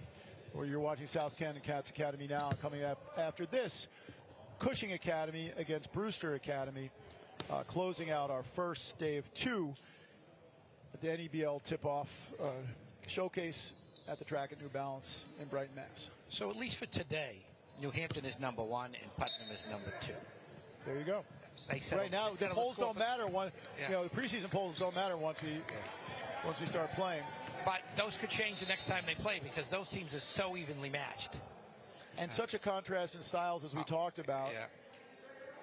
Third foul on Jackson Terry there. Yeah, no, in Putnam's little bandbox at the gym, that might have been a different story. It would have been. Aguiar. He's already hit 1 of those, and now 2 for Jonas de Krasel. Well, that gives him a little bit of life. 16 points. Yep. He has that low load up, but it's a true stroke he has. Here's Terry. Nelson. Harrell. Little jab. Well, that was a good pass inside. Nelson finishes. Elias Elijah Hadir with a good little baseline drive and pass inside. Yes, again, inside-out basketball works effective. Again, they're sharing the basketball. coach should be happy with what he's seen today. Cats Academy is sharing the basketball, and they're playing well as a unit. And I'm not trying to be critical. The nice thing about that is learning to play hard and share the basketball. The next phase for Jalen is going to be to pass and relocate. He's got to pass the ball and relocate to the next shooting spot, so he gets himself in a better position to get the ball back. Make yourself difficult to guard. Aguiar got to Settles. First time we've seen Kazin Settles. Yeah. And a good offensive rebound by DeCrossel. But they turn it over. And here comes Katz on the fast break. Chol accelerates, elevates, and puts it off the glass and in. 20-point lead for Katz Academy. Here's Diallo Long, who's been one of South Kent's better players. Cha-Cha gets inside. That's a good drive by Adam Cha-Cha. He's made some good plays today, Cha-Cha.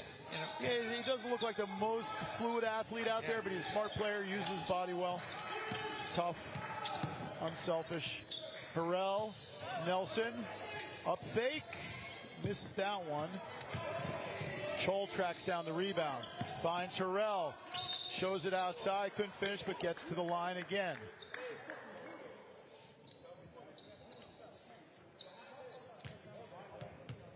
Jalen Harrell. Little Euro step there by Jalen. How do you feel about the Euro step? I like it. Listen, they do most skilled things better than we do here, so I'm not gonna. It seems to be. And it's not a travel; it's just a decelerated step, but it looks like a travel to traditionalists. It's like everything else. In moderation, you can't over. Sometimes it's overusing it. Sometimes you got to go to the basket hard. There's a time and a place for everything, but it's an effective move. I will let you in on a secret. I won't say the name, but I watched one of your AAU games where there was a controversy over a Euro step. There were two calls. Yeah. The player said that his father said that one of the two of them were travels, even though they weren't called. So there you go. Yellow Long. Yeah. Here's Cha-Cha. Backdoor cut from Aguiar. They install Cha-Cha. Smart play. Papa. Ooh. And that was a decent job there by Settles to get the player Crawford up in the air. Harrell has been to the line now 6 times for 12.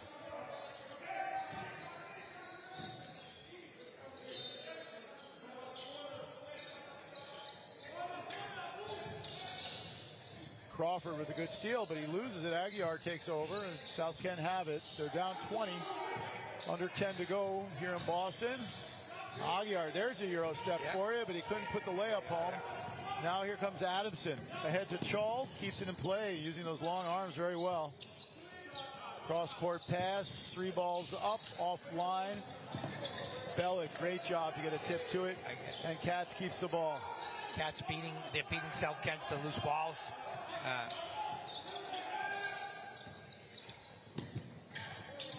Nice floater by Adamson.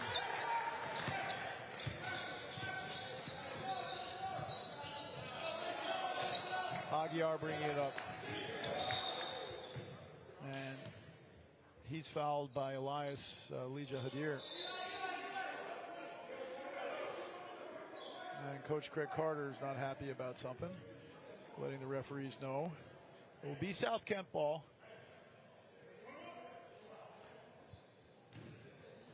And 7th team foul, so Aguiar will go to line.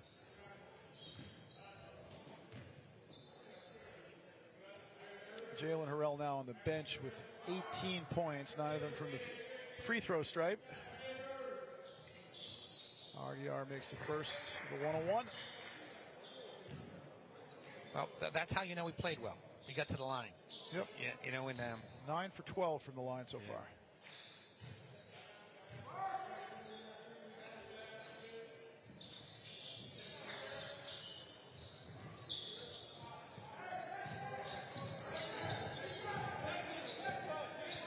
Adamson bringing the ball up, left-handed dribble.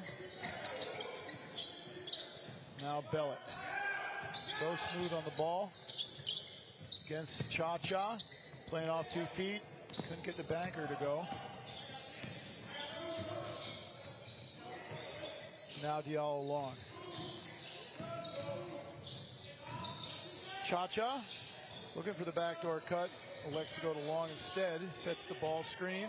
Rolls to the hoop. Aguiar feeds Cha-Cha. Spins inside the hoop and the harm. Cha-Cha, greater than the sum of his parts. Yes. Knows how to play basketball. That's it. That's and that gets you a long way. Good footwork, patient. We'll have 3 more points before this possession is over here.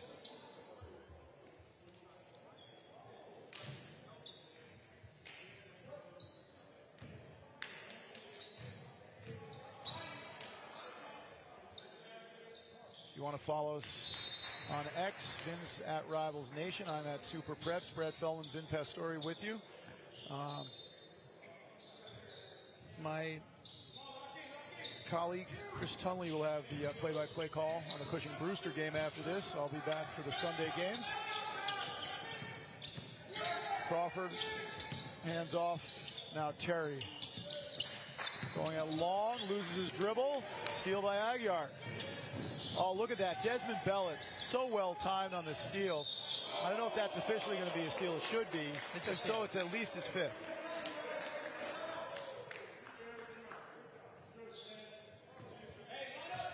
(63-46) Cats.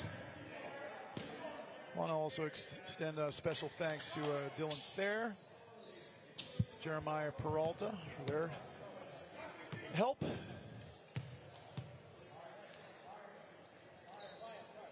And all the time that John Carroll again and Jackson Johnson have put into helping put this together, this beautiful weekend here into the New Balance facility. What New Balance? What a great place!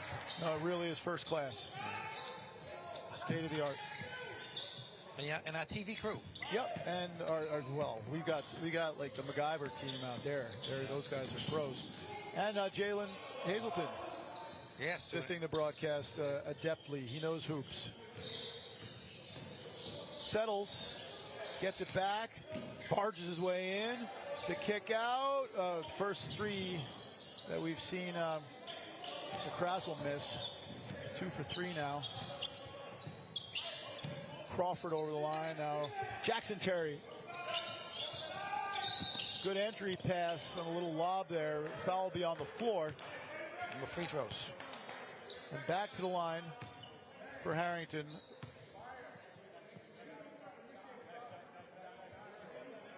Again, Jalen using his physicality and his strength to post up. 3 fouls now on Aguiar. And 10 points from the line for Jalen Harrell, who's played calmly but with force, which is difficult to do. Yes. We call those a quiet 20 points, these guys, right? Exactly. Pressure comes.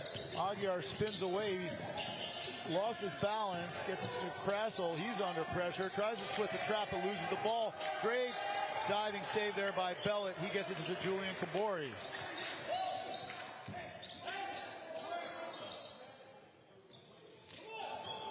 And again, another sign you're a great player. You get 20 quiet points, you know? That means you're just good at basketball. Ian Curtis hasn't seen as much action as Kerry Harris tried to get more people involved from Cats. They are up 19. Well, we've seen enough of him in the first half to realize what his potential is. Yeah, it didn't take long for the high majors to start showing up right? at Cats Academy's open gyms. And before you know it, you're seeing social media posts. He's in Arizona, West Virginia. It's, like he wasn't going to just go from Reykjavik to Boston and stay there. He's got to get stronger, but that's going to happen with time. But with the footwork and the jump shot, the skill levels is really good. Harrell attacks. Shot clock winding down. Just threw that up. That's a good stop for South Kent.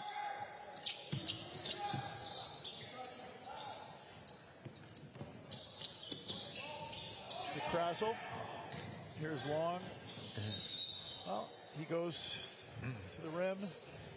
That's what Craig Carter will want to do. Diallo Long has impressed me with his aggression and his body control. Yes, he's had a good day. Curtis is getting ready to come back. Leo Curtis getting ready to come back in the game. You heard you say nice things about him. Yeah, and, you know, his challenge remains, like I said, to get stronger, but his ability to play the speed and physicality of the game that we play here, and that's going to come with time. He's a star. Yeah. I don't think there's much question about that. Talking to their coaching staff, they say that he has worked as hard as they could ask him to, and he has a very serious approach to the game. That he's in the gym, both the weight room and on the basketball floor, as long as anybody in their program. He came to Boston, Mass, with a mission. I'm sure. Rebound taken by Jalen Williams-Crawford. Desmond Bellet Jr. off the ball screen from Harrell. Crawford, entry pass to Curtis. Now Bellet goes baseline, trying to get it to Curtis. Good interception there. And you see the mistake that Desmond made is he left his feet on that drive. As soon as you leave your feet as a guard, that's when you get in trouble. Learning to play off 2 feet is the most important thing you can do from that position. Long with the mid-range jump shot. Couldn't get it to go down. And Bellet has the ball back. You never want to get sped up in this game. If you get sped up as a guard, you can't play. Slow yourself down. Get yourself off 2 feet in the paint. Oh, that's a great cut there and a great feed from Harrell. Crawford with the finish. Good basketball from Cats Academy. Harrell piling up the assist this game, too. That'll make the head coach happy. Aguiar with the handoff to DeGrassel. DeGrassel makes the cut, but Curtis, 7-1, makes the steal. You're not going to get over his head. Bellet for Harrell. Terry puts on a move, gets into the paint. Harrell up fake. Crawford, his mid-range baseline jump shot did not go down. It's a 22-point lead for Cats, though. Aguiar under pressure from Harrell. Big skip for Settles. Lines up the 3, short with it. Good rip from Jackson Terry. Goes behind the back, but gets stripped. Nope, not quite. Good job by Jax to get it. Gets it back. A little drop-off pass there for Leo. Didn't quite work out. South Kent has it back. Just over 5 minutes to go in the second half.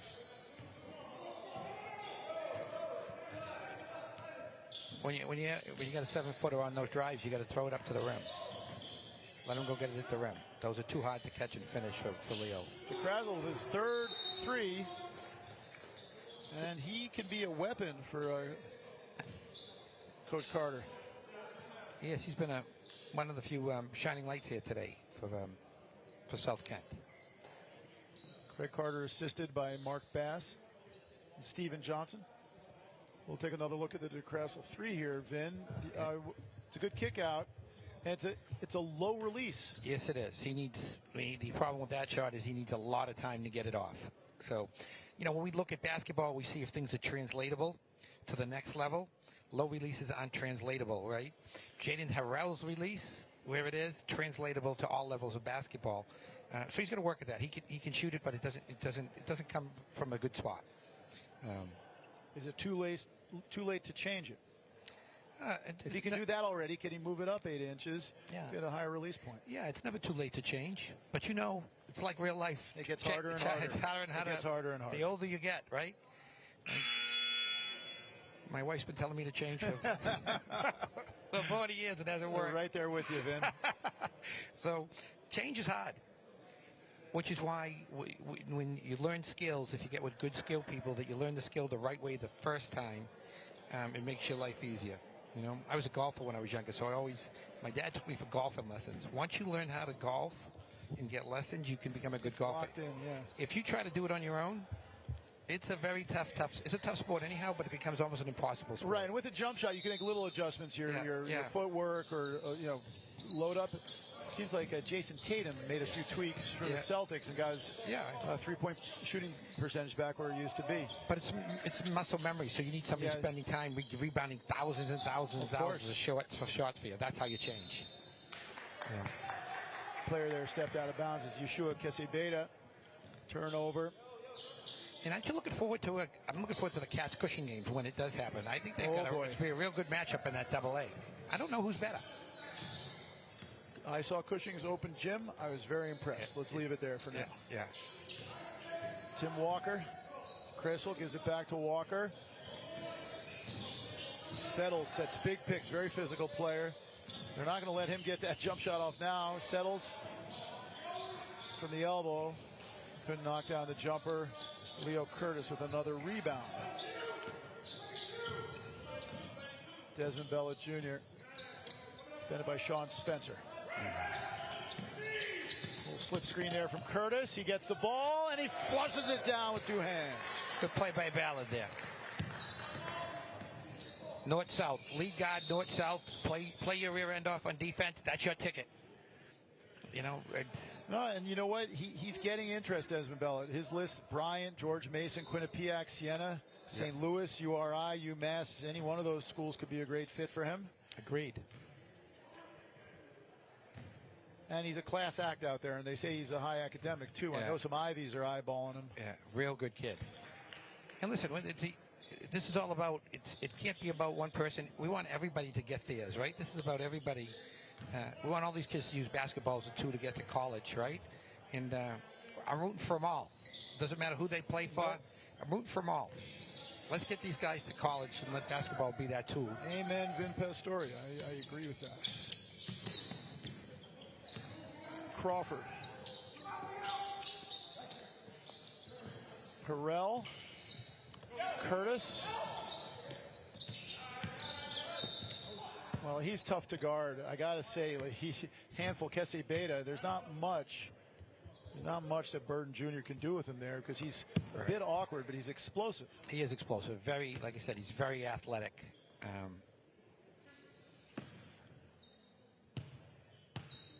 And he's got some time.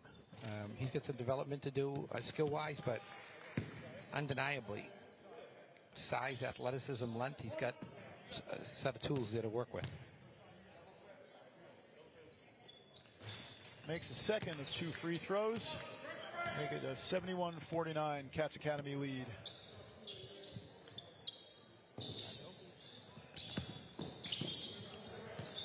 Spencer using the left hand to get it over midcourt, gets to the glass and spins it home. That's a great finish there by Spencer. Great finish. Crawford against Burden Jr. Harrell against the smaller Tim Walker.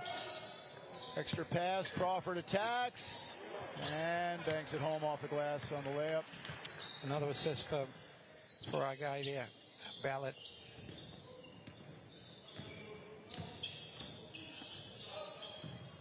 Tim Walker. Up, Krasel. Money. 4 for 5 from 3. Well, I don't know what level it's translatable to, but somebody can use a shooter like that. I agree. I always had this, this has nothing to do with him, but, shooting the ball, that is a skill that goes very well in Division III, too. Some of the best shooters in the country play Division III basketball. No doubt. If they get their feet squared, they're automatic. So shooting the basketball on its own is unless you are so, if you have it with size and length, every level of basketball, they can shoot the basketball. But, you saw like Alexander Pachuki from Hoosac go to Fordham. He could create off the dribble, shoot off the dribble. Right. Chase Jeremiah, he's a good catch and shoot three-point shooter, but he can also score off the bounce too. And I think that's what it comes down to. You got to be able to do it more than one way. If you're just a spot-up shooter, it's a more limiting skill set, even though it's still a great skill. Right. And it's not a skill on itself for the most part. Like if you're 6'8" and can do that, 6'9", that's different. Then you have a professional career in front right. of you. Yeah. And that one of the reasons why Leo Curtis is so coveted now is he's 7'1" and can knock down threes. Correct. Here's Adamson, full court pressure from the Cardinals. Good pass. And now Nelson goes up, catches it, kicks it back out, gives it away.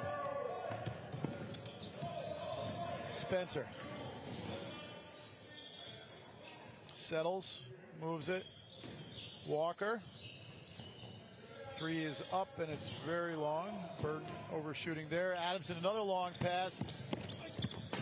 Unable to get it up to the hoop there, but he got fouled with Lija Hadir. There's another side to the side. Like, I'm watching this game, and South Kent's got some good size there. Everybody wants to be around the perimeter. Yep. God gave you all that girth and size and athleticism. Yeah, and we should also mention they lost Kelvin Odie. He transferred out at the end of the summer. Yeah. That was a good defense by DeCrasel there. But I do want to wish Ralph Chilius well. He's a loss for New England basketball, but nobody more deserving of an NBA shot than that guy. Great people, Chills. And talk about a guy who cares about the outcomes for all of his kids, from his star player down to the last guy on his second team. Not only does he care about his own kids, he was a guy that he was always advocating for other people's kids. No doubt about it. You know, he meant a lot to New England basketball. Yeah, well, he just set a positive tone, a can-do tone for people, and that's important. Krasel keeps his dribble, kicks out, Settles, lines it up, and this time it's good. That looked good off his hand. It did. 73-56, just over a minute and a half to go. Good low crossover dribble from Kesse Beta. Now Josiah Adamson. Very talented player from Boston. Left-handed dribble, gets inside. That's a goal, 10. Great elevation from Christopher Burton Jr., but that was always going to be a bucket. Yeah. I want to see him on the offensive glass like that. Sure. Yeah. I mean, I think it's the next level. You're right. For him and for our big guy over here, I think Settles could do the same. Go attack the glass. Yeah. And get get some cleanup points. Yes. Yeah. Burton goes from 3 here. It's off the mark. Nelson with the rebound. Here comes Katz again. Kesse Beda from downtown, in and out. Nelson unable to track. Yes, he does. He picks it up. And that's the tracking down I'm talking about. That's a good basketball play. Nelson just made dribble. Yeah. Well, Nelson shows flashes of being really, really high level player. Yeah. Well, he went after that. He went after that ball like it was his last meal. That's what coaches are looking for. You're going after that like that's it, man. It means if I don't get this rebound, I'm going to get cut. You know. I've been to your practices. I know that you emphasize that. You know. There's not skills that translate from high school to college. Free throw shooting is one of them. Rebounding is the other. That is very significant. If you can rebound the ball in high school, you'll rebound the ball in college. Rebounding is a translatable skill. Shooting a jump shot doesn't necessarily translate through the levels. You can shoot good at one level and not the other. But it's been found if you can rebound at this level, you'll rebound in college. You know. 1 for 2 from the line for DeCrasel. Final minute here, under a minute to go as Adamson brings it up. Julian Kabori. There's some pressure from Settles. That came off of Settles, so no backcourt. Here's Chol. Picked up his dribble, gets help from Adamson, goes left again. Little pull-up jump shot short, but it's tracked down by Julian Kabori. 2 seconds on the shot clock, and that's going to be shot clock violation because that was an air ball. Shot clock never reset, and so we're on the final possession here in all likelihood with South Kent with the ball. This is going to be an 18-point game, Brad, but it was a game that Cats Academy controlled the whole time. It was a really good showing for Cats Academy today. Burton Jr. on the wing, skips it over. DeCrasel, one more launch. Oh, wow, he's had a day. He has had a day. 5 for 6. As it will end up being a 15-point win for Cats Academy over South Kent. Both teams giving a good account of themselves. South Kent without their star player, Badara Diakite. And big days from Jalen Harrell and Leo Curtis. DeCrasel for South Kent. For Vin Pastore, I'm Brad Feldman. Thanks for tuning in, but stay tuned if you're sticking around for the Cushing-Brewster game. You're watching NEBL basketball.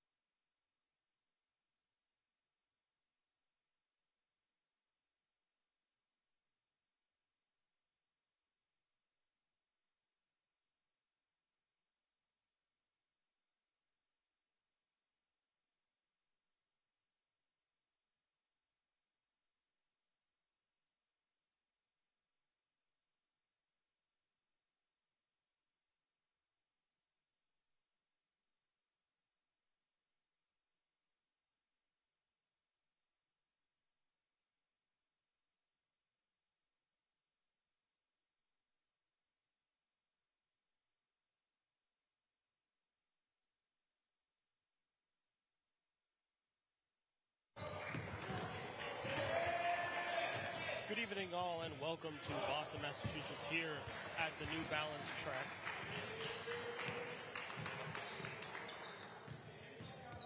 The matchup is the Cushing Academy Penguins taking on the Brewster Academy Huskies. Chris Tunley alongside Vin Pastore. Coach, it's been a long day, Saturday. It is the closing into the final game of the day one for the NEBL showcase, and how do you look at this game to wrap up our first day of action? Yeah, I think I haven't seen either of these group of people play. I do think that Cushing Academy would be the slight favorite in this game. I think Coach Cormier has got a good team coming back, and I expect him to play well. Brewster Academy is big. They have a lot of talent as well in athletics. So we'll see where it takes us. It's been a great day here, though. On the screen right now is Cushing Academy Penguins with Coach Cormier, James Cormier, that is. Cormier. Yep. He's assisted by Fabian Lair, and I believe, is that his son or his brother, Paul Cormier? Yeah, so that's his dad. We should get it over now and say happy birthday to James Cormier. It's his birthday today, the head coach. And he's joined there with a coaching staff that includes his dad, Paul, who was the head coach at Dartmouth University, where James once served as an assistant. So it's great to have. The Cormiers have been great for New England basketball. And well, he'll be looking to get a birthday W here against Brewster, head coached by Jeffrey Gore. Yeah, Jeffrey Gore has been a New Hampshire native. Manchester, New Hampshire, has been around for a long, long time. A Division II All-American when he played. And the leading scorer at St. Rose, Division II school St. Rose, leading scorer of all time. Tip-off won by Brewster. Brewster in the maroon red with the blue decal, and Cushing in the white and navy blue. Number 2, Alex Gordon for Brewster. Top of the key, swings it over to Ben Welker. Triple hand on Charlie Pugh. Back over to Gordon. Shot was deflected. Grabbed his own rebound. Gordon trying to deal with the Pugh. There will be a kickball violation on Cushing.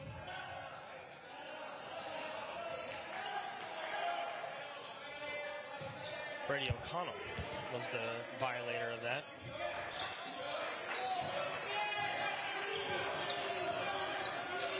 Gordon with the ball, 10 on the shot clock. Welker with the ball now, dribble handoff with Pugh. Swings it over to Jacobson. Gordon, long three, no good. Rebound by Adim for Cushing. Cushing's lineup like this. Brady O'Connell in the backfield with Ryan Ward. Adim on the floor as well. And Jay Jones. And that's going to be a travel on Theo Adim. Good entry pass there by Jay Jones.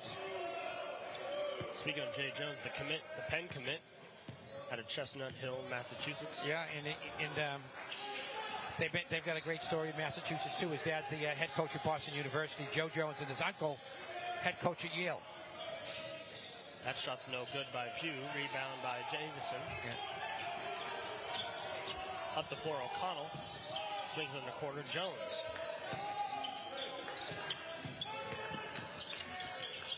Jones kicks it out. Ward for three. It's good. That's the first points of the ball game coming in the way of Ryan Ward. 3-0 lead for Cushing.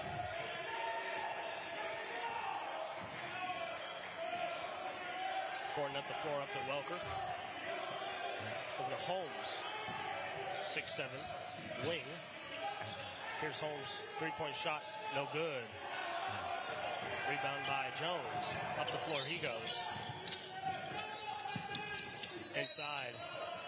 Into triple team there and gets fouled. That will be foul there. It'll be the first one of the game for Brewster. Sort of got rewarded there for a take, like you said, into triple coverage there. Early timeout by Brewster. I wouldn't have called that one. That's a really early timeout. 17:57 to play in the first half. 3-0 lead for Cushing. And we mentioned, Jay Jones, the Penn commit. They also have another commit, David Melson, committed to Hampton. Yeah. as well. So multiple commits on this Cushing Academy team. It's a good team, and it has some other guys that are really, really talented. Number 11, Jacob Davis from Hunting, New York. He's going to be Division I player, and a big guy, Theo Edema, the 7-footer. Continues to get better and better at basketball. They got a good roster. Yeah, Edema. You mentioned Theo Edema. He's got offers from Cal, Virginia Tech, Clemson. He's got interest all over the board. I mean, the guy's 7 foot. You can get interest if you're 7 foot. Yeah, and Coach Cormier has put in a lot of time with him. I've watched him develop over the last year. His skill level around the basket has increased significantly. I know Coach is in the gym with him all the time. Jones at the line. First free throw is good.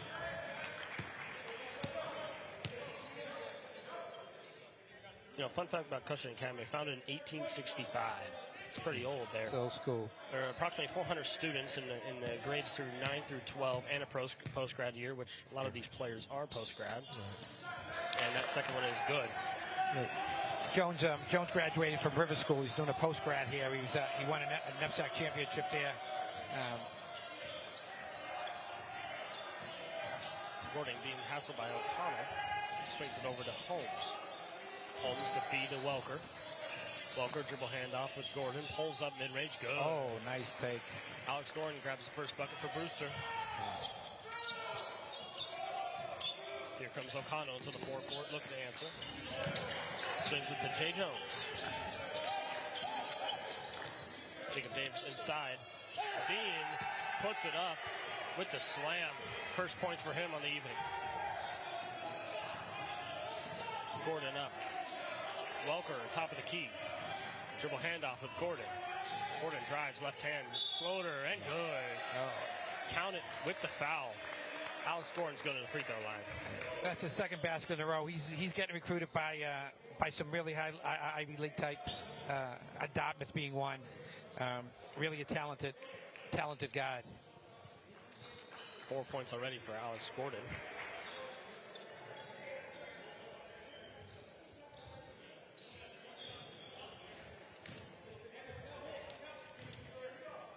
Talking about Brewster from Lake Winsapeka, Wolfsburg, New Hampshire. That's where Brewster's from. If you haven't been up there, it's on the lake. It's gorgeous. Yeah? Yeah. I've never been to New Hampshire. Gotta take a peek up there. Oh, you got to go to Brewster to see a game. Jones. Foul there. It'll be a turnover for Cushing.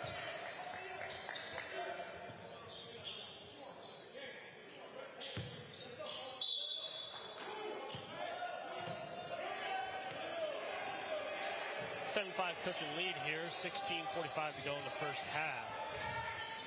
Alex Gordon surveys. To the new man, Eric Jacobson joins into the game, a fellow 7-footer. Swings it over to Welker. Welker, spin move, inside left hand, good on the floater. Pretty. Nice move right there.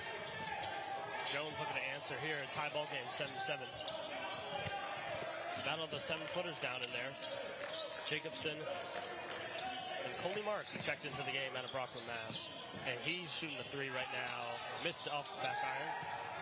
Rebound by Welker up the floor. Pugh. Over to Holmes. Holmes trying to shot, blocked by Mark. Over to Jones. Hezzy inside, kicks it out wide. Ward for three. It's good. Second three of the game for Ryan Ward. He's got 6 points. Yeah, great. Ryan Ward's a great story. He's been with Coach Cormier for 3 years. He's the class president up at Cushing Academy. Jacobson trying to dribble hand out Holmes. Stolen, though, by Jalim. And he gets it up. Two more for Ward. 8 points. Lead the score so far. 12-7, Cushing lead.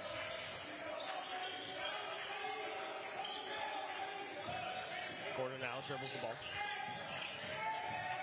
Over to Pugh. Pugh back in the corner to Gordon. And Jacobson trying to find post position in there. Get held by Coley Mark. Mentioned the 7-foot battle downstairs. Mark's got interest from Delaware, Hartford, and UMass.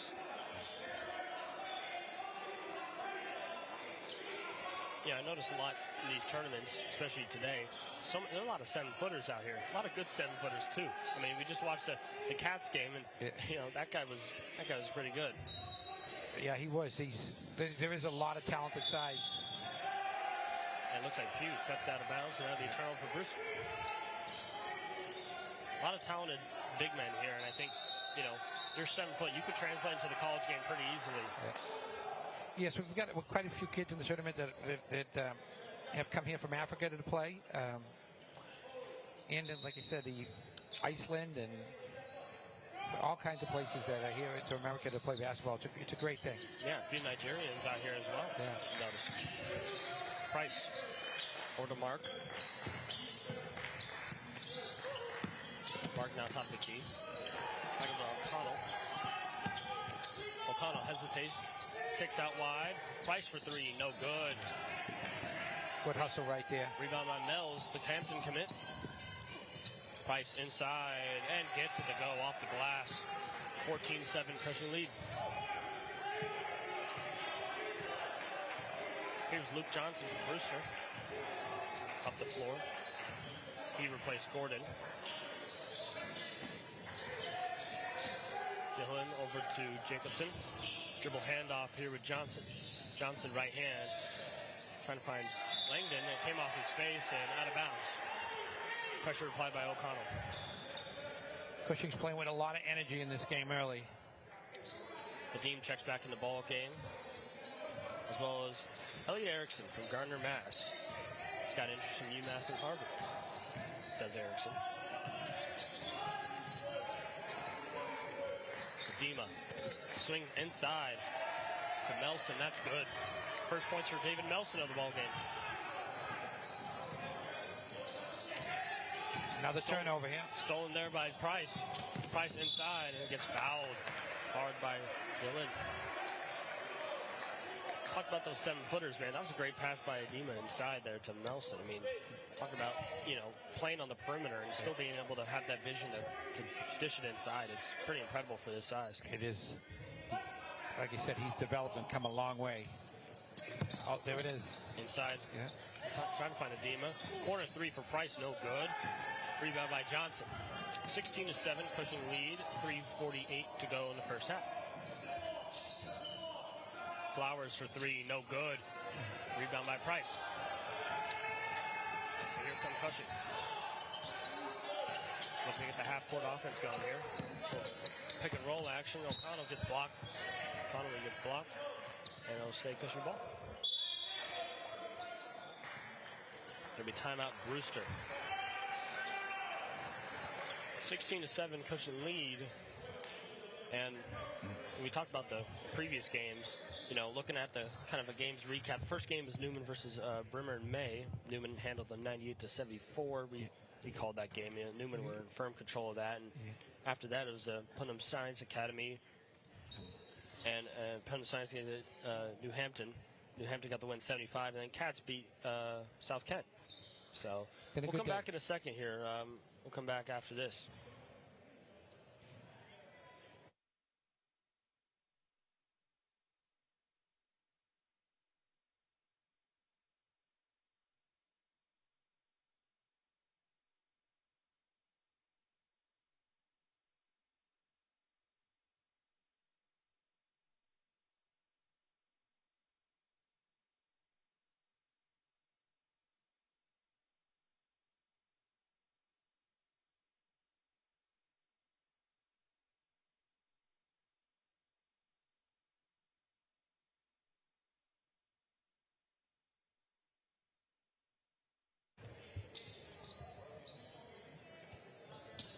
All right, we're back here after a short, brief intermission here. 16-7 Cushing lead, 13:32 to go. Cushing have the baseline pass, and it'll be an instant foul there by Cyrus Hutchinson. Introduced himself to the ball game with a foul early. Be his first, be the third one for Brewster, and they'll just do the play all over again like nothing happened. think it probably 3 seconds came off the clock there. There it is. Right back in. There you go. Price, same play. Gets it back in, though. A long three, though, by Erickson. First shot of the game is way off. I think that was a pass, believe it or not. Yeah. Wasn't it? I don't know what it was, but I think it was trying to pass it. We can hope for his sake it was a pass. Price inside a Dean. What a feed. Splits the defenders in the finish. Theo Dean. 18-7. Cushing have a lead. 11-0 run, too. Flowers over to Johnson. Johnson over to Hutchinson. Hutchinson over to Johnson for three in the corner. No good. Rebound Erickson. Up the floor he goes. 12:50 to go in the first half. Nelson in the three ball. No good. Rebound by Dillon. Langdon over to Hutchinson. He lost it, but it will stay Rooster ball.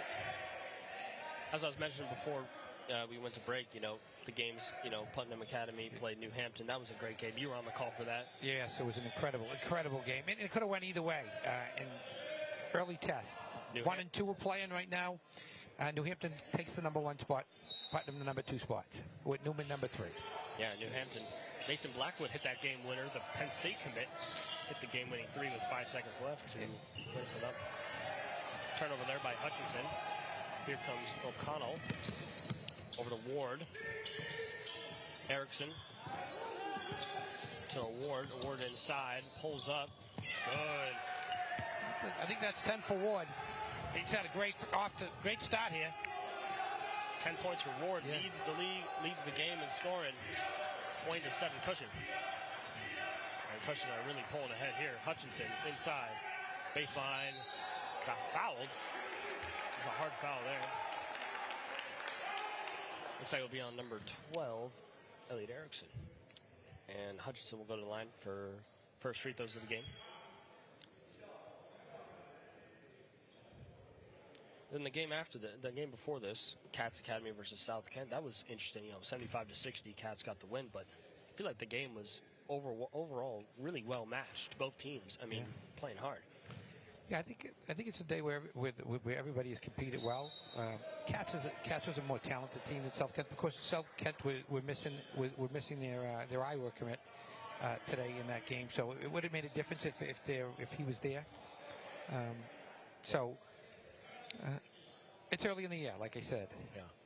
Oh, definitely. But one player can make a huge difference. Yeah, Diakite was that the Iowa committee talking about. Yeah. Hutchinson makes his second. Missed the first.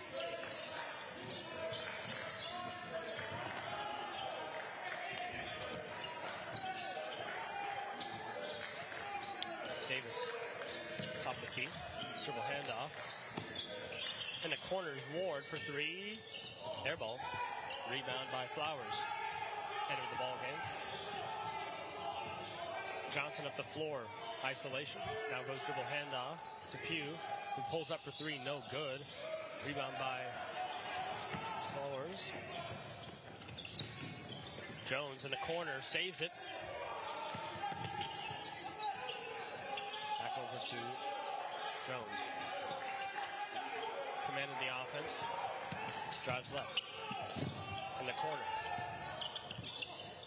One more pass. Went at Davis for three. No good. Rebound for Cushing. He'll stay here. 18 on the shot clock. Jones inside. Back out to Ward. Ward gets tripped up. And foul. That'll be Brewster's fourth.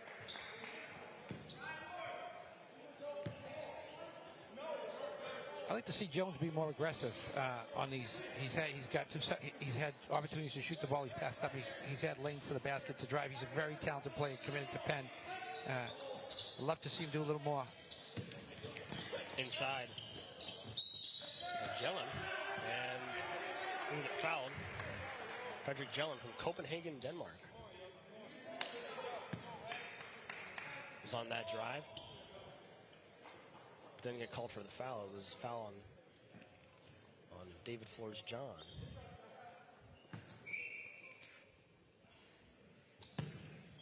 Out of Miami, Florida. Yeah. Makes his first free throw. And Brewster will check in new guys. Alex Gordon comes back in the game, and Brendan Welker come back in as well. Both these teams tomorrow. Brewster play at 11:45 against South Kent tomorrow. Yep. And Cushing play Cats Academy tomorrow at 3:25. So both teams have winnable games next games, and this is definitely a winnable game for both teams as well. Very evenly matched. That Cushing Cats game should be fun tomorrow. 2 AA teams that will play each other in their regular league play as well. Yeah.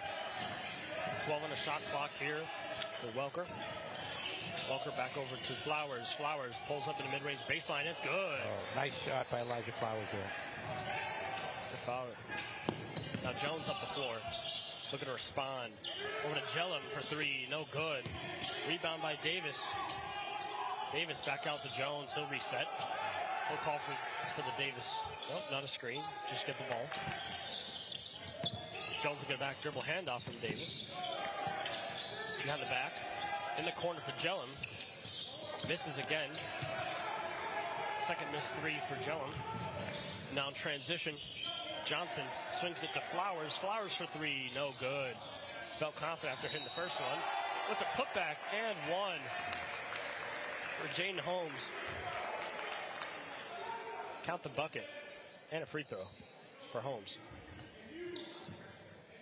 22-13 Cushing. Now the air ball, sometimes an air ball works for the offense. The only one that knows that where it's going is the offensive play. The defensive play is waiting for it to come off the rim. So a good job of corralling that rebound.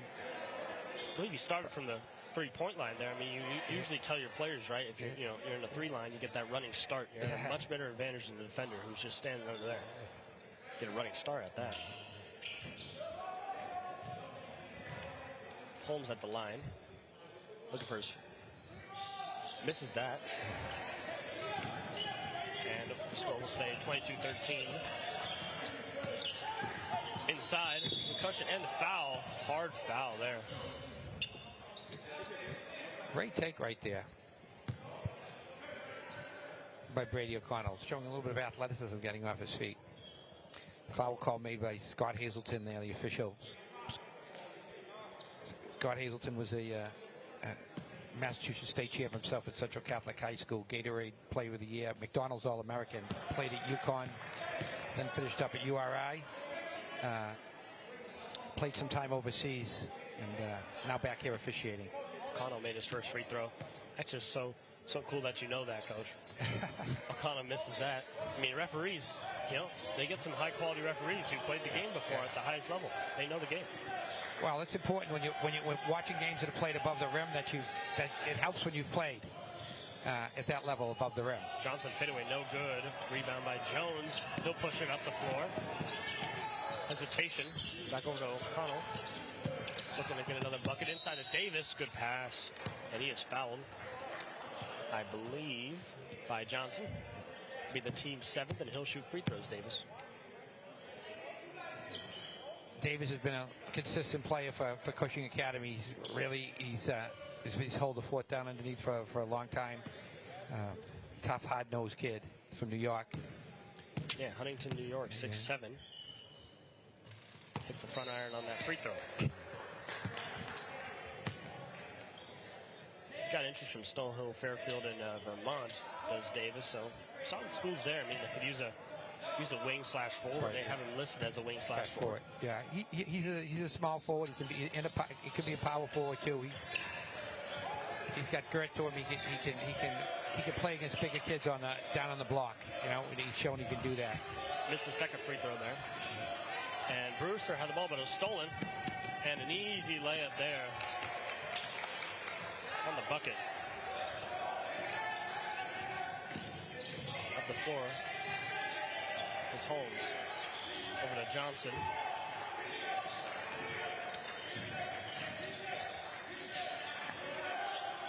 Welker, top of the key.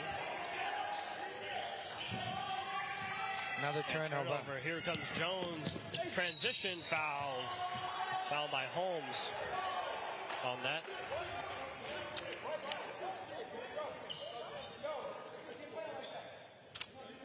And that'll be free throws for Jones. 8th foul on Brewster. 25-13 Cushing lead.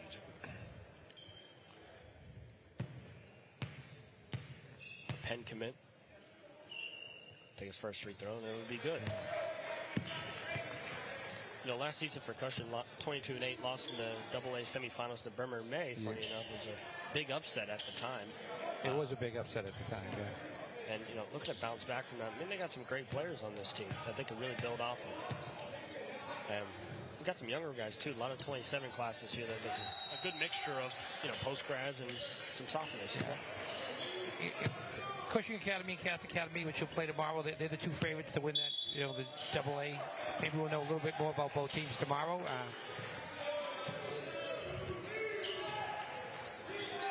Up the floor, Gordon. Over to Hutchinson. Slides it over to Jacobson. Jacobson dribble handoff. Johnson inside. Hutchinson trying to get the one more pass and was stolen. Turnover for Brewster. Cushing now up the floor. O'Connell inside, left-handed floater, no good. Scram for the rebound. Nelson gets it. Back to Jones. Over to O'Connell for three, no good. Rebound by Davis. Big guy battling with three people, and they'll be tied up. And jump ball. Possession arrow will go to Cushing. That's a big guy down there, Davis. So hard to box out there. And he's aggressive and goes after balls. Brewster's got to put up a little more resistance, though. Here, they're not showing much resistance. Here he is, Davis, drop step, no good. On the put up, got his rebound. Left hand again, no good. Another rebound, put it up again, no good. Jones trying to help him out there. Offensive rebound, 15 on the game clock, on the shot clock. There'll be a foul on Luke Johnson. Oh, excuse me, no, it's offensive. Offensively on O'Connell. Me and Brad are in the same boat. We can't do officiating. That's why we're here. Get the wrong call.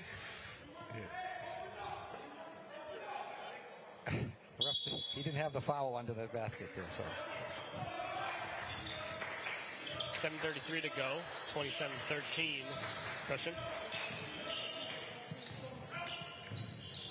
Flowers with the ball. Taking it inside. Tough finish. Couldn't get it to go. Got his own rebound. Back to Holmes. Couldn't get it back to Nelson. Kicked it forward to O'Connell, who will jam it with the left. A statement there. Raise the roof.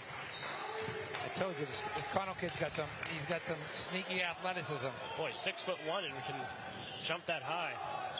And he's not 6'1". I'm looking at him now. He's more like 5'11", but it doesn't really matter what that roster says. But whatever he is, he's athletic as can be. We've all been there. We want to get 6 foot. You put it in the stats. Mark thought about it. Gave it back to him, though. Now he's over to O'Connell. O'Connell run the pick and roll with Mark. Looking. Finds Davis. Driving to his right. Looking to spin. Looking to feed it inside. It'll be a turnover, though. Brewster might have came off Holmes' leg there, and Cushing will keep it.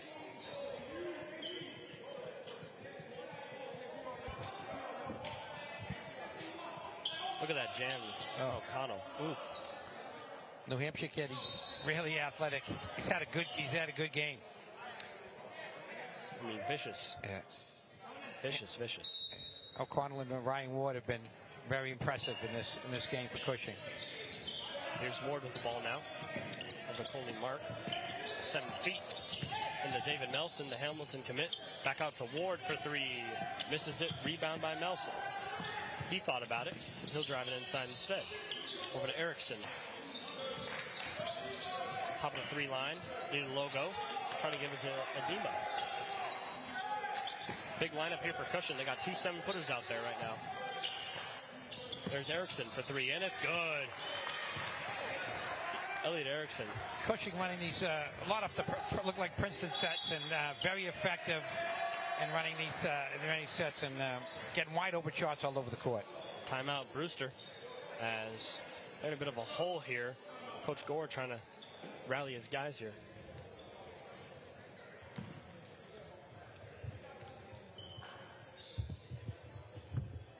And looks like Cushing 32-13 lead over Brewster here. As we take a look at this last bucket here, Erickson. So gather dribble there, 3 ball. And Cushing have a commanding lead here. About Brewster doesn't seem to be connected on defense at all. There's going to be more dialogue and communications between them. They're not connected. Given the looks are too easy. Recapping today's games, Newman faced Bremer in May. Was our first 11 o'clock game. Newman had the 98-74 win. Then after that, New Hampton played Putnam Science Academy, where New Hampton, led by Mason Blackwood's game winner, won 75-72. And the Cats Academy faced off against South Kent. They won 75-60 as well. And that was the latest game. And now, last game of the day, Cushing and Brewster looking to close off day one of the NBL basketball showcase. Tomorrow is going to be jam-packed as well. Great day tomorrow, too. Right now, it's all Cushing. James Cormier doing a great job. He's a Trumbull, Connecticut native. Graduated from Lemoyne College in 2012. Captain of that basketball team. So your Zoom play here, Alex Gordon taking up the floor. Over to Jacobson. Gives it up to Johnson. Johnson back to Jacobson in the corner. The big man fires, no good. Rebound by Jalin. Jalin, the captain of this team, takes it inside. Ooh, two-step there. Great take right there. Off the glass with the left hand. First I thought he traveled, but was able to bounce the ball before getting those steps in. We got Gordon now. Feeds it inside. Jacobson. There by Adine. Back to Johnson. Gets a screen by Jacobson. Johnson. Over to Holmes. Inside with contact and foul. And he'll go, I believe, to the line to shoot free throws. Back to James Cormier, who, like you said, went to Lemoyne College. Final season, he hit 40.4% of his three-point shots. He was a really good shooter. Had a career with 515 points and 265 assists. He was an assistant at Northfield Mount Herman, like our Newman coach, Jackson Johnson, who coached earlier. They both worked under legendary John Carroll, who's here helping us run this NEBL weekend. Great line of he's got a great line of coaches that he's mentored over the years. Holmes made both free throws and looking to build a program of his own here. Almost, we see all these coaches come from the Carroll coaching tree almost. Yes. A lot of good representing his style of basketball. It's good to see for the game. Ward now top of the key. They can all really coach. Erickson inside to Ward. To Nelson in the corner. Jalene for three. He hits his first. 1 for 3 on the day, but he finds his shooting form. 37-15 Cushing. Gordon. Or to Dillon. And errant pass, turnover for Brewster. Cushing all over Brewster so far.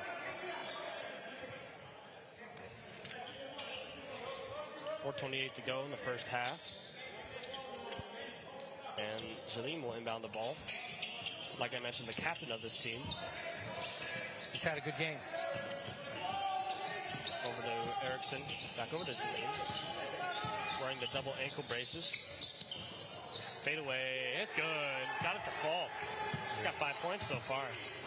Starting to heat up here with the last 5 points for Cushing. As Gordon will take it up the floor. Swings it over to Langdon for three. No good. There he is. Jalene again with the rebound. Over to Ward. Erickson in the corner. Drives and finishes with a flush. Two-handed jam by Elliot Erickson. And here come Brewster. Gordon trying to come quick. Holmes. Top of the three. Back over to Gordon for three. No good. Rebound by Melson. He'll take it up himself as well. Jalene in the corner. Cushing, 41-15 lead. 3:28 to go in the first half. Jalene inside. Adima gets fouled hard there. Plus jump ball. 0 for 2 on calls now, Finn. And that's going to be a jump ball, and possession arrow will be Cushing, so stay with them. 41-15, as I mentioned. Cushing having a commanding lead so far. Brewster has been hasn't really competed the way they need to compete to be in this basketball game. Yeah, I think Cushing, just with their size and being able to rebound, and they've just been getting some really good transition buckets here. Brewster got to limit some turnovers. Cushing now applying some pressure here in the backcourt. But Johnson able to get by it. Holmes inside and fouled hard there. I like that aggressive take. Booster needs more of those. Jaden Holmes with a nice aggressive take to the basket. Jane Holmes, interested by Amherst College and Trinity College, Skidmore as well. Yeah, high academic kid. He'll be at star at those places. Makes that first free throw. And for Cushing, Johnson comes back in the game, subs out Jaleem.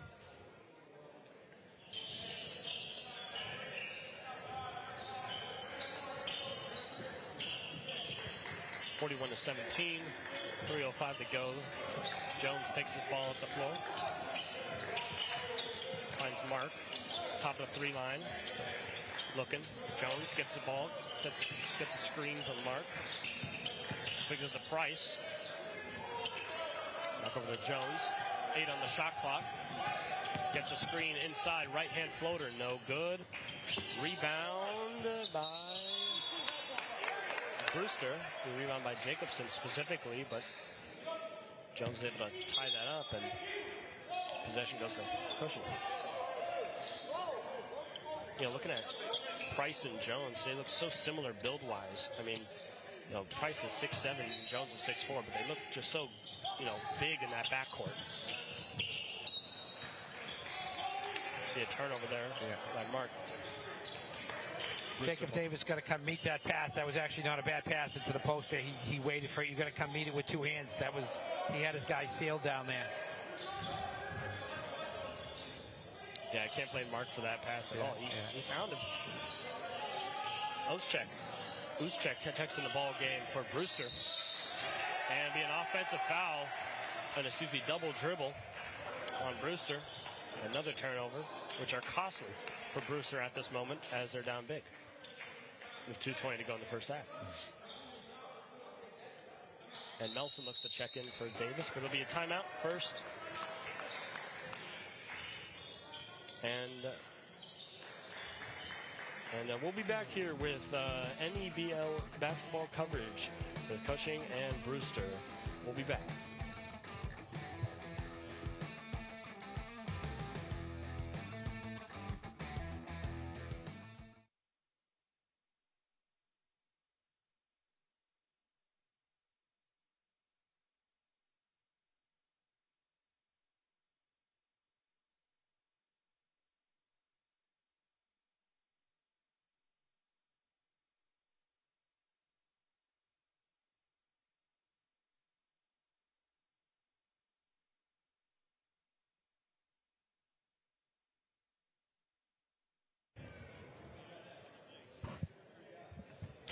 And we're back here at the track at New Balance in Brighton, Massachusetts.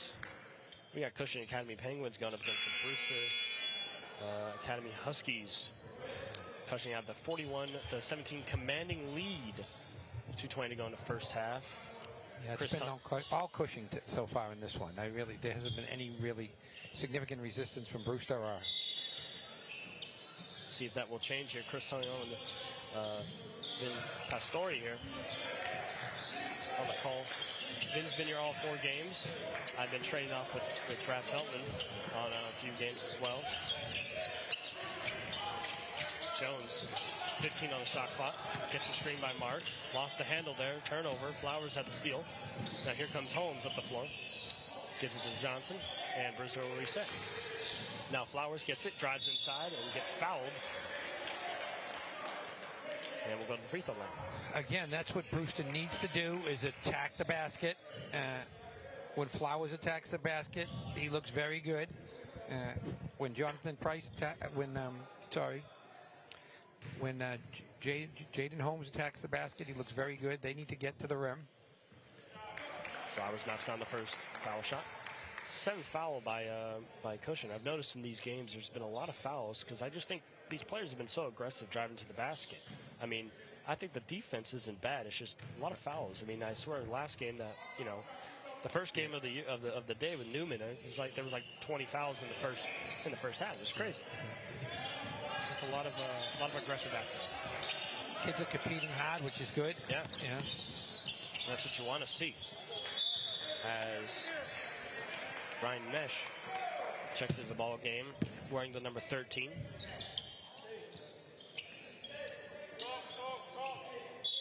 Mesh, he's 6 foot. He's an explosive guard. Comes from George Mason in Manhattan. And that ball was inside of Davis. Nice call by Cormier there. Out of bounds play. Gets Cushing 2 more points. 43 to 18. Push out the lead. Under a minute 30 to go. Brewster have the ball. Who's check in the corner. Who's check out wide. A Pugh for 3. No good. Rebound Davis. Davis over to Jones. Still taking up the floor. Davis. Top of the 3 line. Dribble handoff here with Jones. Jones sizes up Uzcek inside with the right. No good. Block, it looked like. And that will be Brewster taking up the floor. Johnson. Guarded by Price. Bounce pass inside. Trying to find Holmes. And that will stay Brewster ball as it came off Cushing.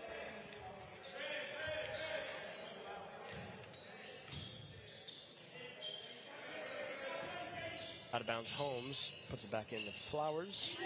17 on the shot clock, 45 on the game. That's a corner 3 for Brewster, and it's good. Charlie Pugh hits a 3. We needed one of those. Brewster needed one of those. Give him some life here. We have one more stop here in the basket going into the half. Brewster, there you go. There we go. Steal there by Flowers. Errant pass by Mess, and that will be out of bounds. That'll be Cushing ball with 23 seconds on the game clock. Shot clock is off. I don't like that call. He got foul going to the basket. As you can see, if you're not going to call the foul, at least keep it going the same way. Looks like he hit his left hand there. Yeah, he got hit. I mean, I don't need the replay to see that. I got a perfect angle. You got to at least keep the ball going the same way. 20 seconds to go in the game clock here. O'Connell will hold for the last shot for Cushing. 5 wide here.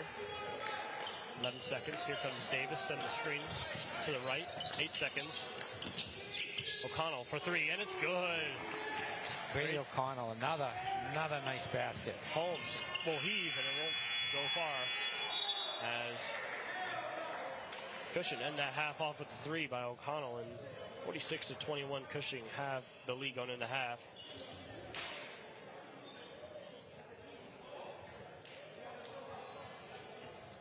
And Cushing have the commanding lead so far.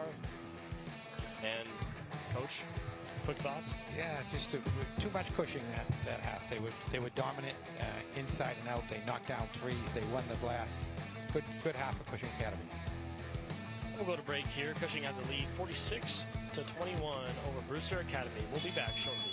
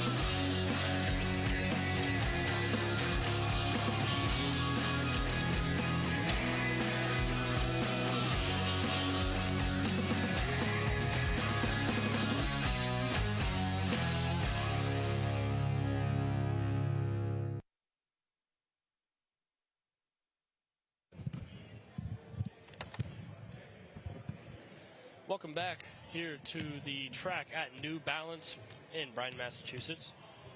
Cushing Academy going up against Brewster Academy. Score is Cushing 46, Brewster 21, as we bring you some halftime highlights here for the last game of day one of the NBL. Start off with a Ryan Ward 3-ball. He's hit a few this game. He's got 10 points end to half. Number 10 Welker inside as well. Brewster just got a few offensive stuff, but really it was all Cushing in that first half. It was too much Ryan Ward and Brady O'Connell in that first half. That dish by Price, though, splitting the defenders in the deme was pretty solid. And the slam there, it's a man slam right there. Yeah, he's going to be a star. He's got a little bit of ways to go, but he's got a bright future. Speaking of jump, O'Connell with that jump, man, 6'1", he could really jump, and that was a great jump. Sure was. 3-ball there by Jaleem as well. Erickson as well with the bounce as well. 2-hand finish, and Brewster, they were fighting. They were hitting a few 3-balls, but it was all Cushing in that first half. Commanding lead. Boston Landing is a vibrant destination for Boston's Brighton neighborhood, complete with office and retail space, upscale and casual dining spots, entertainment, retail, free events, and more. Anchored by the New Balance global headquarters, Boston Landing is also home to the practice facilities for the Boston Red Sox and the Bruins. And the track at New Balance, a state-of-the-art indoor track and field sporting complex and event. Visit www.bostonlanding.com.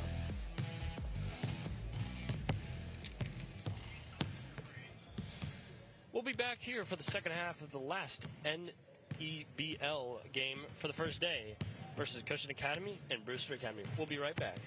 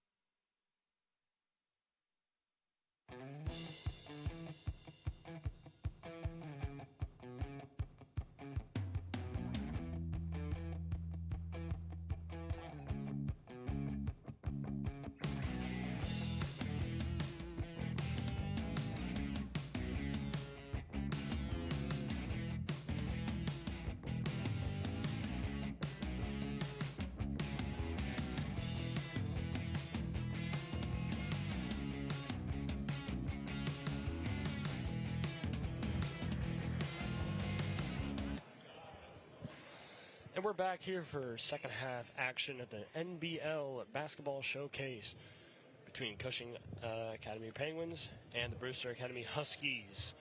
Tonight's the last game of the day one for the showcase at the track at the New Balance HQ in Bryan, Massachusetts. Chris Tunley alongside me, Vin Pastore. Vin, what are you looking for second half here? Do you think Brewster can come back and make the comeback? Well, it's 25 points is a lot. I don't know if they can make a comeback, but it really doesn't make a difference. It's about trying to win the half. Can they win the half? So that'll be a better question. It's about getting better for tomorrow. We got a game tomorrow, and we got a long season ahead of time. I'm hoping Brewster comes and fights and tries to win this half. I don't know about the game, but it's basketball, so one never knows. We'll see what happens. Yeah, can you get some momentum going into game number 2? They'll be facing a tough team as well. They got to play South Kent, who had a loss against that, so they're looking to get their first win, and they're going to be coming out big and hard as well. So, right, tomorrow should be an interesting day. Tomorrow will be interesting. Yeah. Be very, very interesting. We got a lot of games, teams playing each other. We're very excited for tomorrow's game. We got PSA versus Newman, arguably the two best teams at 5:15. That's going to be an interesting game. It's going to be a great basketball game. I think everybody's looking forward to that one. It'll be Brewster ball here on the floor. Pugh will put it back in. On the floor, Holmes, Hutchinson, Flowers, and Jacobson for Brewster. For Cushion, it will be Ryan Mesh, O'Connell, Jones, Jalim, and Diggs on the floor. And we're underway here.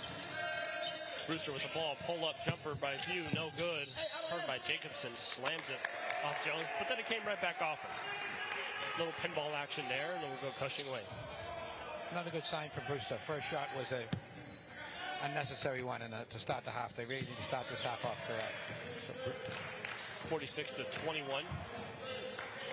Cushing had the lead, and they had the ball. Davis, 3-point line. Aaron passed, threw it right off Holmes, but got it back. Wasn't intentional.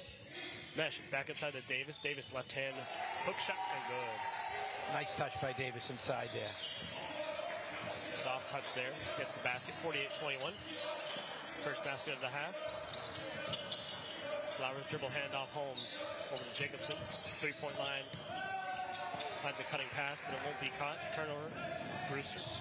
Here comes Mesh up the floor. Jaleem inside. Couldn't find Davis. Mesh gets it back. Left hand. No good. It'll be a foul on Davis offensively. And be Brewster ball. But it's a good foul. That's a foul, being an aggressive foul, going after the basketball. Cushing just playing aggressive basketball. It's 2v1 there. Davis against two Brewster defenders. That's always hard to grab the rebound, but battling hard there. Be the first foul for Cushion of the half.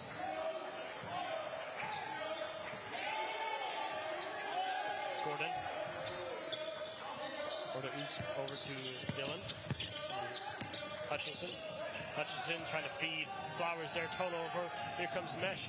Over to Jones for the left-handed bucket. Nice finish. A nice pass by Ryan.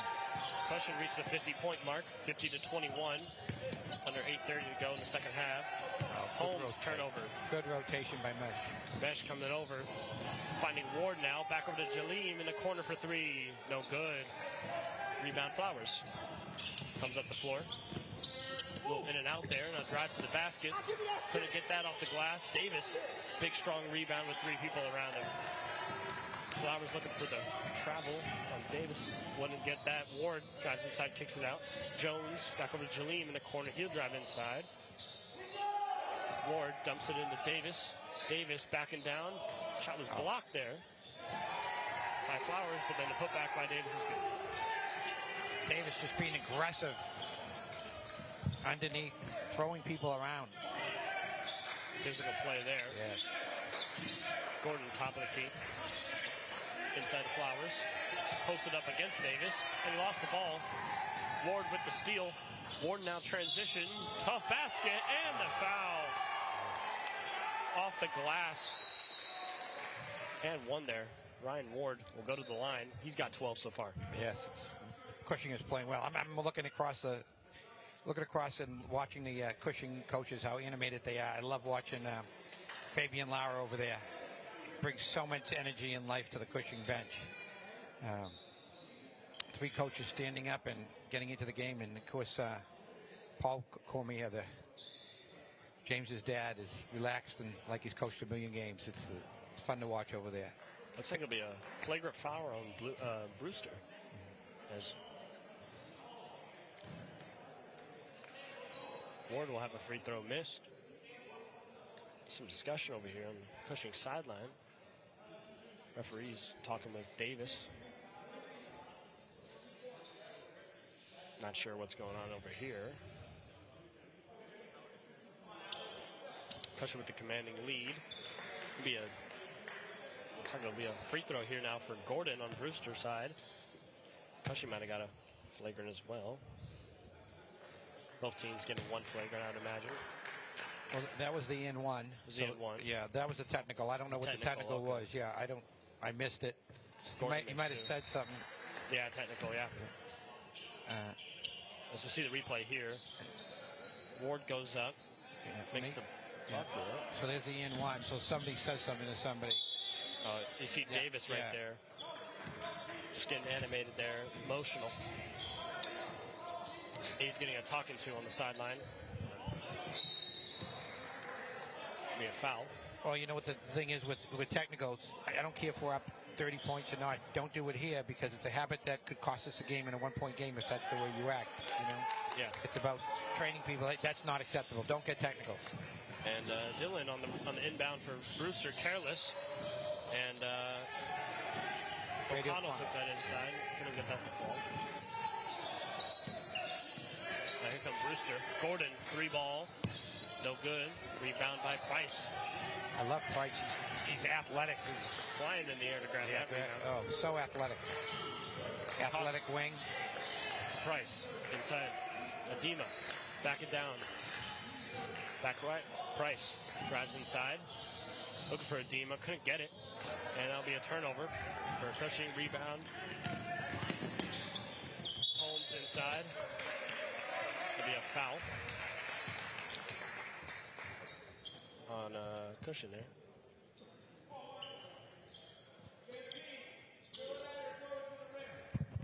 There'll be free throws by Holmes.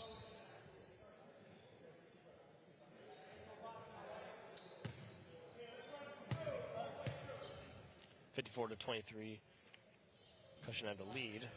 Holmes gets his first free throw.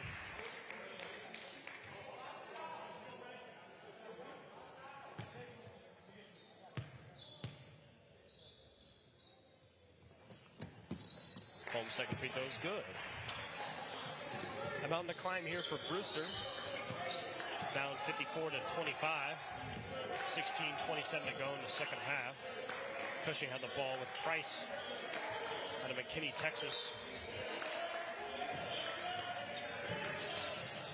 Pass intended for Price was turned over. Hutchinson running the floor. Back over to Gordon. And John Johnson, three-point line. Surveys, finds the corner. Hutchinson, far corner. He drives inside. He goes up, and he is fouled. Theo Demo picked up a foul. That will be the fifth, I believe, on Cushing. Adeema's just got to learn to get to the spot and wall up. He keeps his body moving forward, and that's what causes the foul. He's not hitting it with his hands. He's hitting it in his body. He's got to wall up and get straight up. He lets his feet, too. Yeah. I think referees, you leave your feet when you're trying to go to contest the shot there, and that would have been a perfect charge opportunity there, especially when Hutchinson coming downhill. You just take the charge and go the other way. Hutchinson makes his second. 16 minutes to go, second half.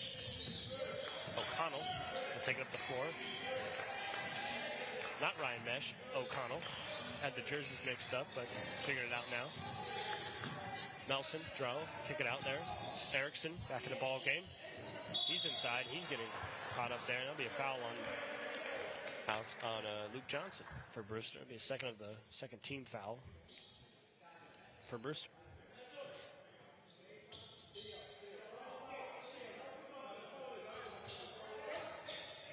As we just see there, clear foul on Johnson. Got his hands in there. Nelson in the corner there, no good. Rebound, Adeema puts it back, no good there. And that'll be fouled in frustration by Adeema. He really should have finished that. Yeah, he's even if when he shoots the ball, he needs to stay there and not fade away. Because if he misses, it should be his rebound. He should, that's a rebound and finish for him. Even if he misses the first one, he missed it because he faded away on the shot. Dunk those babies. I want to see him dunk everything he gets close to the basket. I want to see him dunk it. Subs coming in. Mark checks into the ball game, as well as Flores for Cushing. And here's Gordon with the ball. Sends it over to Holmes. Dribble handoff with Hutchinson. Hutchinson inside, kicks it out for Dillon for three. No good. Rebound by Mark. And here comes Mesh, bringing up the floor. Gets a screen from Mark. Mesh inside. Right hand, tough. Finish off the glass. Put a lot of spin on that basketball. Oh, Mesh has had several good plays in this game today, including that high-level dunk that he had. He's been really good. Pushing up by 30.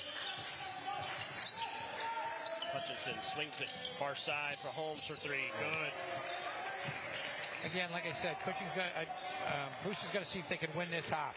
Show some energy here, compete, fight, every possession. See if we can get a half one for Brewster here. Mesh near the logo, gives it to Mark. 7-footer outside the three line. Price inside to Adeema. Finds the mark, puts it up and in. Nobody around Mark. Everybody was around Adeema there. And Mark with the easy bucket there. Johnson over to Dillon. Back over to Johnson. Johnson trying to find Dillon again, and that'll be a turnover. Dillon should have cut inside. That was there. Johnson had the right idea. 14-12 to go in the second half. 58-29. Cushing lead. Taylor Langdon just checked in for Brewster Academy. His dad is Trajan Langdon, who played for Duke University and is now the general manager of the Detroit Pistons. I saw him back up there in the crowd too as well here today. Wow. Pretty impressive, right? The group of people we have in the gym watching basketball. Basketball lives in his family, that's for sure. Yeah. Here's Mesh. Over to Davis. I don't know if you remember Trajan, but he played 3 years in the NBA for the Cleveland Cavaliers. Mesh long three. Hutchinson with the rebound.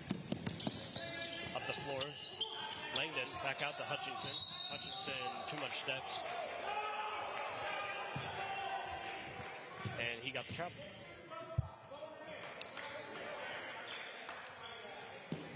Dillon checks out of the ball game, and Ern Uschek checks back in the game as well. Here comes Mesh up the floor. Over to Mark.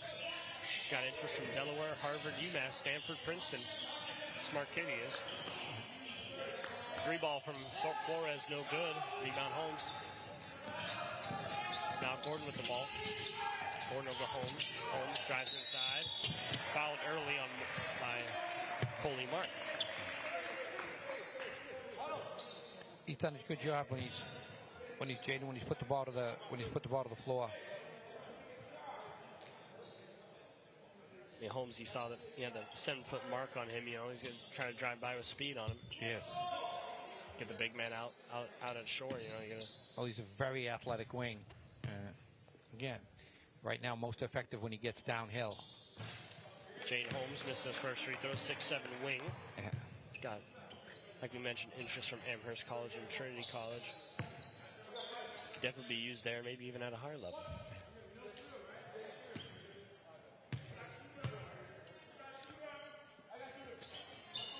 Second free throw is good. I love these athletic wings, but I want to see them on the glass, keeping the ball alive in the glass. That's what they can be used for in college. You know, not everybody has to be a three-point shooter. Mesh trying to find Davis. That'll be turnover. Gordon has it now. Pushing the floor. Entry pass to Langdon, and he can't find it. It's a turnover again. Ward up the floor. Finds Jones. Jones, nobody around him. Open three, no good. Rebound Holmes. You've got to get downhill here. Get downhill. Comes Holmes. Trying to find the corner. Picked off by Mesh.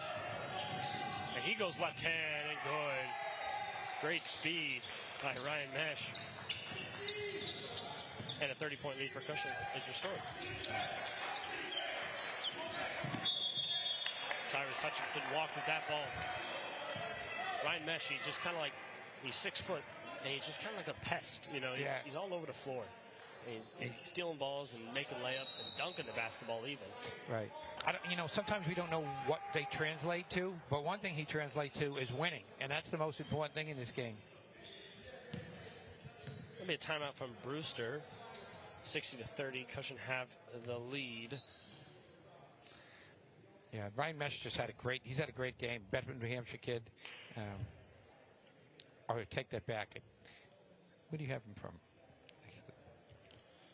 I have Mesh from New York. Yeah, from New York. Chattanooga, New York, yeah. Chattanooga, New York. He's got interest by George Mason, Manhattan, Gardner Webb, Stonehill. Yeah, well, he could play for somebody because he translates to winning. He's made a ton of good plays in this basketball game. Has indeed.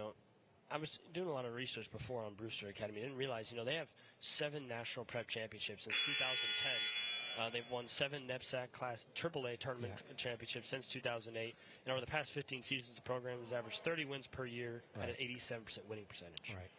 So this is the Brewster prep team, and they have a Brewster national team. Yeah. That will be traveling around the country playing too. So they have a lot of good players from Brewster, but of course, right now the one that we're talking about is Donovan Mitchell, is a Connecticut kid, Brewster Academy graduate. Mm-hmm. Pretty good in the NBA.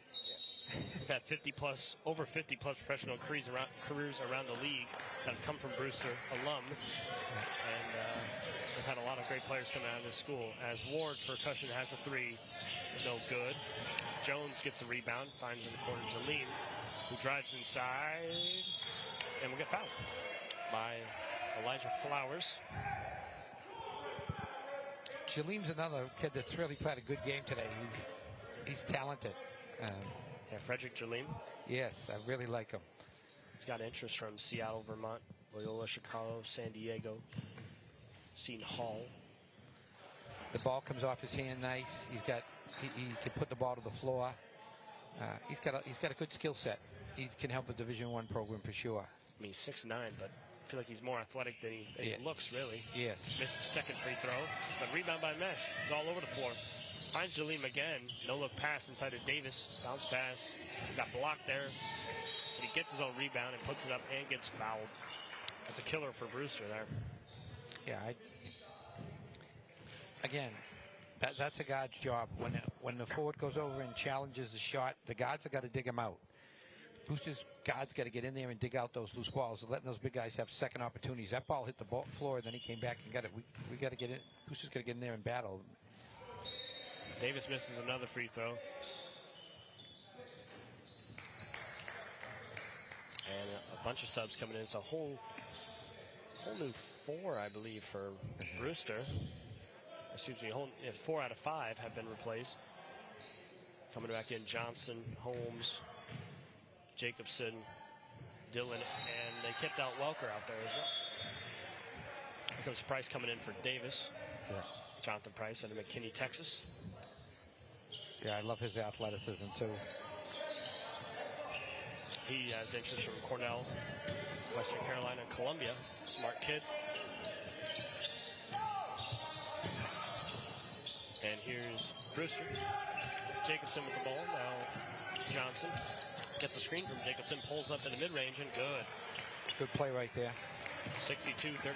Cushing had the lead. 11:30 to go in the second half. Here at the final game at the NBL Showcase, day 1. It's been an exciting first day. Looking forward to what tomorrow has to offer. Price now over to Jones. Brewster in the zone. Price pulls up mid-range at the foul line, no good. Johnson has the rebound, takes up the floor. Inside to Jacobson, right hand off the glass is good. Too easy, too easy. Brewster, 4 straight points. As Jones in the corner. Back out to Ward. Ward guarded by Holmes. Now Jones inside, kicks it out. Jaleem for 3. No good. Rebound Welker. Welker runs the floor. Mesh guards him. Back out to Johnson. Looks for the screen by Jacobson. Johnson inside. Picks up his dribble and foul. That foul come on Jaleem, number 11. You know, I'm watching that play. The guard is... Oh, here it is. Oh, nice move right there. You know, when I look at that replay, you see the foul, but you see the Brewster bigs are all around the three-point line. Cut down the middle, go get a rebound. You know, we're down 28 points. Let's go rebound the basketball. These bigs have to go. You have to go. If you want to play in college basketball and you want to play as a freshman, two things you better do: cover your position and rebound the basketball. And there's not a lot of people that want to do that. Johnson made his first free throw. Now his second one is good as well. Being able to cover all 5 positions on the floor is so valuable. Especially, a lot of these guys have length. Hey, great athleticism. They could do it. Rebounding is very important in the game of basketball as well. It's Mesh. Just gets right in the middle of that zone. Nice little left-hand floater. He scored it in a variety of different ways. Puts Cushion up back up by 28. Brewster with the ball. 10-10 to go in the second half. 20 on the shot clock. As a lob attempt by Johnson. Looking for Holmes. He feeds it underneath to Jacobson. And that's where Brewster should be competing on the glass. That's the type of basketball they need to play. That's Jaleem in the corner, no good. Rebound by Welker. Let's go right back inside here, Brewster. Go get another bucket. Johnson across midcourt, over to Holmes in the corner. Back out to Johnson. Johnson finds Dillon. Again, number 10 Welker gets it back. Shot no good. Jaleem with the rebound. Transition here, come Cushion. Over the Mesh in the corner. Price back over to Jaleem for 3. Misses again. Rebound by Johnson. Jaleem's 1 for 6 from the 3. Just hasn't got going. Great pass by Johnson inside the Dillon for a 2-bucket. And timeout for Cushing. 64-40. Got a 24-point lead, but Brewster just slowly but surely going.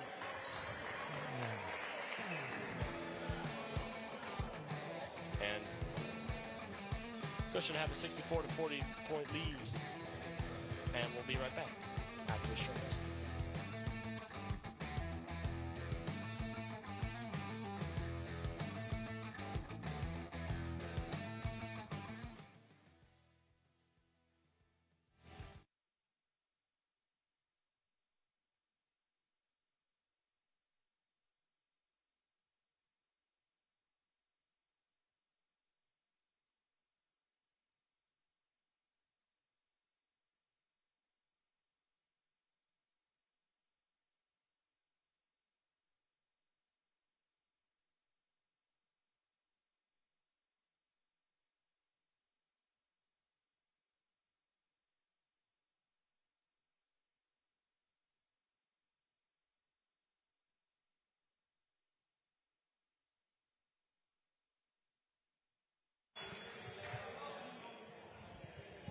We're back here, second half basketball of the NBL Showcase. Cushing Academy going up against Brewster Academy.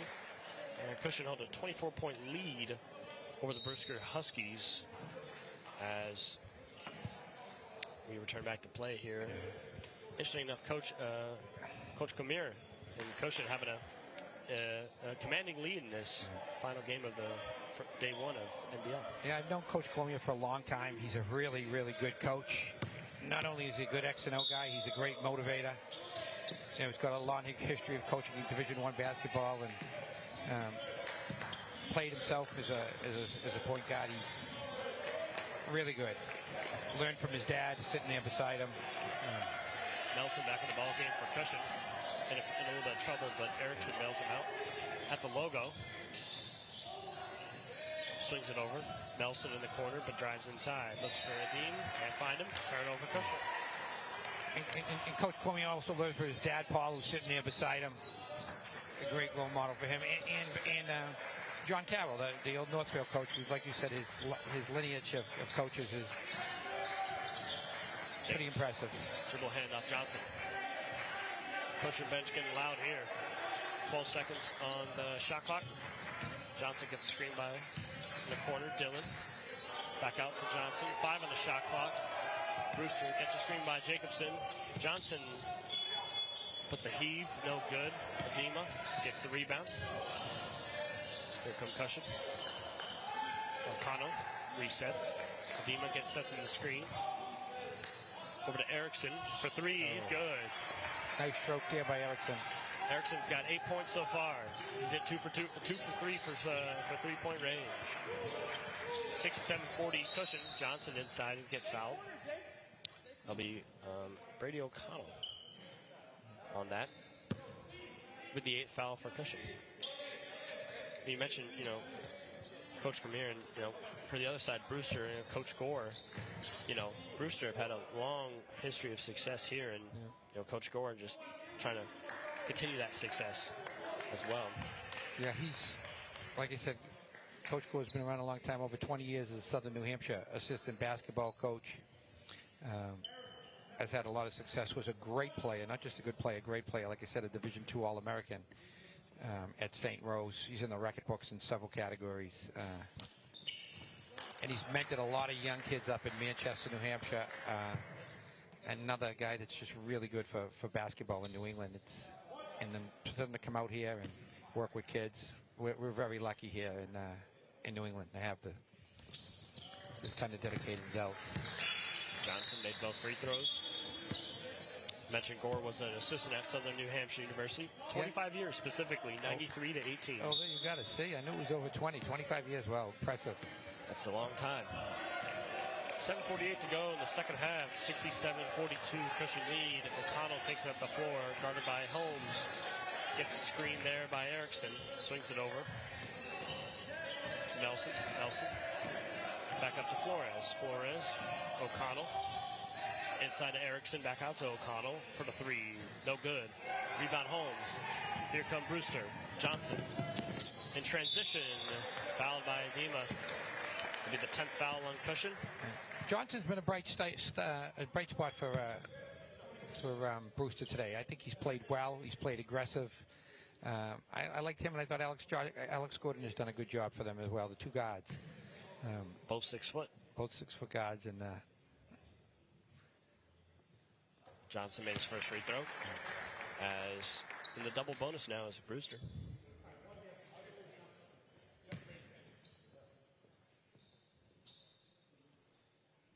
Johnson's second free throw is good. Didn't even bounce the basketball there. Interesting free throw routine. I mean, I like to do 3 bounces, and some people have different preferences, I guess. 7:15 to go, second half. Flores in the corner for Melson, no good. Rebound by Jacobson. And Johnson gets it again, sets the pace, swings to Holmes. Holmes inside, left hand. Got both hands. And a foul on Cushion, another one. That's 3 straight Cushion fouls. Yeah. That was a good call. He got that right. He got hit on the way to the basket there. Like I said, this half was about seeing if Brewster can win the half. I think right now they might be up a couple of points in the second half. They're down 23, but they played with a little bit more energy the second half. Holmes makes his free throw, and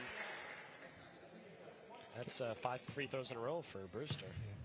And Holmes is effective when he slashes like that. I want to see him more on. I really like him as a player. I want to see him more on slashing and on the glass. Holmes makes the second free throw. 6 straight points, 6 straight free throws for Brewster. 67-46, pushing lead. Still have the advantage. 21-point lead.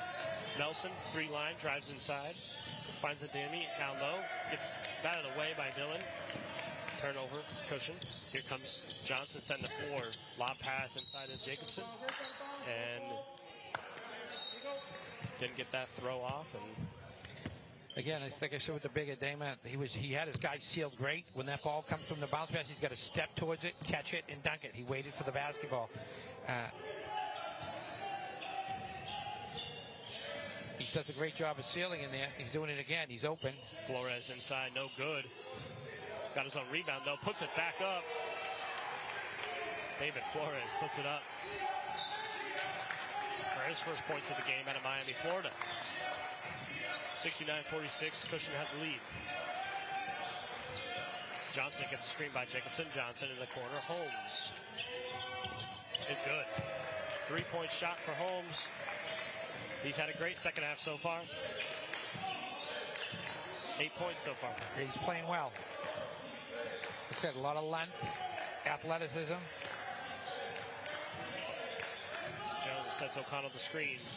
Finds Erickson. Erickson thought about the 3, pulled up for the mid-range. Pretty shot. Butter. Money.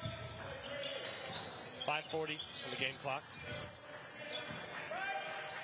Johnson swings to Dillon. Johnson thought about the long 3. Oh, good pass by Johnson. Dillon. Wow, should have won back earlier. It was a little late returning it. Johnson kicks it out. Holmes for 3 again, and he hits it. He's starting to heat up. Starting to find his form. 71-52. Cushion having the lead still. Connell inside. That's stripped though by Johnson. Jacobson has the ball. Back to Johnson. Up the floor to Holmes. And Welker stepped out of bounds for a turnover for Brewster. Price comes back in for Cushion, replacing Erickson.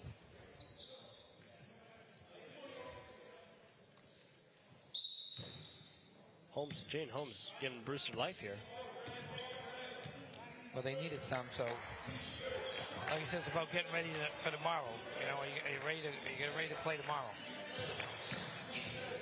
Jones inside. Tough shot, good.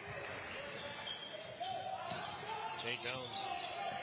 Tough basket there. 73-52. Cushion have a 21-point lead still. That was Johnson on the attempted layup, rebound. Jacobson, he put it back up, was blocked. Now Holmes tried to put it up. That was deflected. Now O'Connell takes up the floor. Euro step, sweet move there. And a kiss right off the back of the iron there. 75-52. Cushion lead.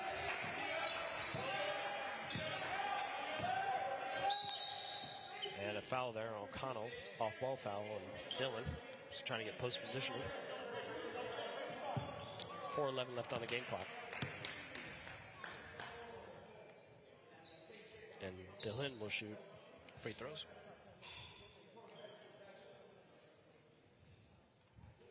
Dillon, the 6'6" forward. So he got offers from University of Texas at Dallas, Endicott, and Nichols.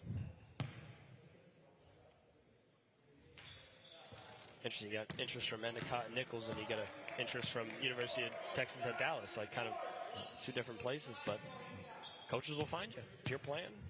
Get the right tape out there. Dillon makes the second free throw, and timeout. Timeout on the floor. 75-53. Cushion have the lead. 4:11 in the second half. Cushion looking to close this out, but Brewster fighting pretty hard towards the end of the second half. Yeah, they've had a way better second half than they did the first half. That's for sure. They better come with a lot more fight tomorrow. They get a game tomorrow. They could potentially win. Yeah, next game, South Kent, they play tomorrow at 11:45, and the first game kicking off tomorrow, NBL Showcase Day 2. And Cushion will play Cats Academy, which tomorrow as well, which will be a tough team. They won against South Kent today as well. Yeah, it's going to be a fun day tomorrow. And listen, it's you come to these events, these tournaments, whether it's in high school or grassroots or wherever it is, people are here to watch you play. I always tell the guys, if you can't play hard and give everybody the energy in this environment, then you'll never be able to. So that's the lesson here is, hey, you can do a lot of things over again. You get one chance to go through this process and be a teenager and a chance to play college basketball. So when you step on that court between those lines, you got to give every single thing you have. I'm not too sure Brewster did that today. I think there's something they can reflect on tonight and come back and tomorrow come back to win, to compete the right way and win. Yeah, it's interesting you mentioned that. Competition out here, I think, is incredibly fierce.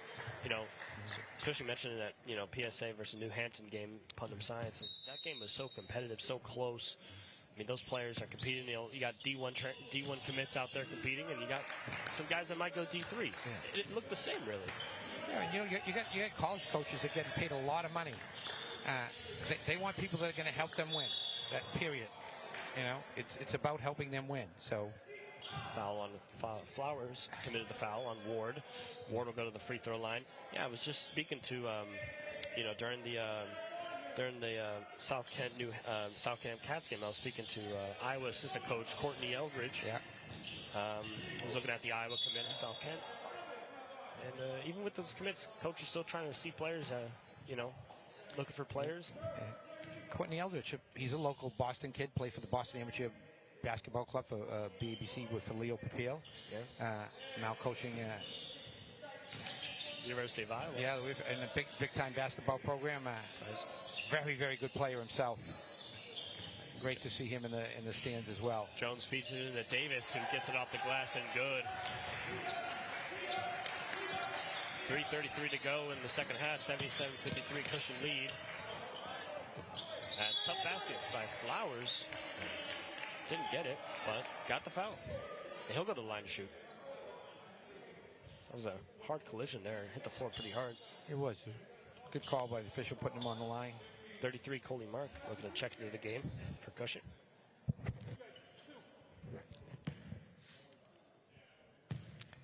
It's hard for young kids because when they go to college, high school is one thing. You go to college, it's a man's game, right? And people are doing it, coaching you for a living. For the most part, these guys are making a penny that are coaching high school for every minute they play. They're making a penny a minute, or maybe even a penny an hour. In the next level, people are making a lot of money to coach these teams, and they have to win. So they're looking for people that are, we say college ready to help somebody win a basketball game. So that's what we're trying to learn here. Who can help somebody win a basketball game?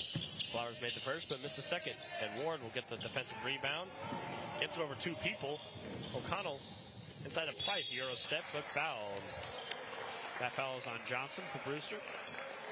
Be the seventh foul. And Jonathan Price will go to the free throw line. We've seen a lot of Euro steps today. Nice Euro step there. Clear foul.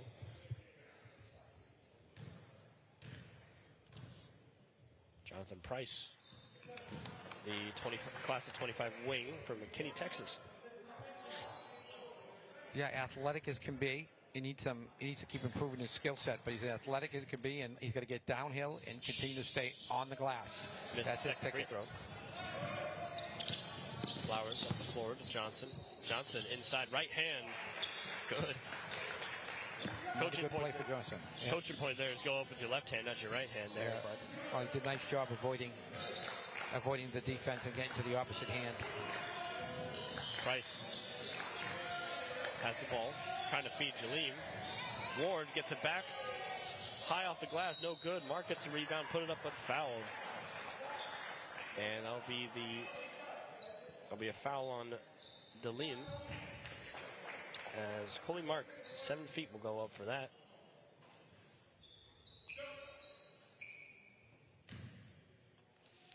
He's one of about 8 7-footers we had in the gym ice league today. Yeah. You know, there's been a lot of them.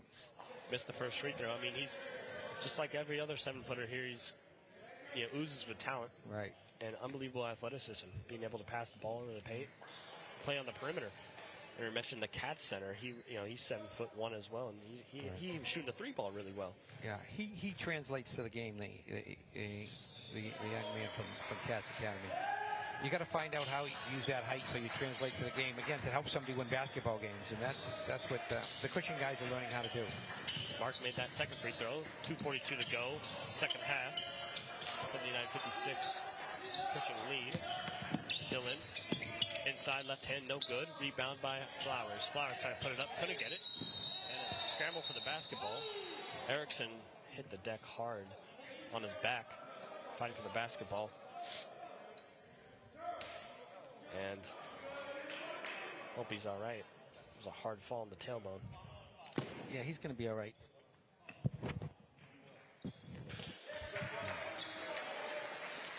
And Erickson's up. Good job by the Cushing kids not to just let that be, and they've won the game. A little bit of regression there. They don't need, but Cushing did a good job of stepping away, and got 2 minutes and 29 seconds left. Erickson will shoot free throws. He'll shoot 2. Had 5 points in the first half. Has a pair of threes to add to that. Erickson missed the first free throw. It was 1-1. No good.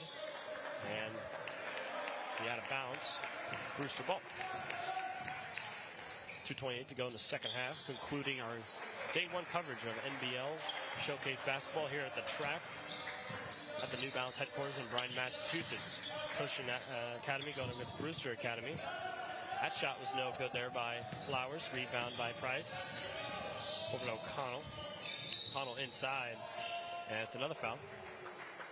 That will be on Dillon again. His third.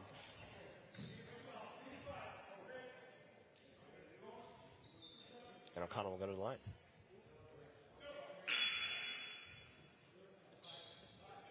Looking at, we were talking about Brewster and getting better. It's not about the score, it's about getting better. For Cushing, how do you build off of this win as well as maybe telling the guys, hey, this is a great win, but we still have tomorrow to play as well? Yeah, I'm sure Coach Cormier will do a good job not letting their heads grow too big after that game. I mean, they played a real good first 10 minutes of this game, and it was over really after that. But I think Coach Cormier knows that, hey, what you did in this game 10 minutes ago doesn't mean a thing. And that's what good coaching does. You're going to get your kids prepared for tomorrow's game. O'Connell made his first free throw. I think that's big. Yeah. Don't want to have too much ego going into that second game. We're playing a tough Cats Academy team that, are real tough as well. It'll be a good matchup, though. Listen, I know Coach Cormier. He won't sleep tonight. He'll be getting prepared for that game. He's that competitive. O'Connell made his second free throw. And Brewster will have the ball here with Gordon. Just approaching the 2-minute mark here in the second half. Finish off our last game. You got Sean Taylor in the game for Brewster. First check in, Gordon. Cross-court pass. Loose check, drives inside. Finds Sean Taylor inside. Pretty reverse layup. Nice finish by Sean. First points there for Sean Taylor. Erickson in the corner. Taylor closes him out. Kick it out to Ward. 1:30 on the clock, and that's stolen there by Uschek, and he will be hard fouled by Jonathan Price. And Uschek will go to the line. That's a kind of a dangerous foul there. Yeah, I don't like those fouls from behind. To be honest with you, they're intentional fouls. Yeah. You don't want to see anybody get hurt. I said this before. The referees are part of the teaching crew. You can't come pushing somebody from behind. That's how somebody gets hurt. So I don't like that foul. Uschek missed that first free throw off the back iron. Yeah, you got a big lead here. 81-58 Cushing lead. No need for hard fouls like that. Somebody will get hurt. You just saw Erickson hit the ground hard. Don't want any of that. Uschek missed both. And Price playing hard, got the rebound, but he lost it there. And a scram on the floor, and it will go Cushing's way. And O'Connell will take it up the floor. Minute 25 left in the second half. 81-58 for Cushing. O'Connell over to Flores. Reverse layup off the glass, and good. David Flores, reverse layup. Brewster coming up the floor. Welker inside, looking to answer off the glass, and does. To make for Welker. O'Connell on the logo, crosses half court, gets a screen by Mark. Inside. Feeds it into Flores, and back-to-back baskets for David Flores off the glass. 47 seconds left in this game. Gordon. 85-60 lead for Cushing. And this game's just about over. Yes. They're going to end a good day here. Uschek inside. Got a shot blocked by Erickson. And here comes Cushing. Price inside. Floater off the glass, and good. Jonathan Price still playing hard. And 21 seconds for Brewster as they come up the floor. Gordon. Over to Welker. Welker in the corner for Langdon. Missed that three. Rebound by Flores. And O'Connell will just watch this one go out. And this will conclude day one of NBL basketball. It was a great day, and Cushing will walk away with this one. 87-60 for the win. Yeah, good showing today by Cushing Academy. They looked really good in their opening game of the season. Well, that's me, Chris Tunley, Ben Pastore here, and Ben, exciting game. Yeah, it was, and an exciting day. You know, it was a day for, we saw Leo Curtis from Cats. He's going to be the 7-foot. He's going to be a star. Jalen Harrell going to Providence was excellent. Mason Blackwood from New Hampton was unbelievable. Ben Hamad from PSA was a big day. It was just a great day. A lot of talent. And that'll do it for us here at NBL. I would thank Chris Tunley, I'd like to thank Brad Feldman, Ben Pastore. I'd like to thank the broadcasting crew, my producer, and everybody doing the camera work. Cushing Academy 64, Brewster Academy 40. Signing off here from the NBL headquarters, New Balance at the track. And we'll see you tomorrow. Sunday, more action. Game 2 coming, day 2. And signing off here is Chris Tunley.